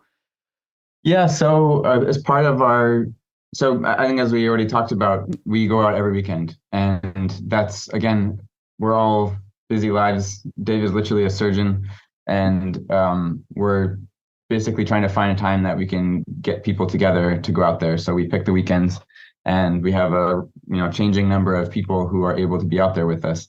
So as one of our normal water drop weekends, a route that starts basically at a road that is along the ridge of Otay Mountain. We start hiking down the south side towards the border, and I've established multiple routes along that path. And this one particularly is so slow going.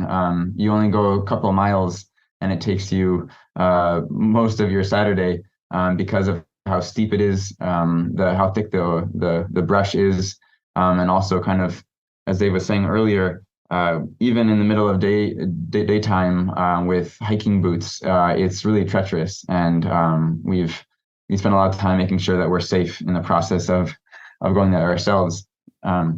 So as we left our first drop and then a second, and went down to our final drop and turned back and started going back up the mountain, and we came to our second drop site. And as we arrived, we found something that was kind of really hard to process at first for us, which was that every single item that we had purposefully put inside of a crate, and we had counted, and we had left, as we do, was scattered and littered across the ground.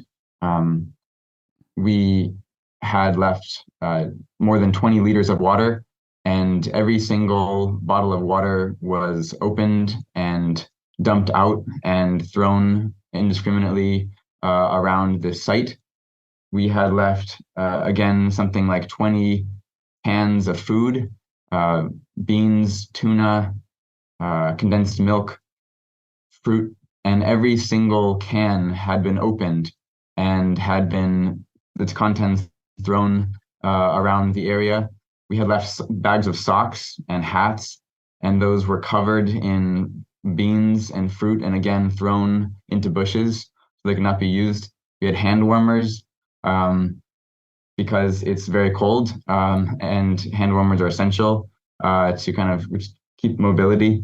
And every single one was diligently opened, as if someone had really enjoyed taking time opening it and thrusting into the dirt. And that was something that was like so painful and just confusing, very demoralizing, as you can imagine, after just hiking that far. But more so, it felt so deliberate and hurtful. And initially, we're of course wondering what had happened. We've done this for many years, and never had we seen something like this before. And it became very apparent that someone had deliberately destroyed our crate. Even the crate itself, this milk carton, was smashed in half. The bottom of it was torn out. And that is something that's very hard to achieve. Milk cartons are not very light, thin plastic. This was someone had actively put a lot of force into smashing a milk carton so that nothing was left behind. On the way down, one thing that I didn't say a second ago was that we had seen an agent on the trail, which was unique for us because normally they're just in their cars with binoculars looking from the road. So we had seen someone near the trail, but lost track of them earlier, and we had kind of put it out of our minds.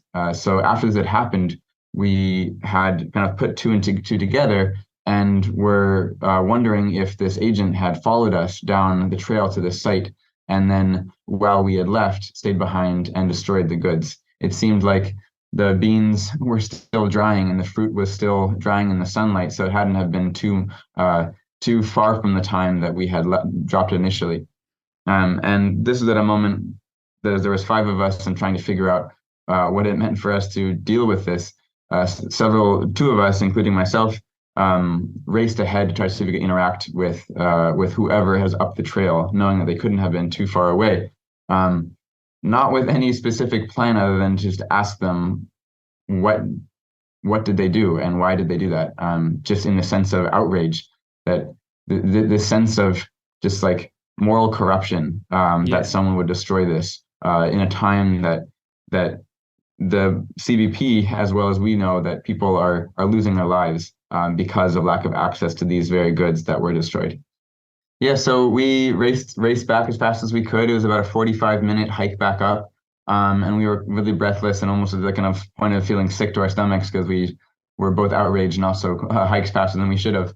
And just as we gotten back to our cars, kind of giving up hope that we'd interact with them, we saw 2 agents in their cars trying to pull away, and we flagged them down and got in front of them and kind of motioned for them to come back so we could speak to them.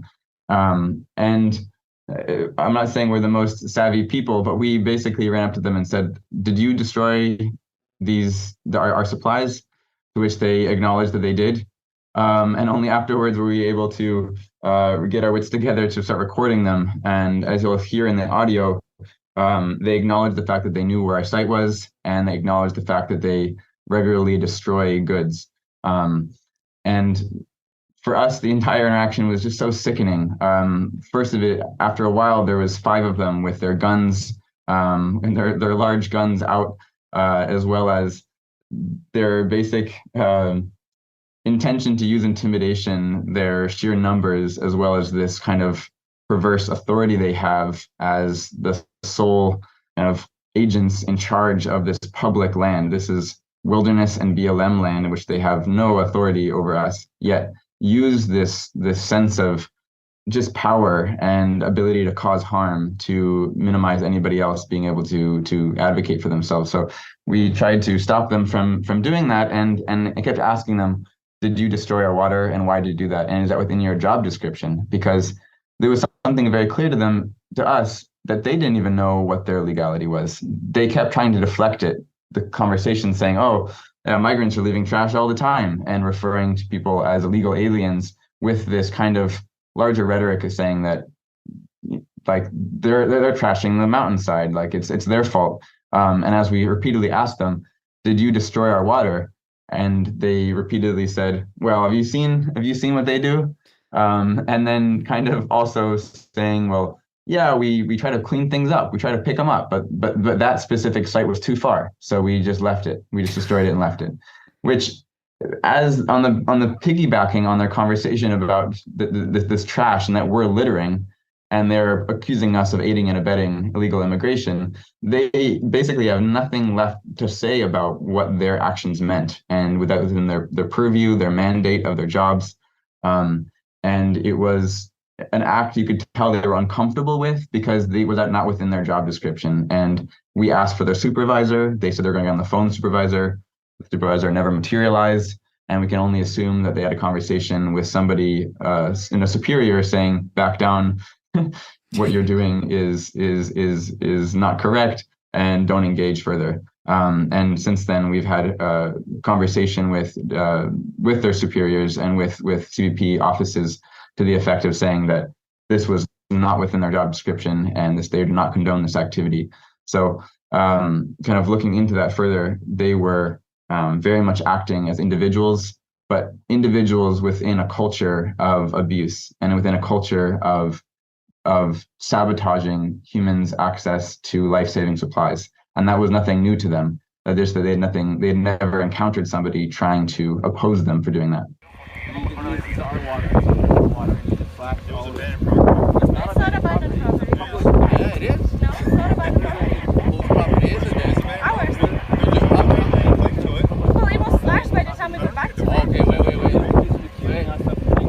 I didn't choose that. Wait a second. Let me ask you a simple question. The green down there with the water and all that, was that yours? Yeah, it's my water, yeah. Was that yours too? Yeah. So it's your property. Exactly, and you defiled it, and you slashed it. And I'm wondering why you did that. So you left your property behind? We did not leave property behind. We were going on a hike down there. And while we were on a hike, we slashed all of our water. You guys were going on a hike? Is it in your job description to slash water and open cans and dump food all over the public land and wilderness area? It's abandoned property. But then you could pick it up and carry it to your car then. No, it's a long hike. Why would I do that? No, I'm like curious. It's okay for you to record. Okay, cool. I'm going to record this video. What is your jurisdiction to patrol within 25 miles of the border at 100? To do what? And look for public property? Look for abandoned property? No, we find private property all the time that illegal immigrants leave behind. And what do you do with it? So what do you do with it? We destroy it, we try to clean it up because they leave a bunch of That's cleaning it up? No, that's one of the things we try to do. That's right. That was not cleaning it up. We either empty it out or we try to clean it up. That one was too far for us to bring back. So you decided to just trash the whole area? Like when they're funded and equipped and transported and armed by the state, then like that's not the same as individuals, just because we've seen that in Arizona, right? Like people who are militias or what have you going out and sabotaging life-saving supplies as well. But it's still a little different when, you know, we have to pay taxes for them to go destroy water caches. And these are people who regularly, as we've seen on multiple occasions, use helicopters to try to flush people out of under a tree, that they fly within 30 feet of the ground and use the force of the rotors to force people out and up a hillside to waiting cars. So their use of money and their use of force is definitely central to the tactics. Yeah. Or use helicopters to fire tear gas into Mexico. It did a few years ago. But yeah, it's certainly, and that intimidation is like, if I think people, again, who don't live here might not be familiar with it. Like, I've been out down by the border with Kumeyaay people doing religious ceremony and had BORTAC guys dressed like, you know, like Navy SEALs hanging out with AR-15s and plate carriers while people like burn sage and pray. It's, yeah, I mean, the militarization, if you somehow like can't conceive to care of people dying in the desert, the militarization of the border still affects everyone here. And you know, it makes our lives less safe. There's a crime thinks slogan that I always like to use in these things, which is the border doesn't protect you, it controls you, which I think is kind of apt for this. So now that they've trashed your supplies, right, and you found out they weren't supposed to, I'm interested, like, how going forward, does that mean that you can't use that route, you can't drop stuff there anymore because you're worried about it happening again, or because you're worried about them hanging out there to intercept people who are using your like supply cache? On the contrary, we've learned from the examples of other people who have been doing this work. Emmett already mentioned No Mas Muertes, No More Deaths in Arizona, Dr. Scott Warren. We've learned so much from their example where, you know, they were hauled into federal court and won. And so we've learned from their examples of how to do this, as well as within here in California, the history of Border Angels. So back a few years ago, Border Patrol was slashing gallons of water in the deserts of eastern San Diego County, as well as Imperial County. On one particular day, the Border Angels volunteers found about 50 gallons of water slashed in the most violent way. And they knew it was Border Patrol. And so the way Border Angels responded was, number one, to change their tactics, to start dropping supplies deeper in the backcountry, where the Border Patrol agents, it's rare to find a BP agent that's motivated enough to really hike for too far away from their air-conditioned vehicles in the summertime. So number one, they were going farther away from the roads and highways to the actual routes that people are walking. Number two, they punched back hard in public using social media. Back then, it was Facebook.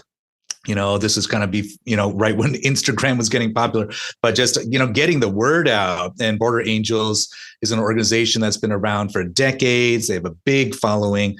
The word spread. And just like many bullies, they kind of back down if you get in their face sometimes. So that was our experience with this practice of Border Patrol slashing gallons in the desert with Border Angels. So when this crime occurred on March 18th in the mountains, we knew we could not back down. So we went back a few days later. That's when, as Emmett mentioned, we witnessed a Border Patrol helicopter for about an hour, flying about, it seemed like 10, 15 feet off the ground, really, really low, using the rotor wash to flush human beings out of the brush as if they were hunting animals. And then we were back, the next 7 days later, after they destroyed the supplies, we went back with a good group. Number one, to clean up this shameful mess these two Border Patrol goons left. We cleaned up all of that stuff, and we left probably 3 times the amount of original supplies. And on our milk crates, we actually left laminated signs that addressed one by one all of the accusations that these Border Patrol agents tried to make against us. So the signs say, do not destroy, do not remove. This is not garbage. We are not littering, and this is not abandoned property. These are humanitarian aid supplies protected by federal case law, the 1994 Protection of Religious Freedom Act, and so on and so forth. So we put those signs just prominently on the milk crates, just to send a message that, no, we're not going to back down. We are going to leave supplies. It is within our rights, and it is in support of human rights to do this. So, of course, we have to be strategic about this. I mean, there is the danger, if we're always going back to the same place, we're kind of, blowing up the spot, as it were. We're bringing heat to a route that's needed by people making a crossing. And so we are mindful of that. We try to go to different places on different weekends, and not try to bring too much attention to these paths. Yeah, that makes a lot of sense. I wonder, if people are, I was just thinking, for people to visualize the area, is there a place they could look up on Google Earth so they could see where this kind of stuff is happening? Are you comfortable? You don't have to give a exact location, obviously, but. Yeah, actually, I mean, speaking of Google Earth, you mentioned Valley of the Moon. I mean, Google Earth is impressive enough. Anybody can just use Google Earth and zoom in all the way and just follow along the border, and you'll find thousands of footpaths. So yeah, it doesn't take much detective work to actually visually see these footpaths. But yeah, it's real steep terrain, as Emmett mentioned. The last couple times we've gone back to this spot where the two agents destroyed the supplies. Emmett has actually brought a mountain climbing rope just to make certain sections easier, where we're kind of rappelling down this dry waterfall. So really, really steep, very loose trails, very easy to break an ankle. And it just, in that context, it really hits you. We see so many shoes and boots along the path, and just have to kind of just pause and think, well, if this person lost their shoe, if the sole of their boot melted off, and they're hours away from the nearest road, what does it mean? How did they complete the journey? Did they complete their journey? So yeah, a little bit hard to describe, but I guess anybody who's, I guess, kind of familiar with Southern California, steep mountains, loose terrain, kind of get the picture. Yeah. They can look up Valley of the Moon. There's plenty of pictures of the very intimidating border fence that they have there. It's 3 foot high and rusty. Is there anything else that you guys wanted to address that you feel like maybe people don't, the people should know about the border, they don't, about the work you do that maybe is misunderstood? Yeah, I guess I want to maybe bring up some of what I think is hard to convey to people who aren't there and kind of aren't connected to a community who is suffering because of this, or who aren't maybe thinking along the lines of what it means to be a human in this space and actually be risking your life and coming up against helicopters and a federally backed militia who is actively seeking to harm you. None of us in our group are claiming anything more than just witnessing what it means to be out there. But I guess what's been true for me and in kind of my conversations with my community over the last couple of years is trying to share this. There is so much pain that is being inflicted upon this landscape, and there is so much harm that is actively supported by our nation, while people are in some of the most intimate and painful moments of their lives.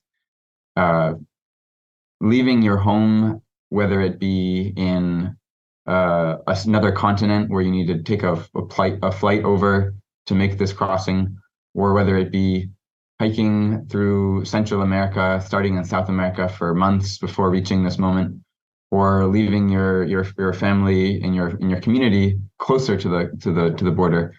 These are moments that anyone who is alive could feel the pain of, and the misery of having to abandon all that you know, and put yourself at the mercy of the desert and CBP's overly aggressive and harmful tactics. So beyond all of the cases and the politics, I oftentimes, as we're walking, just try to put myself in the position of someone who is making these decisions. And as Dave was saying, we're coming across people's clothing, food, underwear, places they've slept, and the amount of the poignancy of human desire to be safe, to come to a place where they feel like their lives can be protected, or that choice is worthwhile, is something that is so lost in the numbers and the amount of people who die or what happens after it. And so for us, I think making it not about your political beliefs or the asylum process, but just the actual choices people are having to make, very human decisions. That is something that is kind of haunts us, and the feeling that all we can do is leave water in a place that it might make the difference between someone in that position surviving or not.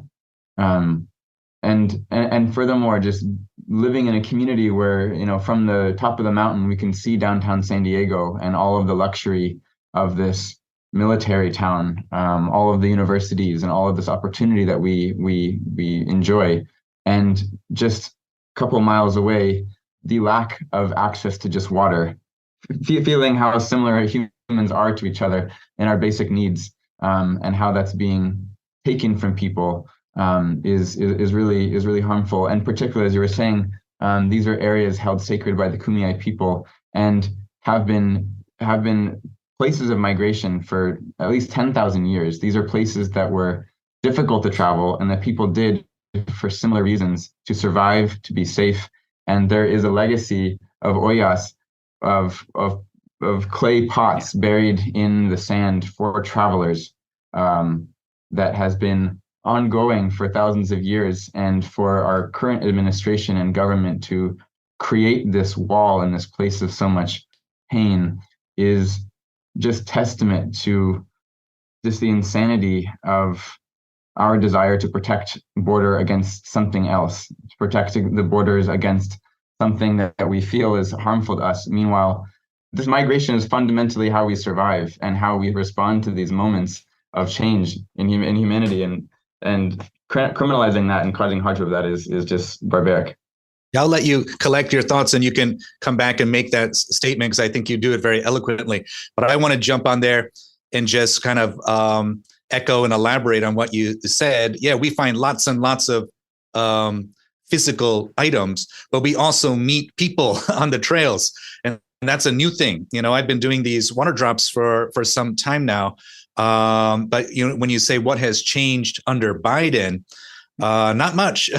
There's more people crossing the border than ever. There are more people dying than ever. As far as a volunteer who spends most weekends out in the borderlands, the only thing I notice is they stopped building Trump's 30-foot high fence, and they started pouring all that money into electronic surveillance, where every single month we see more towers popping up all along the border with all kinds of very, very fancy military-grade surveillance equipment, and as well as aerial surveillance. Lots of airplanes, helicopters. I'm not sure if they're using drones, but there's a lot of aerial surveillance. But what we see as far as the human dimension is, in the old days, we see footprints, we see shoe covers, which people wear on their feet to hide their footprints from Border Patrol. We see the empty water bottles and discarded clothing. But now we're encountering people pretty much every time we do a water drop because the number of people crossing is so high. People are crossing in the daytime, whereas in the past, usually they would cross at night.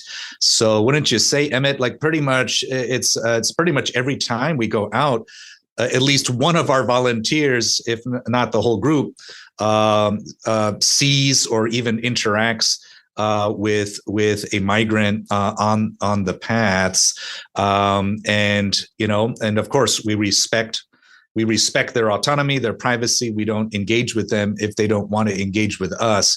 But the thing that I'll never forget is about a month ago, we were out in this exact same area supplying the same path. And it was a rainy day, cold. We were wearing our Gore-Tex insulated clothing. We'd done a water drop. While we were doing the water drop, we can see on the next mountain peak, Border Patrol helicopter landing to pick up somebody who required rescue. And this is a case that we had been getting updates all night with Armadillos, one of the search groups. And thankfully, this person was found alive, and Border Patrol was so-called rescuing him, another word for arresting him. And after we witnessed that, we hiked back to our vehicles. And just as we were getting to the trailhead, the exact same location where on March 18th, Emmett and other volunteers had this interaction with the two Border Patrol agents who destroyed the humanitarian aid supplies, the exact same parking spot. We pop out and start walking toward our vehicles, and it starts snowing, and two individuals come out of the mist and approach us and start talking to us in Spanish, and talking to these two people. These two men, one young, one middle-aged. In the course of the conversation, sorry, I kind of choke up when I talk about this stuff. Yeah, it's okay. But so this was the younger of the two was 16 years old, and the older dude was his father. We encountered them as it was snowing. So, of course, first thing we did is got them in our vehicles. One of our volunteers, avid hiker, had his backpacking stove with him and cooked up some tea and some, gave them food and let them warm up. We gave them literally the, Gore-Tex winter coats off our backs to warm up. And once the dad was shivering violently, really, really showing signs of clinical hypothermia, and talking to the younger man who was in better physical shape, he was explaining that the two of them were hiking through the mountains because his mother was already living in the USA. They were trying to reunite with her, and they had been in this mountainous region for the past 2 days. Jesus. And looking at them, they're wearing hoodies, sweatshirts, sweatpants, and sneakers. In this, and anybody who lives down here in Southern California, we've had a very unusual winter, lots and lots of rain. So it had been raining heavily over the past 2 days. And nighttime temperatures in the 30s. And these two men had been out there for 2 days, soaked to the bone. And that's why they approached us, because they were in trouble and they were asking for help. So after they warmed up, we discussed the options. Of course, we respect their autonomy. They have the option to try to continue going on their way with supplies, or if they felt it was unsafe to do so, we were ready to help them. The heartbreaking thing is, they did ask us, could we let them ride in our vehicles off the mountain? And we had to explain that, we were pretty much guaranteed to encounter Border Patrol agents on that road, and that really it's not something that we could do, because we could be arrested and charged for federal felony crimes. But we said, look, if you really feel you can't continue, we will help you contact, call 911. But we explained that's 100% going to result in Border Patrol coming, because as folks may know, in the USA along the border, emergency medical response, search and rescue is unfortunately considered in the domain of law enforcement. So if you are a U.S. citizen, or if you are someone from another country that happen to come here and have a visa, or just be considered the good type of foreigner, you're going to have a very impressive response with sheriff's department, search and rescue, volunteer organizations. If there's any hint that you may be a so-called undocumented person, it immediately gets sent to Border Patrol, and you have, BORSTAR respond, the Border Patrol Search and Rescue Group, which is a far cry from the civilian search and rescue folks. So we explained to them, if we call 911, you're going to be apprehended, you're going to be arrested by Border Patrol. And after thinking about it and discussing, they said, yeah, we cannot continue. We're this is too dangerous. So we did call 911, and Border Patrol did come and frisked them and cuffed them, and Jesus. did arrest them. And that's not the only time. Too often we have witnessed human beings being arrested by Border Patrol. Thank you for sharing that. I think it's really important to give put faces and names to these things, rather than Border Patrol will constantly talk about the million whatever encounters, right? They like to fucking inflate the numbers because it's often the same people, but it's each one of those is a tragedy, right? Every time someone has to make a choice between risking their life in one place or risking their life coming to another place just so their kids can have a crack at growing up safely, or so they can be safe, or so they can experience 1/10 of the things that we take for granted every day. That's an incredible human tragedy. And they happen every single day, every hour of every day at our border, because of the things that our government does there. And it's important to feel that stuff, because I think it should provoke in all of us a very strong reaction. And it's pretty messed up that there's almost universal bipartisan agreement that it's fine and okay by people who have never been here and don't understand. The one other thing I want to add, and Emmett, you may have other things. One thing I wanted to really center is something we've referenced several times. Kumeyaay. This is Kumeyaay land. These are the indigenous people who have lived here since the beginning of time. The archaeological record goes back 10,000 years. But we know people have been here since the beginning of human time, really. And look at the map. This so-called border cuts in half traditional Kumeyaay territory. When we do these water drops out in the desert or in the mountains, these paths that people are using to migrate are often, or in many cases, traditional Kumeyaay paths. Mm-hmm. And we see evidence of that every time we do a water drop, especially out in the desert areas where it's a rare water drop that we will not find pottery shards lying in the sand, or come across rock shelters, some with pictographs, and it's just very poignant juxtaposition of Kumeyaay cultural artifacts with modern day shoe covers, discarded water bottles, and of course many people who do migrate are indigenous themselves. So yeah, personally, I view all of these border issues through the lens of history, culture, with the core truth that this is indigenous land, this is Kumeyaay land, and it has always been. And the modern so-called border is a very recent political creation, that mid-19th century.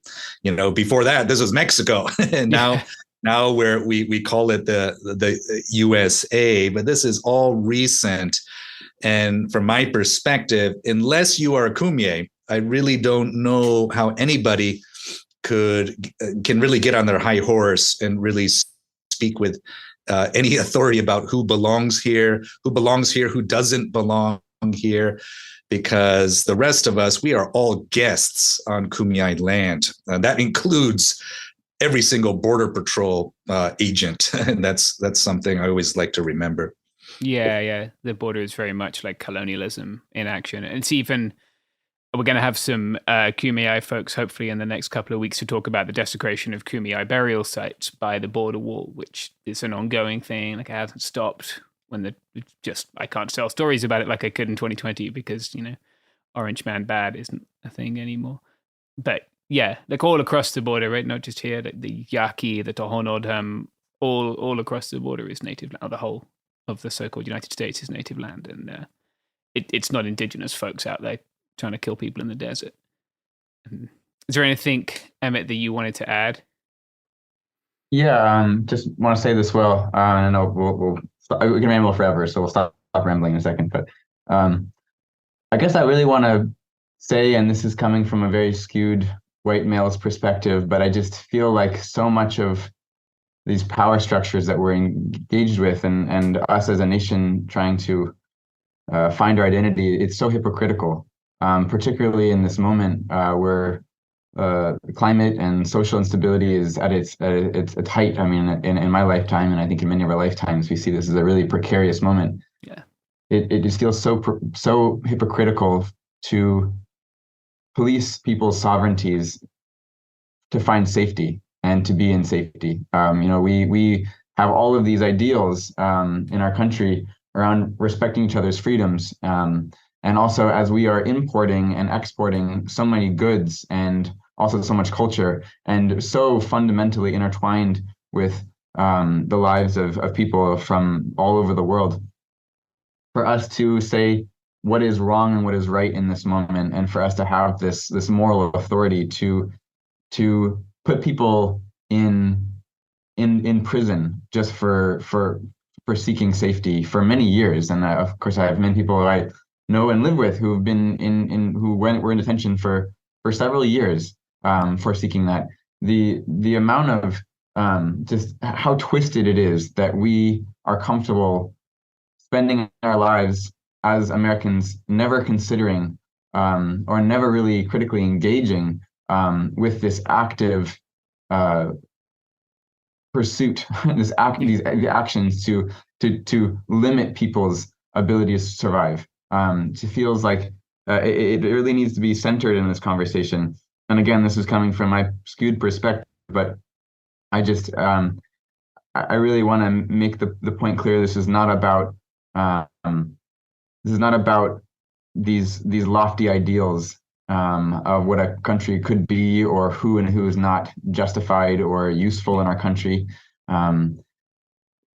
We make these arbitrary assessments of what's justified or what's legal and not legal. And very often those are just continuing the legacy of exploitation of Black and brown people, the exploitation of landscapes, the exploitation of labor, the exploitation of people whose voices are not heard politically, economically, and continuing a conversation in Otay Mesa Center, the people who are detained are cleaning their own cells, and their labor is actually being exploited as well. You can't distinguish the fact that there is the history of policing in our country and the history of prisons is specifically a project to continue white supremacy. And you can see particularly the differential policing of immigration currently, and the differential way that certain people from certain countries are or are not valid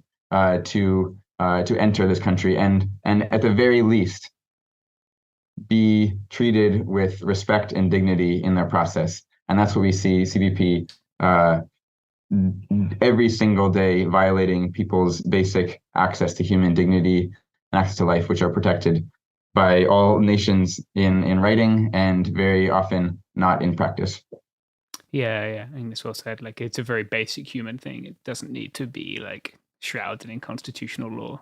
And like you also said, like, capital flows very freely across the border, but people aren't allowed to. And yeah, it's pretty messed up. And guys, where can people, if they want to support, if they want to just send a kind word, where can people find you on the internet? The best way probably is on Instagram. We have an account, Borderlands Relief Collective. Reach out to us. And I do want to give a shout out to our sister organizations, Border Kindness, their water drop program led by Jacqueline and James has been doing tremendous work for years. Border Angels, which is kind of the parent organization of water drop volunteer groups in California. Our comrades who do search and rescue, as well as recovery of those who have died, including armadillos and aguilas, eagles of the desert. Very, very proud to be in this community of people who are trying to help people in the borderlands. Yeah. Thank you very much, guys. That was really great. Hey, we'll be back Monday with more episodes every week from now until the heat death of the universe. It Could Happen Here is a production of Cool Zone Media. For more podcasts from Cool Zone Media, visit our website, coolzonemedia.com, or check us out on the iHeartRadio app, Apple Podcasts, or wherever you listen to podcasts. You can find sources for It Could Happen Here updated monthly at coolzonemedia.com/sources. Thanks for listening. Tired of spills and stains on your sofa? Wash away your worries with Anabei.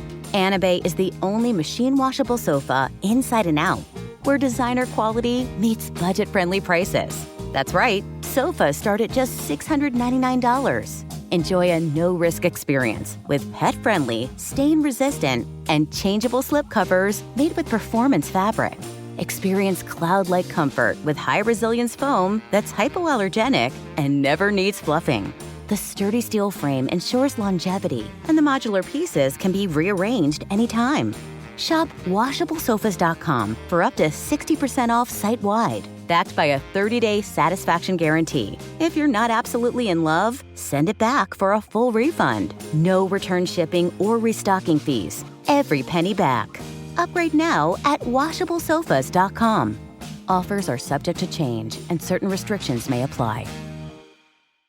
You're listening to a podcast, so you're doing something else too, like maybe scrolling home listings on Redfin, saving places you like without thinking you'll get them, because that's what house hunting has become. But Redfin isn't built for endless browsing. It's built to help you find and own a home. Redfin agents close twice as many deals as other agents, which means when you find a place you love, you've got a real shot at getting it. Redfin helps turn saved listings into real addresses. Get started at redfin.com. Own the dream.